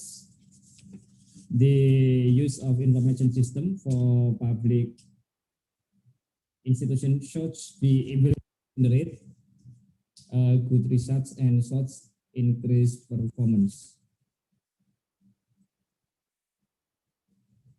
Good employee performance can be shown from their ability in doing their responsibility. Next slide. Next. We go to literature review, the definition of effectivity of accounting information system was picked from Dewi Kristiani that state that the efficiency of accounting information system can giving impact to performance of organization because it can increase the efficiency level organization. Then the definition of employee performance used from Feriana and Budiarta. Employee performance will represent the degree of people's successfulness in doing their work due to their specification, targeted planning, and criteria. For hypothesis, we just have one hypothesis that come from Edison and Lindawati research that ergo the use of accounting information system will be able to give the change for organization in strengthening effectivity to make decision making. Technology can simply employ in doing their work that align with their specialization. Hypothesis, the effectivity of accounting information system giving impact to employee performance. Our research use all of the employee in Badan Kredit Kecamatan in Kebumen and filtered by purposive sampling to define the sample. We use specific criteria to be our respondent, such as 1. Respondent has minimum 1 year work experience. 2. Respondent has a job related to computer. Then every variable assessed using question that's stated in our questionnaire. To assess effectivity of system, we use 4 indicators from Astuti and Dharma Diaksa, such as the ease of use, accuracy in time, precision of work, and relevance. To assess employee performance, we use 4 indicators from Astuti and Dharma Diaksa, such as productivity, work quantity, work quality, and computer service quality.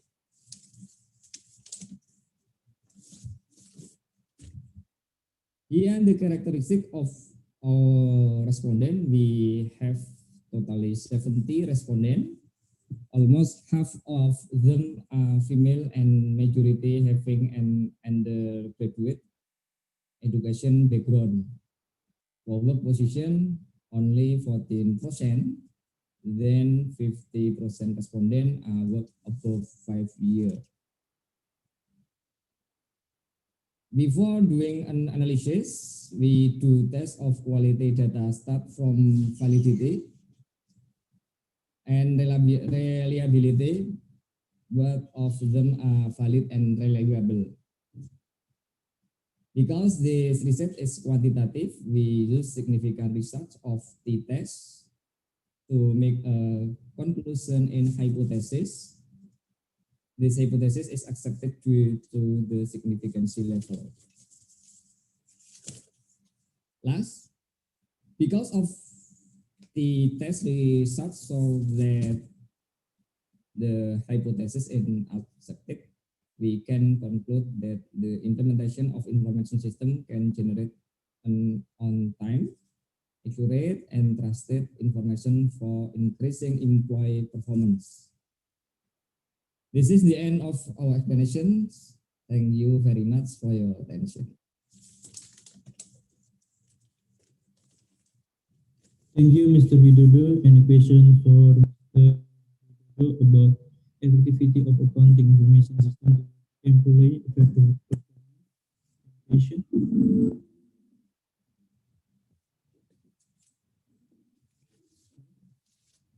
Very interesting. Turn out the effect so more accuracy. I'm happy to able to hear direction. Thanks for sharing, Mr. Widodo. I think enough.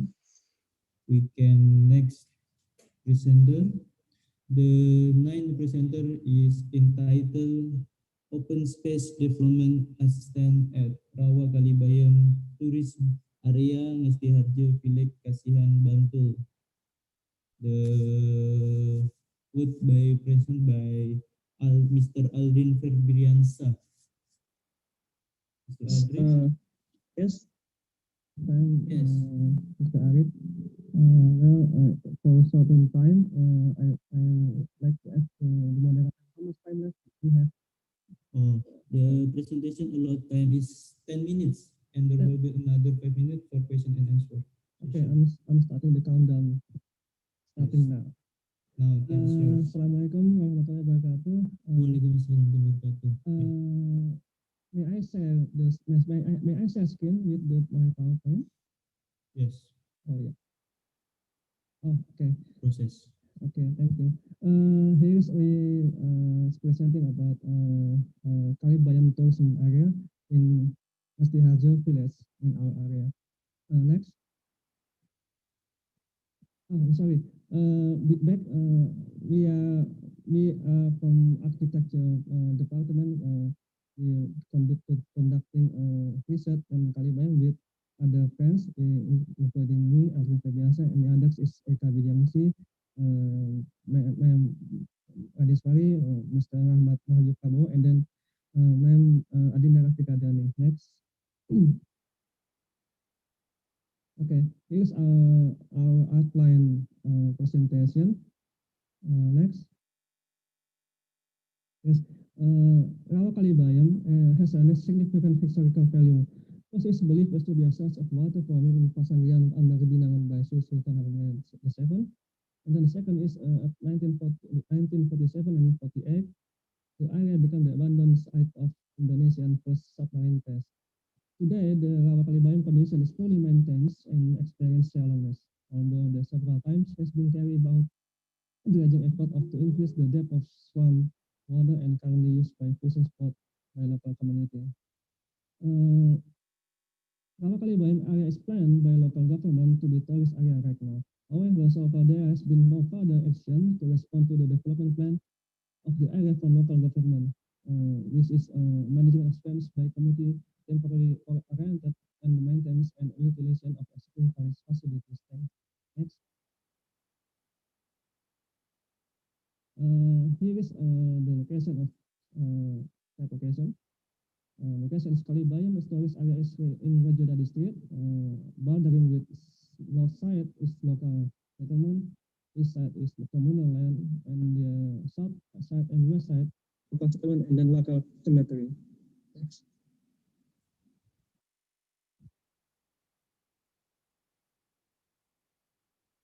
Next. Okay. Overall, the tourist area is divided into two sides, and it's the western side area and then estate side area, which is managed by local government tourism area group called Pok Darwis Rakalmulia. And then east side there are assisting spontaneous activity by local society. Which is this picture present the activities of east side with parking area, jogging track, selfie spot area, and docking side. And then for the rowing boat facility. Next. And then this is the activity on the west side. You can see there are many activities like parking area again, and then local street garden maintained by Pok Darwis, and then children's play area, fishing spot, and then culinary area. Next. Okay, the objective of our research is one, direct assessment of the process of planning open space of Rawa Kalibayam through a meeting with Pok Darwis as a local maintenance. Taking into account the current state of COVID-19 in Jogja, the meeting was conducted only with Pok Darwis only by enforcing physical distance and standard. Assistant to the process of briefing the design of the arrangement of open space is in the area of Kalibayam. Benefit of our research is assistance in the development of green open space area and then public open space in the site. Second is assistance of the arrangement of supporting facility, including infrastructure facility of tourist area. The third is image master plan copyright of Kawakalibayam, and then the last is the format of both content is to maintain environment hygiene, encourage the preservation of local flora and fauna, and then call for COVID-19 health protocol. Next. Here is some of our research framework sharing. This is many steps we do. First is image observation, research localization, identification problem. This is legally LPPM UPY, and then shape of nesting hydrophilus, and then solution, assistant, and then target and output. Our target is to draw proposed open space design as a development guide in the Arawa Kalibayam area. And the second is to appeal both format with environment conservation material. Next. This is our research methodology. First, there are two types. The first is research approach, which is the approach with nesting hydrophilus as we call it in here is kepala Mr. Nura. And the second is approach of tourism aware group locally for Dawis Kalibayam, and then the third is environment observation and preliminary data collection. The fourth is identify the problem of conducting brief interview to find out the level of readiness of people, local area Kalibayam. And then five is prepare the direction of the science open space, as well as preparation of material about maintaining cleanliness and preserving the flora and fauna environment. The sixth is the process of maturation of the agreed open space design. Direct image will be carried using discussion and feedback method. The seventh is the process of socializing. The bill of material refer to the term that has been agreed with the Dawis to maintain and preserve the environment. Next, please. And the second is research methodology is by research activity plan. The plan of community assistance activity implement is among other ones mentoring the creation of open space. And the second is proposed goal format with the term of environment preservation. Next, please. Okay, here is research discussion. We have several meeting with the community service activity. First, from April 2, and then 12 May, we have many elementary meeting. Next, please. And then at July, and then 25 July, we have secondary intermediate meeting. We include we have the result of this meeting is including like activity undertaken by visitor include fishing, snack, and seatbelt discussion, selfie, boat ride, and cycling. Second is aktivitas masih tersebar dan belum tertata dan belum ada plotting.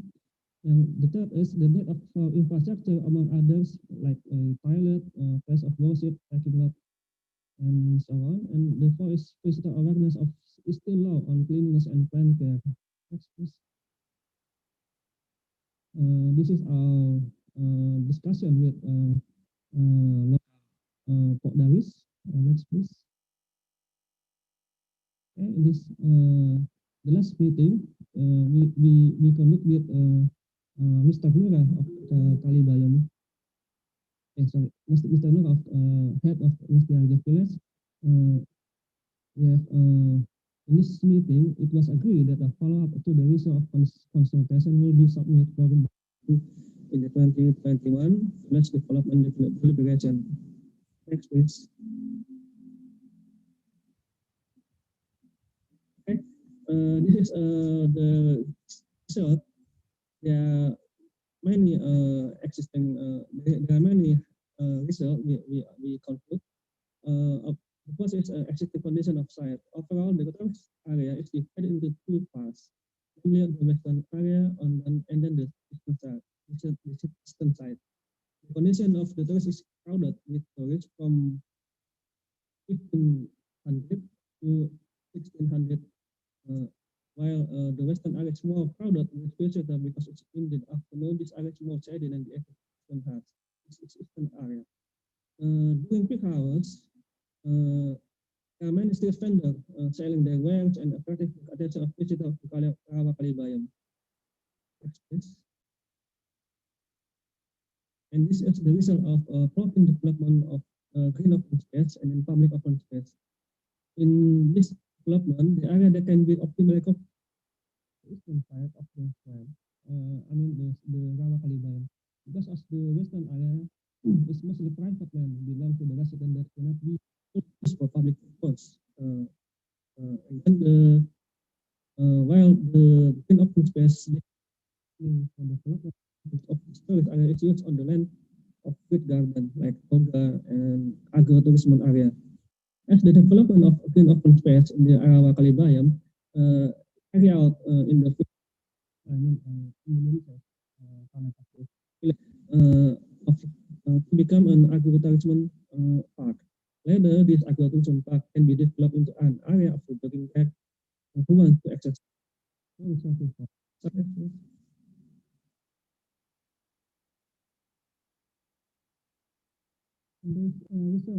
floating arrangement of supporting facility for the tourism area. We plot some with color in this graph. Tourism supporting facility are one of the main facility that enable tourism activity to develop in order to service. Garden light are scattered in the Kalibayam and then spotlight on the spot in the service spot. The third is setting group of visitors who enjoy the Rawa Kalibayam tour and the point of press additional service spot, and then the craft and hand wash basin point adjustment to the group of this pandemic. Next. And this is our product, which is our master plan for Rawa Kalibayam. This master plan will be used by Mr. Lura as a guiding plan to develop on the Rawa Kalibayam. There are several outputs that have been produced in the surface area that has been carried out, namely the plotting plan for development open space. Open space development plan in this area is in form of green open space master plan, public open space, and master plan for supporting facility. This master plan will be used by local Daris as a reference for development of tourism in the next stage. Based on the activity in the Rawa Kalibayam tourist area, it can be seen that the feedback be given by the Duku and the Daris is very interested in planning the development of this tourist area. Later, the following generate from the result of this discussion will be used as a reference for the development of the tourist area continue in the Rawa Kalibayam tourist area. Next, please. Okay, the plan, this is the conclusion. The plan to develop the Rawa Kalibayam should be carried out in stages and continues so that it is in accordance with the reference that have been produced together. So it is hoped that the Rawa Kalibayam tourism area will become one of the leading tourist destinations in the Bantu Regency, exclusive in the Arjo village, which is not far from the city center of.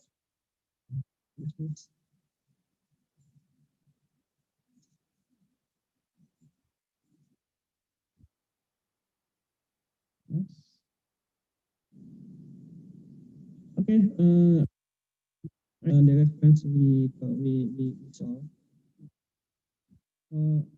Thanks for the time.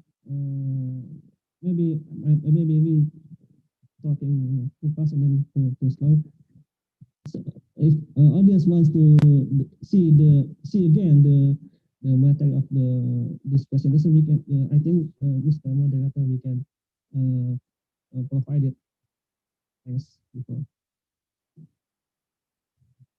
Okay, Mr. Aldrin, thank you. It is all the economic potential is amazing. The story is also long, drawn out. Any question for Mr. Aldrin paper, Open Space Development Assistant at Rawa Kalibayam Tourism Area, Mr. Harjo? Not yet? Enough? Next present. Thank you, Mr. Adrian. Thank you. Assalamualaikum warahmatullahi wabarakatuh. Waalaikumsalam warahmatullahi wabarakatuh. Next, the 10th presenter is entitled Systematic Literature Review of Profiling Analysis Personality from Social Media that will be present by Mr. Idris. Yes. Thank you, Mr. Malik.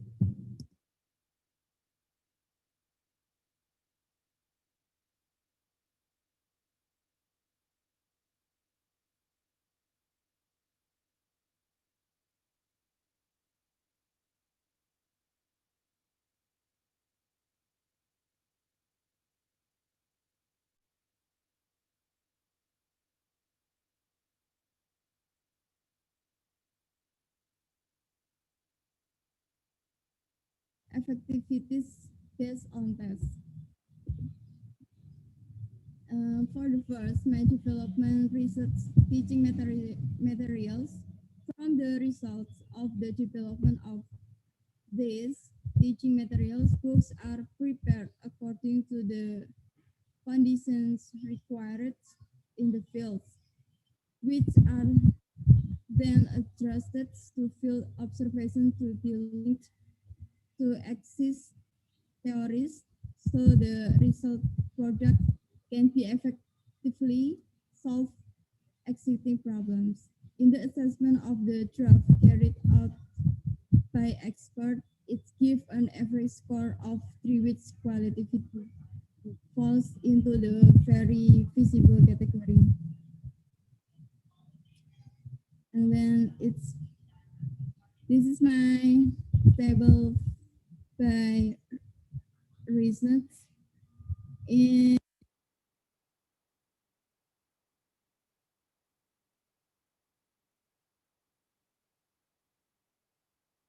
testing process with pre-test and post-test are the aspect of knowledge and skill and analysis with the gain score. It was found that in the experimental class, more than 50% of students experienced an increase in ability with a high category in both the knowledge and skill aspects. The best comparisons with the control class, in which 70% of students did not experience an increase in ability with a low category in answering pre-test and post-test questions, both in the aspects of knowledge and skill as a form of literary ability. The conclusions based on the research that has been done, the development of teaching materials began with conducting a preliminary study conducted by interviewing teacher and student to analyze the needs that exist in the field. And the results are adjusted to the theory of observations to become a draft model validated by the expert. Then from the revised draft, it was then tested on a small and large scale. Product testing is done. Book-based teaching material is very effective in cultivating children's literacy skills, with the comparison that the experimental class has a high category score and the control class has a low score. And thanks for your attention. Okay, Alhamdulillah. Finally, Miss Afif Satya. Okay. Now I would like to invite to all of the presenters. Any comment or maybe a suggestion or question to Miss Afif Satya related to the paper? Illustrated folklore books as a simple technology to foster a culture of literacy. Anyone? Pak Adi or Pak Inung Wijayanto, maybe? Yeah, I have some questions. Okay, please, Pak Adi. Yeah, okay. Your one of your goal is to enhance or foster the culture literacy for children. Yes. So my question is, how do you measure this kind of literacy, especially in culture? How do you measure the level of culture literacy? Sorry, sir. Okay, repeat again, Mr. Adi, maybe. Yeah. So that Can you hear my voice? Hello? Raise your hand, Miss Afif. Do you hear the voice of Mr. Adi? Hello? Okay. Okay, the connection of Miss Afif, I think. Bapak Adi. Okay. Sorry, Mr. It's ever trouble. Call a friend. Okay, call a friend. Now, can you hear me? Yeah. Oh. Can you hear me now? Yes, sir. I heard you. Okay. So my question is, how do you measure the culture literacy, especially for children? I think it is a hard measurement because many aspects of the children, especially in culture literacy, I think it's a high standard, culture literacy. So how do you measure the level of culture literacy for children? In my storybooks, I give many drawing by story-nya. Saya menggunakan ini Pak, banyak gambar dari story itu, dan story yang saya gunakan itu berbasisnya ke kearifan lokal. Kearifan lokal terkhusus di daerah yang saya tempati, dan saya mengembangkan cerita tersebut. Salah satunya untuk sebagai buku pendamping dari buku materi yang sudah ada dari Kurtilas.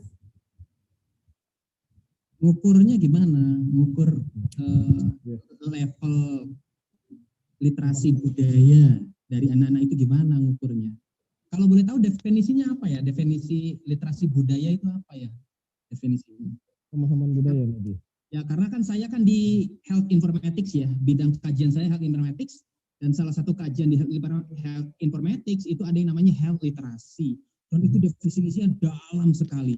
Bahkan orang-orang yang high educated pun, even di Amerika, itu low, rendah sekali health literasinya. Nah, ketika Anda ingin mengukur literasi budaya untuk anak-anak, itu kan tinggi sekali ya istilahnya. Kalau saya boleh tahu apa ya artinya literasi budaya itu ya? Untuk kalau di lingkungan sekolah yang saya gunakan itu kan kemampuan literasinya tuh masih rendah begitu Pak. Untuk budaya membaca itu untuk anak-anak itu masih rendah. Apalagi buku-buku yang disediakan itu jangkauannya luas, bukan buku yang spesifik begitu. Maka dari hal yang mendasar saya mengembangkan buku yang isinya itu bacaan tentang yang ada di lingkungan sekitarnya, terutama di kearifan lokalnya itu saya angkat, dan tujuannya itu untuk dalam skala kecil dulu itu untuk membudayakan anak itu mau gemar membaca dulu. So I think culture literacy is a little bit higher your high expectations. Maybe reading probability or reading willingness reading willingness the terms because the terms culture literacy is so high. Even for me, a postgraduate student, I still have low. I think when you measure culture literacy for me, because I'm not in culture study, I'm in engineering and computer science, and maybe you measure or evaluate my culture literacy, I think it is maybe low. And when you would like to measure culture literacy in the children, I think it is too high. Maybe you can scale down your terms, becoming reading willingness or etc. Okay. So the understanding of cultural literacy itself maybe have a different understanding maybe as well. Karena based on Miss Afif Septiana explanation, cultural literacy means just like you said, reading habit, something like reading willingness maybe. Yeah. Ya, jadi kebiasaan membaca, budaya membaca, just like tell us. Okay. Yeah. I'm sorry, I talk in bahasa ya. I'm sorry ya, because my friends angry to me because I talk in bahasa. Okay. I have to do that. It's okay. No problem. I'm sorry. No, okay. We just try to. My friend angry to me because I talk in bahasa. Yeah. It's okay. Okay. Thank you, Miss Afif. And actually, there is two more questions. One more question. Yeah. How to educate the children so that they get used to it. Okay.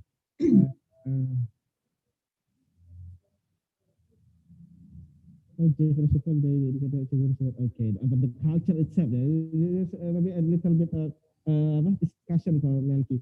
Okay, Melky, I will tell you soon after this. Okay. All right. I think that's all from Miss Afif Septiana. For Melky, thank you for the question. We will try to answer it later. So, Miss Afif, can you hear me? Yes, Miss I can hear you. Yeah. So finally, you have done the presentation. We give applause to Miss Afif Septiana. Thank you very much for your presentation. You're doing great. Yeah, very nice. Thank you very much, Miss Afif Septiana. Congratulations. Yeah. Okay, we go now to Miss Hesti Wiranata. Finally, I can hear your voice, Miss Hesti. Are you ready? Hello, can you hear my voice? Yeah, it's very clear now. Loud and clear. Okay, I'm ready. Okay, we are ready. Okay, please. I'm sorry, but before you start, TT Wijaya stand for? TT stand for? Oh, here's my co-researcher, but it's not here. Okay, we just make sure the complete name to the certificate related to the certificate. Tommy Tanu Wijaya. Tommy Tanu Wijaya. I will send to you. Okay, thank you very much. Okay, Ms. Hesti, you have 10 minutes to present your presentation related to the international student perception towards online learning using the hands-on meeting during COVID-19 outbreak. Please.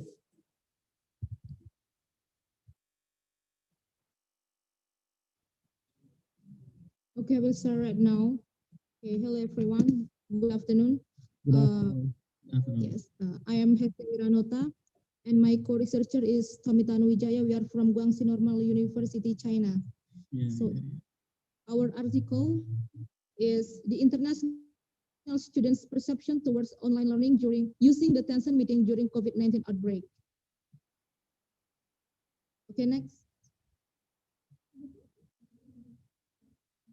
So this is the introduction. In December 2019, we have all known that there was a new virus impacted in Wuhan, Hubei province, China. And the World Health Organization, or WHO, name COVID-19. And because of that virus, it forced us, all of the universities, all of the schools in the world, made the students to study online, including our university, Guangxi Normal University. Until nowadays, we are foreigners. International students study online in their home countries. Okay, next. And actually, we have known that there are a lot of ways, applications that we can use to study online, such as WeChat, WhatsApp, Tencent meeting, or VooV, and Zoom, like we do right now. And the reason why we study online in the current situation, we could clarify: one, obeying the rule of social distancing, and two, to tackle the problem like a far distance. Take example like the students, between students and the teachers, that's impossible to face-to-face study in the classroom. That's why we are students, and they are as teachers have to study online because of the far distance, and they may choose the application that they want to use, such as Tai-Chen meeting. And then next, this previous research, Luo and Yang, so they are Chinese, have examined the usage of WeChat application to study online, like study Chinese, and the participant mentioned that was a benefits of using WeChat, such as enhancement of learning motivation, and also establishment of supportive Chinese language learning community. This research attracted us as the writer of this article to examine whether the Tai-Chen meeting or FUF application also give positive impact to the foreign students in Chinese university, that is Guangxi Normal University as our campus. We want to know is that whether the Tai-Chen meeting also give the same impact like a WeChat, like the previous research, that is WeChat application. And then next, this is the research question. The researchers would examine whether the use of Tai-Chen meeting easy the international students in learning. And then next, as this is the method that the researchers used. The design is the descriptive qualitative design is conducted in the study.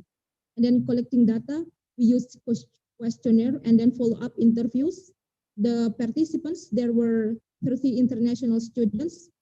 And then the class, so we made it more specific, that is a Chinese Foundation class, Guangxi Normal University, China. Next. Yes, this is the questionnaire. So the questionnaire that we provide to the international students is we use Google Docs. This is like providing yes or no question, or agree or disagree, with 7 general aspects of questions. 1 is infrastructure readiness, 2 perception of technology literacy, 3 online learning skills, 4 quality of academic interaction, 5 benefits of online learning, 6 obstacle encountered, and 7 online learning prospects. Those the areas that was including in the questionnaire that we provide to the sample. And then next, yes, this is the follow-up, the interview we made. So there were five questions in the interview session, and we provided 3 samples that we chose randomly. And then next, this is the results. So from the result, the first we considered to the questionnaire about the figure 1, the infrastructure readiness. The question that we provide to the sample: do you have computer and adequate internet to study Chinese using Tai-Chen meeting? And 100% said yes. So the international students said yes, that they had a computer and adequate internet to study. And then next, yes, figure 2, Tai-Chen meeting makes learning efficient, and 80% said yes, and 20% said no. This is the perception of technology literacy. Next.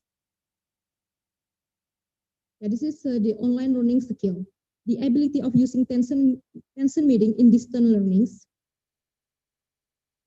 The percentage showed us 56.7% said agree that the ability of using Tai-Chen. Can you hear me? Hello.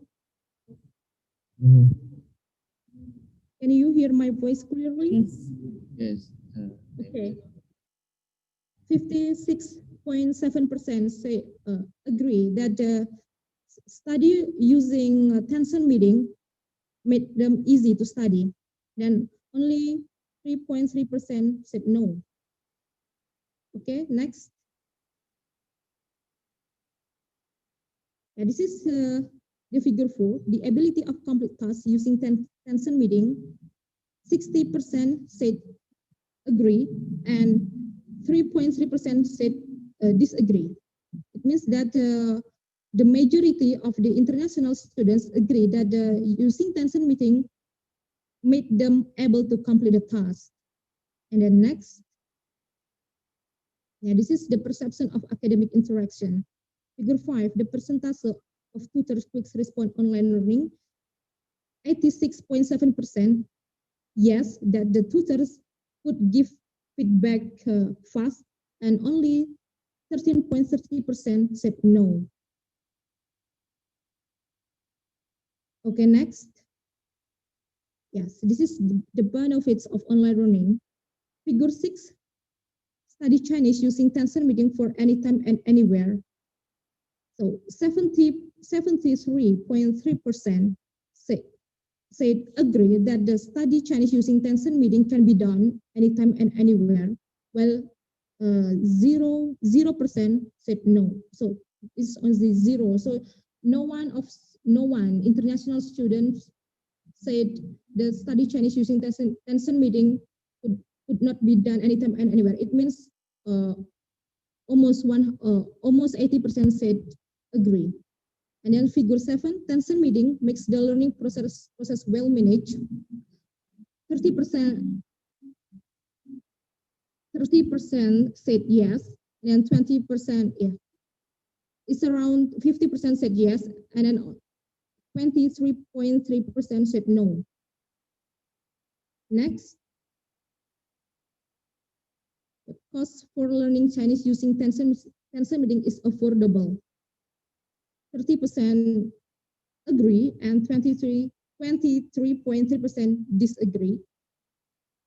Okay, next.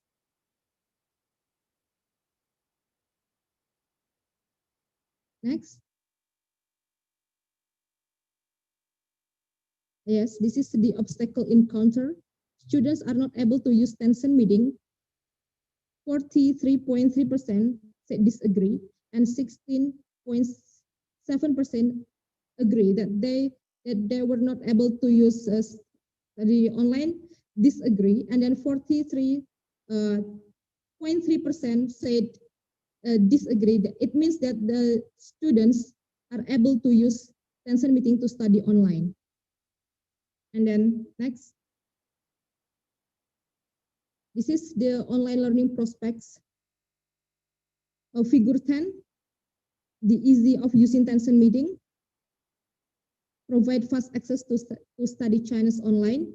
66.7% agree, and 0%, and for 0% disagree. And then figure 7, recommendation for using Tencent meeting. 66.7% recommended the Tencent meeting to study online. And then next,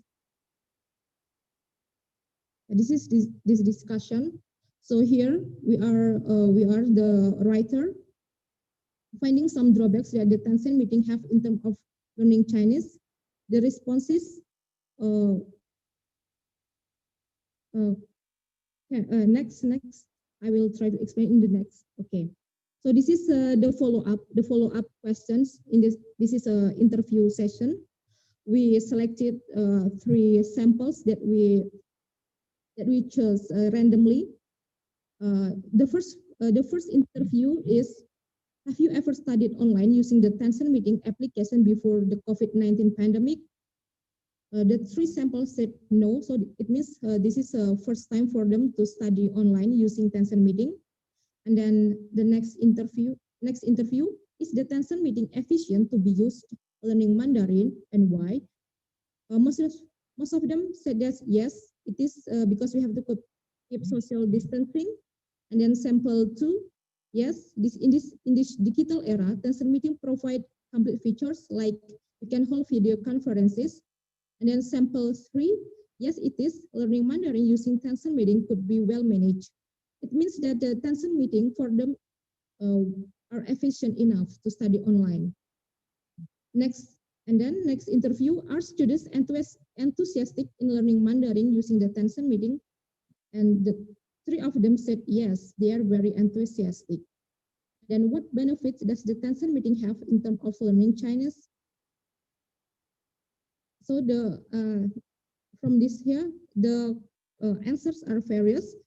1, learning Mandarin using Tencent meeting goes well, and then it is easy to use, and then Tencent meeting can be used in the emergency situation to study like nowadays situation. So this is the benefit of using Tencent meeting. And then do you have any suggestion for improvement?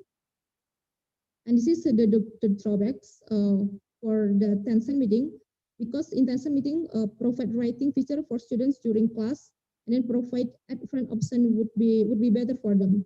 So in Tencent meeting, there's no chance for students to writing, and then there is no tool to add friends. And then next, this is conclusion. Okay, the conclusion 1. The Tencent meeting this is the conclusion that we are researchers try to describe. 1, the Tencent meeting is efficient and helpful to study Chinese. And then 2, the Tencent meeting easy the learning process. And 3, the participants were enthusiastic studying use Tencent meeting. And then 4, the participants recommend this application to study online. Next. Okay, this all our presentation, and thank you. Oh, thank you, Ms. Hesti. It's good. It's very great presentation. But before we go to the other presenter question, I will have a question, Ms. Hesti. What language do you use in your university? Oh, we have 2 languages, Chinese and English. Chinese and English. So your Chinese is very nice, right? Not really. My English is better than my Chinese. Okay. Okay, just for information. We go to the other presenters. Do you have any question to Ms. Hesti Wiranota? Okay, Melki. Okay, it's about COVID-19, sorry. Melki. Fokus on our topic, ya. Sana. Yeah, it's okay. No problem. Okay, Melki, you may browsing, okay? My student. Okay, Pak Inung sudah terlihat tadi wajahnya sedikit. Alright. Okay, Pak Adi, do you have any question to Ms. Hesti related to the question? Okay, related to the presentation, yeah. Interesting, Tencent, As you know, Yes. Tencent is one of biggest startup, not even in China, but also in the world. Tencent is one of the biggest super apps in the world, not only in China. So, of course, any applications produced by Tencent, of course, pass rigid standards. And so, of course, it will be helpful, it will be enjoyable, it will be even success for any users here. So I think you need to escalate. This research needs to be escalated to the next level analysis, the next level research. I think there is at least 2 kind of escalations that could be using in the next research. Twofold. The first is you can measure the user experience by using the Tencent apps. And the second thing, I think this application is not the new yet. This is maybe a mature application. So the things that we need to research is about the success of adoptions of this application. So this describe or description statistics is not adequate to elaborate the biggest startup in not only in China the next is you need to elaborate the success model and the user experience. Yeah, the user experience about the applications. Thank you. Thank you. How do you comment about my elaborations? Okay. Okay, Ms. Hesti, do you get the point? Oh yes, I get. Yeah, Thank you for advice.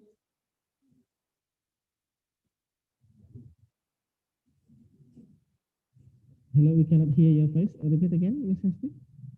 Yes. Mhm. Thank you for the advice from Mr. I don't know. Adi, yeah, Mr. Adi Wijaya from UII, University of Islamic Indonesia, from Indonesia, Yogyakarta.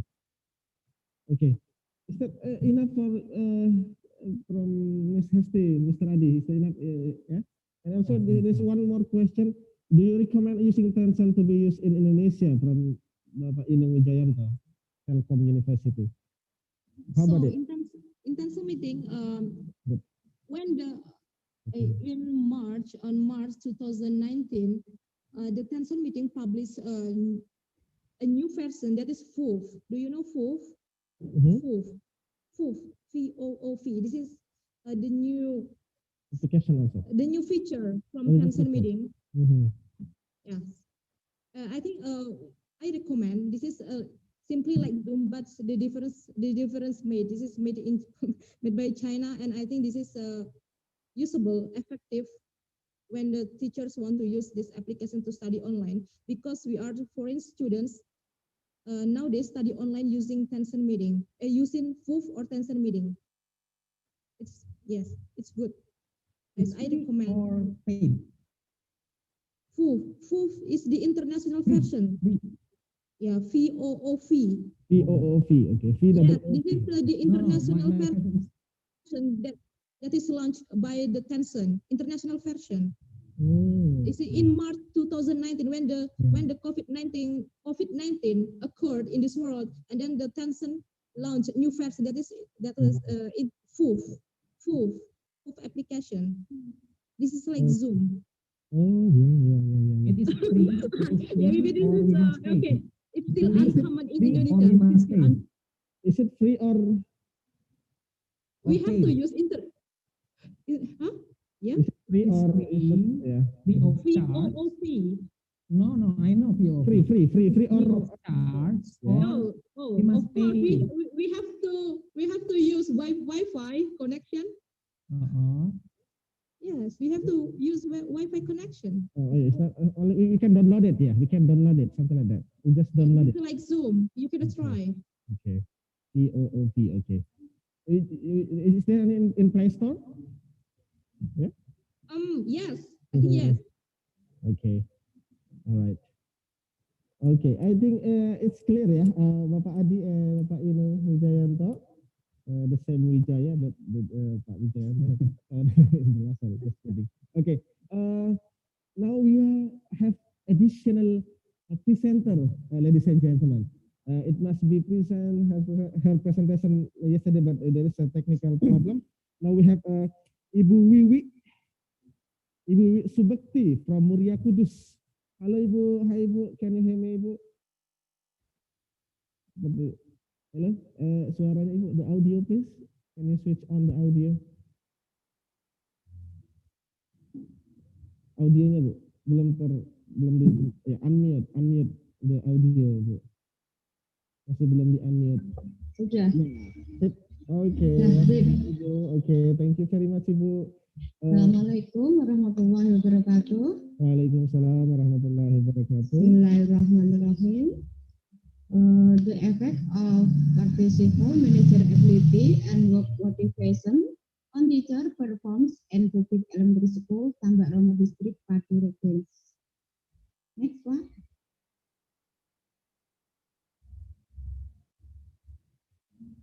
Introduction. The school principal as executor and responsible for the implementation of educational activities, school administration, looking after educational personnel, and utilization and maintenance. Referring to article of regulation of Ministry of Education and Culture Permendikbud number covering assessment of teacher and principal. It states the main duties and function of principal are as follows. Number one, the entry workload of the principal is to carry out managerial, main tasks, entrepreneur development, and supervision of teacher and educational personnel. Number two, the principal workman to develop school and improve school based on next national education standard. Number three, when the strengths of teacher and person education unit, the principal can carry out learning and guidance tasks so that the learning and guidance process continues in the relevant education unit. Number four, the principal will carry out the learning of mentoring tasks. The learning task of the guidance is on additional tasks beyond the main tasks. Number five, workload for school principal will please and offset Indonesian school workload training also carry out the promotion of Indonesian culture. Next. Yeah. The duties and responsible of teacher according to Mulyasa. Number one, in the teaching and learning process, the teacher has followed the education standard currently used, namely using school-based curriculum, KTSP, and the curriculum 13. Number two, the teacher in disciplines and carrying out teacher duties as educators. Number three, the teacher has profit motivation to students to study more actively. Number four, the teacher also use learning strategies, the use of media and learning resources. And the number five, the teacher has grades on underlay administration. For this reason, from several phenomena this have arisen in public elementary school teacher and Tambak Romo sub-district. It is necessary to know the influence of managerial ability to the teacher performance and motivation, so the teacher and enthusiastic in fulfilling their responsibilities and educators. Next one.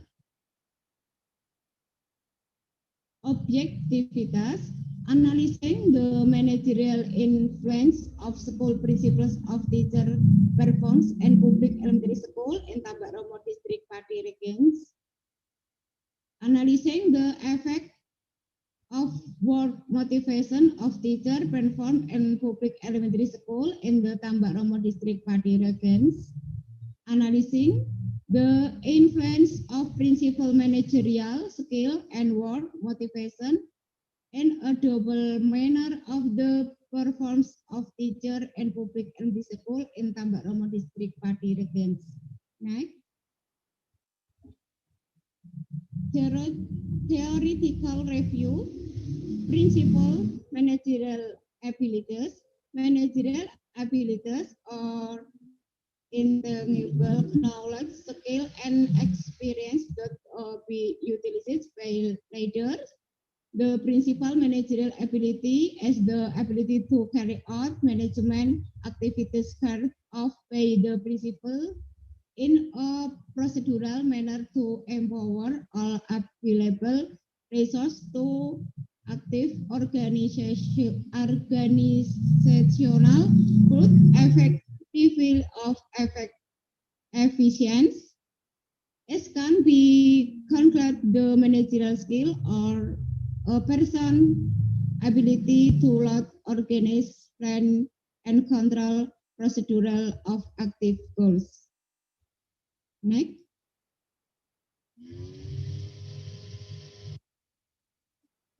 Duties and function and the managerial field of school principal and regulation of the Minister of National Education, Permendikbud, concerning the assessment of teacher of principal of school madrasah, compiling school planning, managing learning programs, managing students, managing fasilitas and infrastructure, managing school personnel, managing school finances, managing relationship school and communities, managing school administration, managing school information system, evaluating school program, serta leading school. Next, Pak. Theoretical review, work motivation. Work motivation is defined as a condition that influence arousal, direction, and maintenance of relevant behaviors in work setting, Mangkunegara. Work motivation is the provision of a driving force that leads a person at enthusiasm for work so that they are willing to cooperative work effectively and integrate with their efforts achieve satisfaction, hasibuan, as can be concluded the elementary school teacher motivation is the power that the rest of channels teacher motives or purposeful behavior. Next. Indicator of work motivation, develop creativity, enthusiasm for high achievement, the need to feel accepted by other people and the everyone with the life and work, sense of belongs, the need for feelings of respect, the need for feeling of sense of participation, having the best position, mobilizing the ability to active power. Next. Theoretical review, teacher perform. Teacher perform as the skill and success of teacher carrying out learning tasks in school.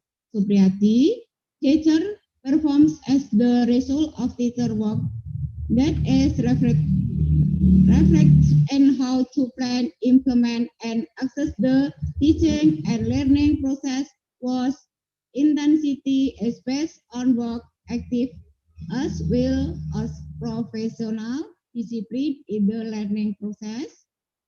It can be concluded the teacher performs as the ability and effort the teacher to carry out learning tasks as well as possible in planning teacher program, implementing learning activities, and evaluating learning outcomes. Next.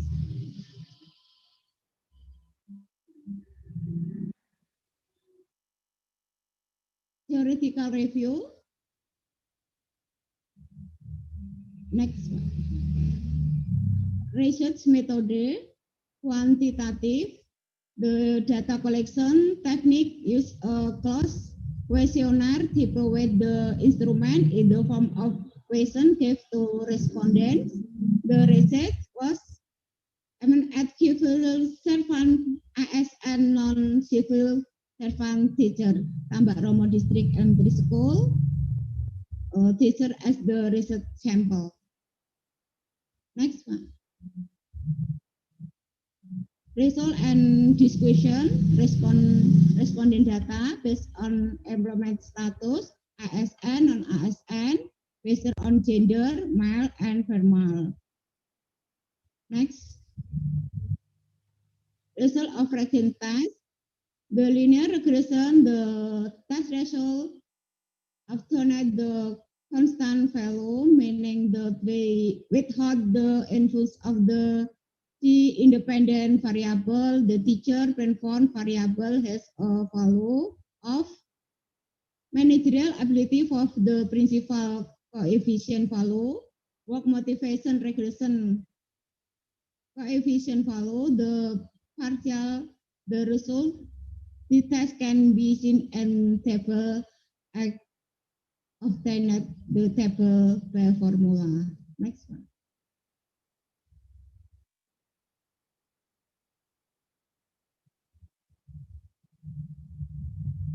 The second hypothesis testing a value of 6 for influence on Y equal to and T table value T tables, so it can be control the have to expect, which means that teacher as an influence of work motivation of teacher performs. Next.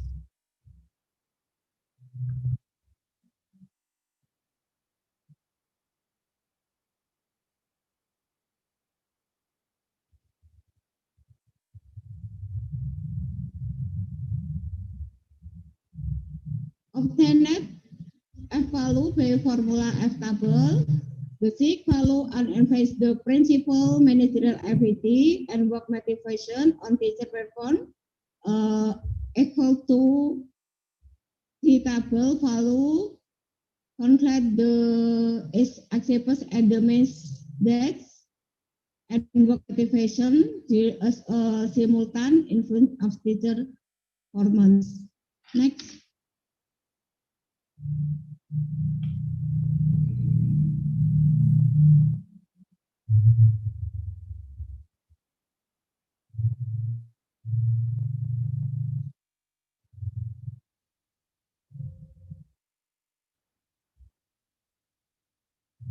The influence of principal managerial ability on teacher perform, the result then that's the principal managerial ability and a significant effect the performance of teacher and SJ Negeri in Tambak Romo District Pendidikan. The result of the respondent respond to the principal managerial ability variable obtains on every value of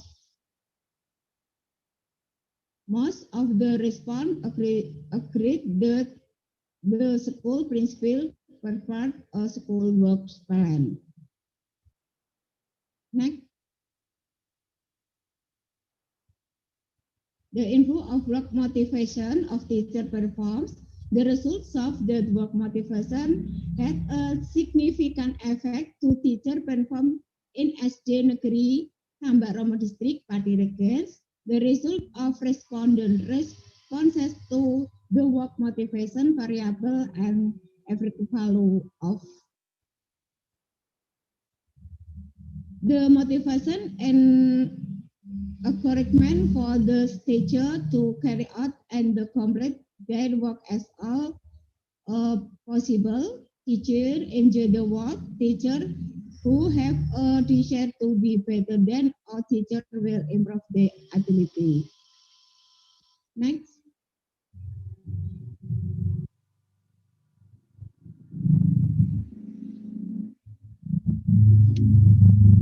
The influence of principal managerial ability and work motivation of teacher perform. The results of the principal managerial ability work motivation had a simultaneous effect to teacher performance. The principal managerial ability and work motivation have simultaneous influence of teacher performance. Next part.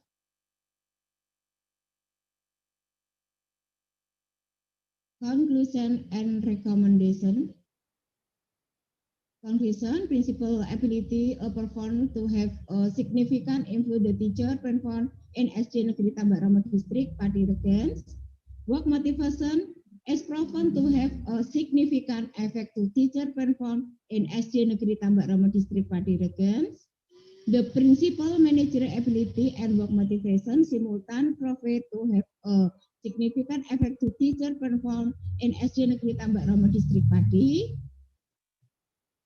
Saran, work motivation as the most dominant influence of teacher perform in SJ Negeri Tambak Romo District Pendidikan. So there need to be in case and the managerial ability of school principal to improve teacher performance optimally. The result of this study expect the teacher are more enthusiastic and have a motivation and carry out the duties of professional educator. Next. Next. Thank you. Terima kasih. Okay.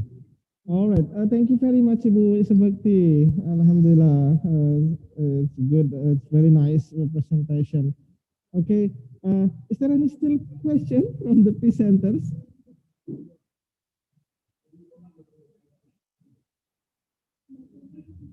Yeah. No question, ya, Bapak Adi? Okay, ya. I'm so sorry, Pak Adi. Ya. I think that's all, ya. Ya, Bu. One question. Bahasa Indonesia saja ya, Pak ya. Can I ask some questions? Yes, please. Ibu Semangat Asgun, Pak ini. Aduh, it's okay, Bu Wiwi. Thank you. Thank you for joining us. Okay. Silakan, Pak Adi. Pak Adi, monggo. Boleh tanya-tanya atau mau ke Tambak Romo? Oi. Di Tambak Romo itu ada itu loh Pak, ada rekreasi yang namanya Gua Larangan, Pak. Bagus banget. Tambak apa, Bu? Tambak Romo. Buaya bukan, Bu? Bukan. Gua Larangan. Gua. Bagus. Gua yang dilarang itu ya. Gua Larangan. Gua Larangan, iya. Dari Maret ya. Iya, monggo Bapak. Oh, saya sejak Maret ini belum mampir-mampir ke Jogja lagi sejak Maret sampai sekarang. Nah, Bu, kenapa Ibu milih SD Tambak Romo, Bu? Saya di sana kerjanya. Kepala sekolah kebetulan kepala sekolah di salah satu SD di Kecamatan Tambak Romo. Oh, gitu. Nah, itu Ibu berapa orang gurunya, Bu, yang disurvei waktu itu? 191, Pak. 91? 191. Oh iya banyak ya. Oh, satu iya kecamatan banyak. Ya? Satu kecamatan itu kan ada 300 berapa, tapi yang sesuai sampel 191. Itu datang ke SD-SD Pak itu. Untuk variabel apa tadi itu kemampuan manajerial kepala sekolah. Itu siapa, Bu? Variabel itu yang ditanyain ke siapa? Ke guru atau ke kepala sekolah? Guru, bukan kepala sekolah. Bukan kepala sekolahnya. Mengisi Pak lewat Google Form. Gitu. Oke. Bu, itu kan dapatnya 74,1 ya. Jadi setidaknya ada 25,9% apa namanya performa guru itu dipengaruhi oleh variabel lain. Kira-kira apa, Bu, variabel lain itu, Bu, yang ada di bayangan Ibu yang mungkin nanti ke depannya mau teliti lanjutan? Itu kan ada kebetulan tadi kan motivasi ya Pak. Itu ada yang lain tuh yang disiplin ada Pak. Itu yang dari tesis saya itu kan motivasi dan disiplin. Yang saya ambil ini cuma yang motivasi. Kenapa disiplin nggak diambil? Sudah Pak, tadi itu persyaratannya itu enggak semua katanya gitu. Saya ambilnya motivasi dan disiplin. Tapi yang saya kirim ke Econet yang saya ambil yang motivasi saja gitu. Mungkin salah enggak semua, enggak keseluruhan dari tesis saya itu. Cuma saya ambilnya, yang saya kirim ke Econet itu yang motivasi. Okay. Okay, thank you very much, Pak Diwija, and thank you very much. Terima kasih. Thank you. Ibu Miss Hesti tadi, thank you from University China. Minta jempolnya Pak, saya foto. Okay, jempolnya gitu. Okay. Semuanya minta jempolnya, saya foto. Everyone please show your thumbs up. Okay. Terima kasih. Thank you. Assalamualaikum. Waalaikumsalam warahmatullahi wabarakatuh. Ya. Baik, ladies and gentlemen, here we are. We are in the final presentation of parallel session. Yeah. Thank you very much, everyone. Thank you very much, all of the presenters from the beginning at 1 until now 5. Yeah. At least 5 hours we do discussion and sharing about the material today. Okay, so Once again, we would like to remind you, all of the presenters, you should make sure that after we send the review paper tomorrow, make sure that 1 week from now, you should send back the fixed paper next week. Yeah. If you have any question, you may ask me or my contact my number, or maybe the other committee. If you have any question about the UPINCASE 2020. Okay, no question, nothing. Yeah, I think that's all for now. Thank you very much for all of the presenters, all of the audience today. We will see you in the next UPINCASE. Have a nice day and Assalamualaikum warahmatullahi wabarakatuh. Thank you very much, everyone. Terima kasih Pak Muhammad. Allahumma sholli alaihi. Thank you Pak Abdullah. Thank you everyone. Terima kasih Pak Juang. Makasih Kak Jen. Makasih Pak Haji, Mbak Isnaini, Mbak Dinar, semuanya. Assalamualaikum.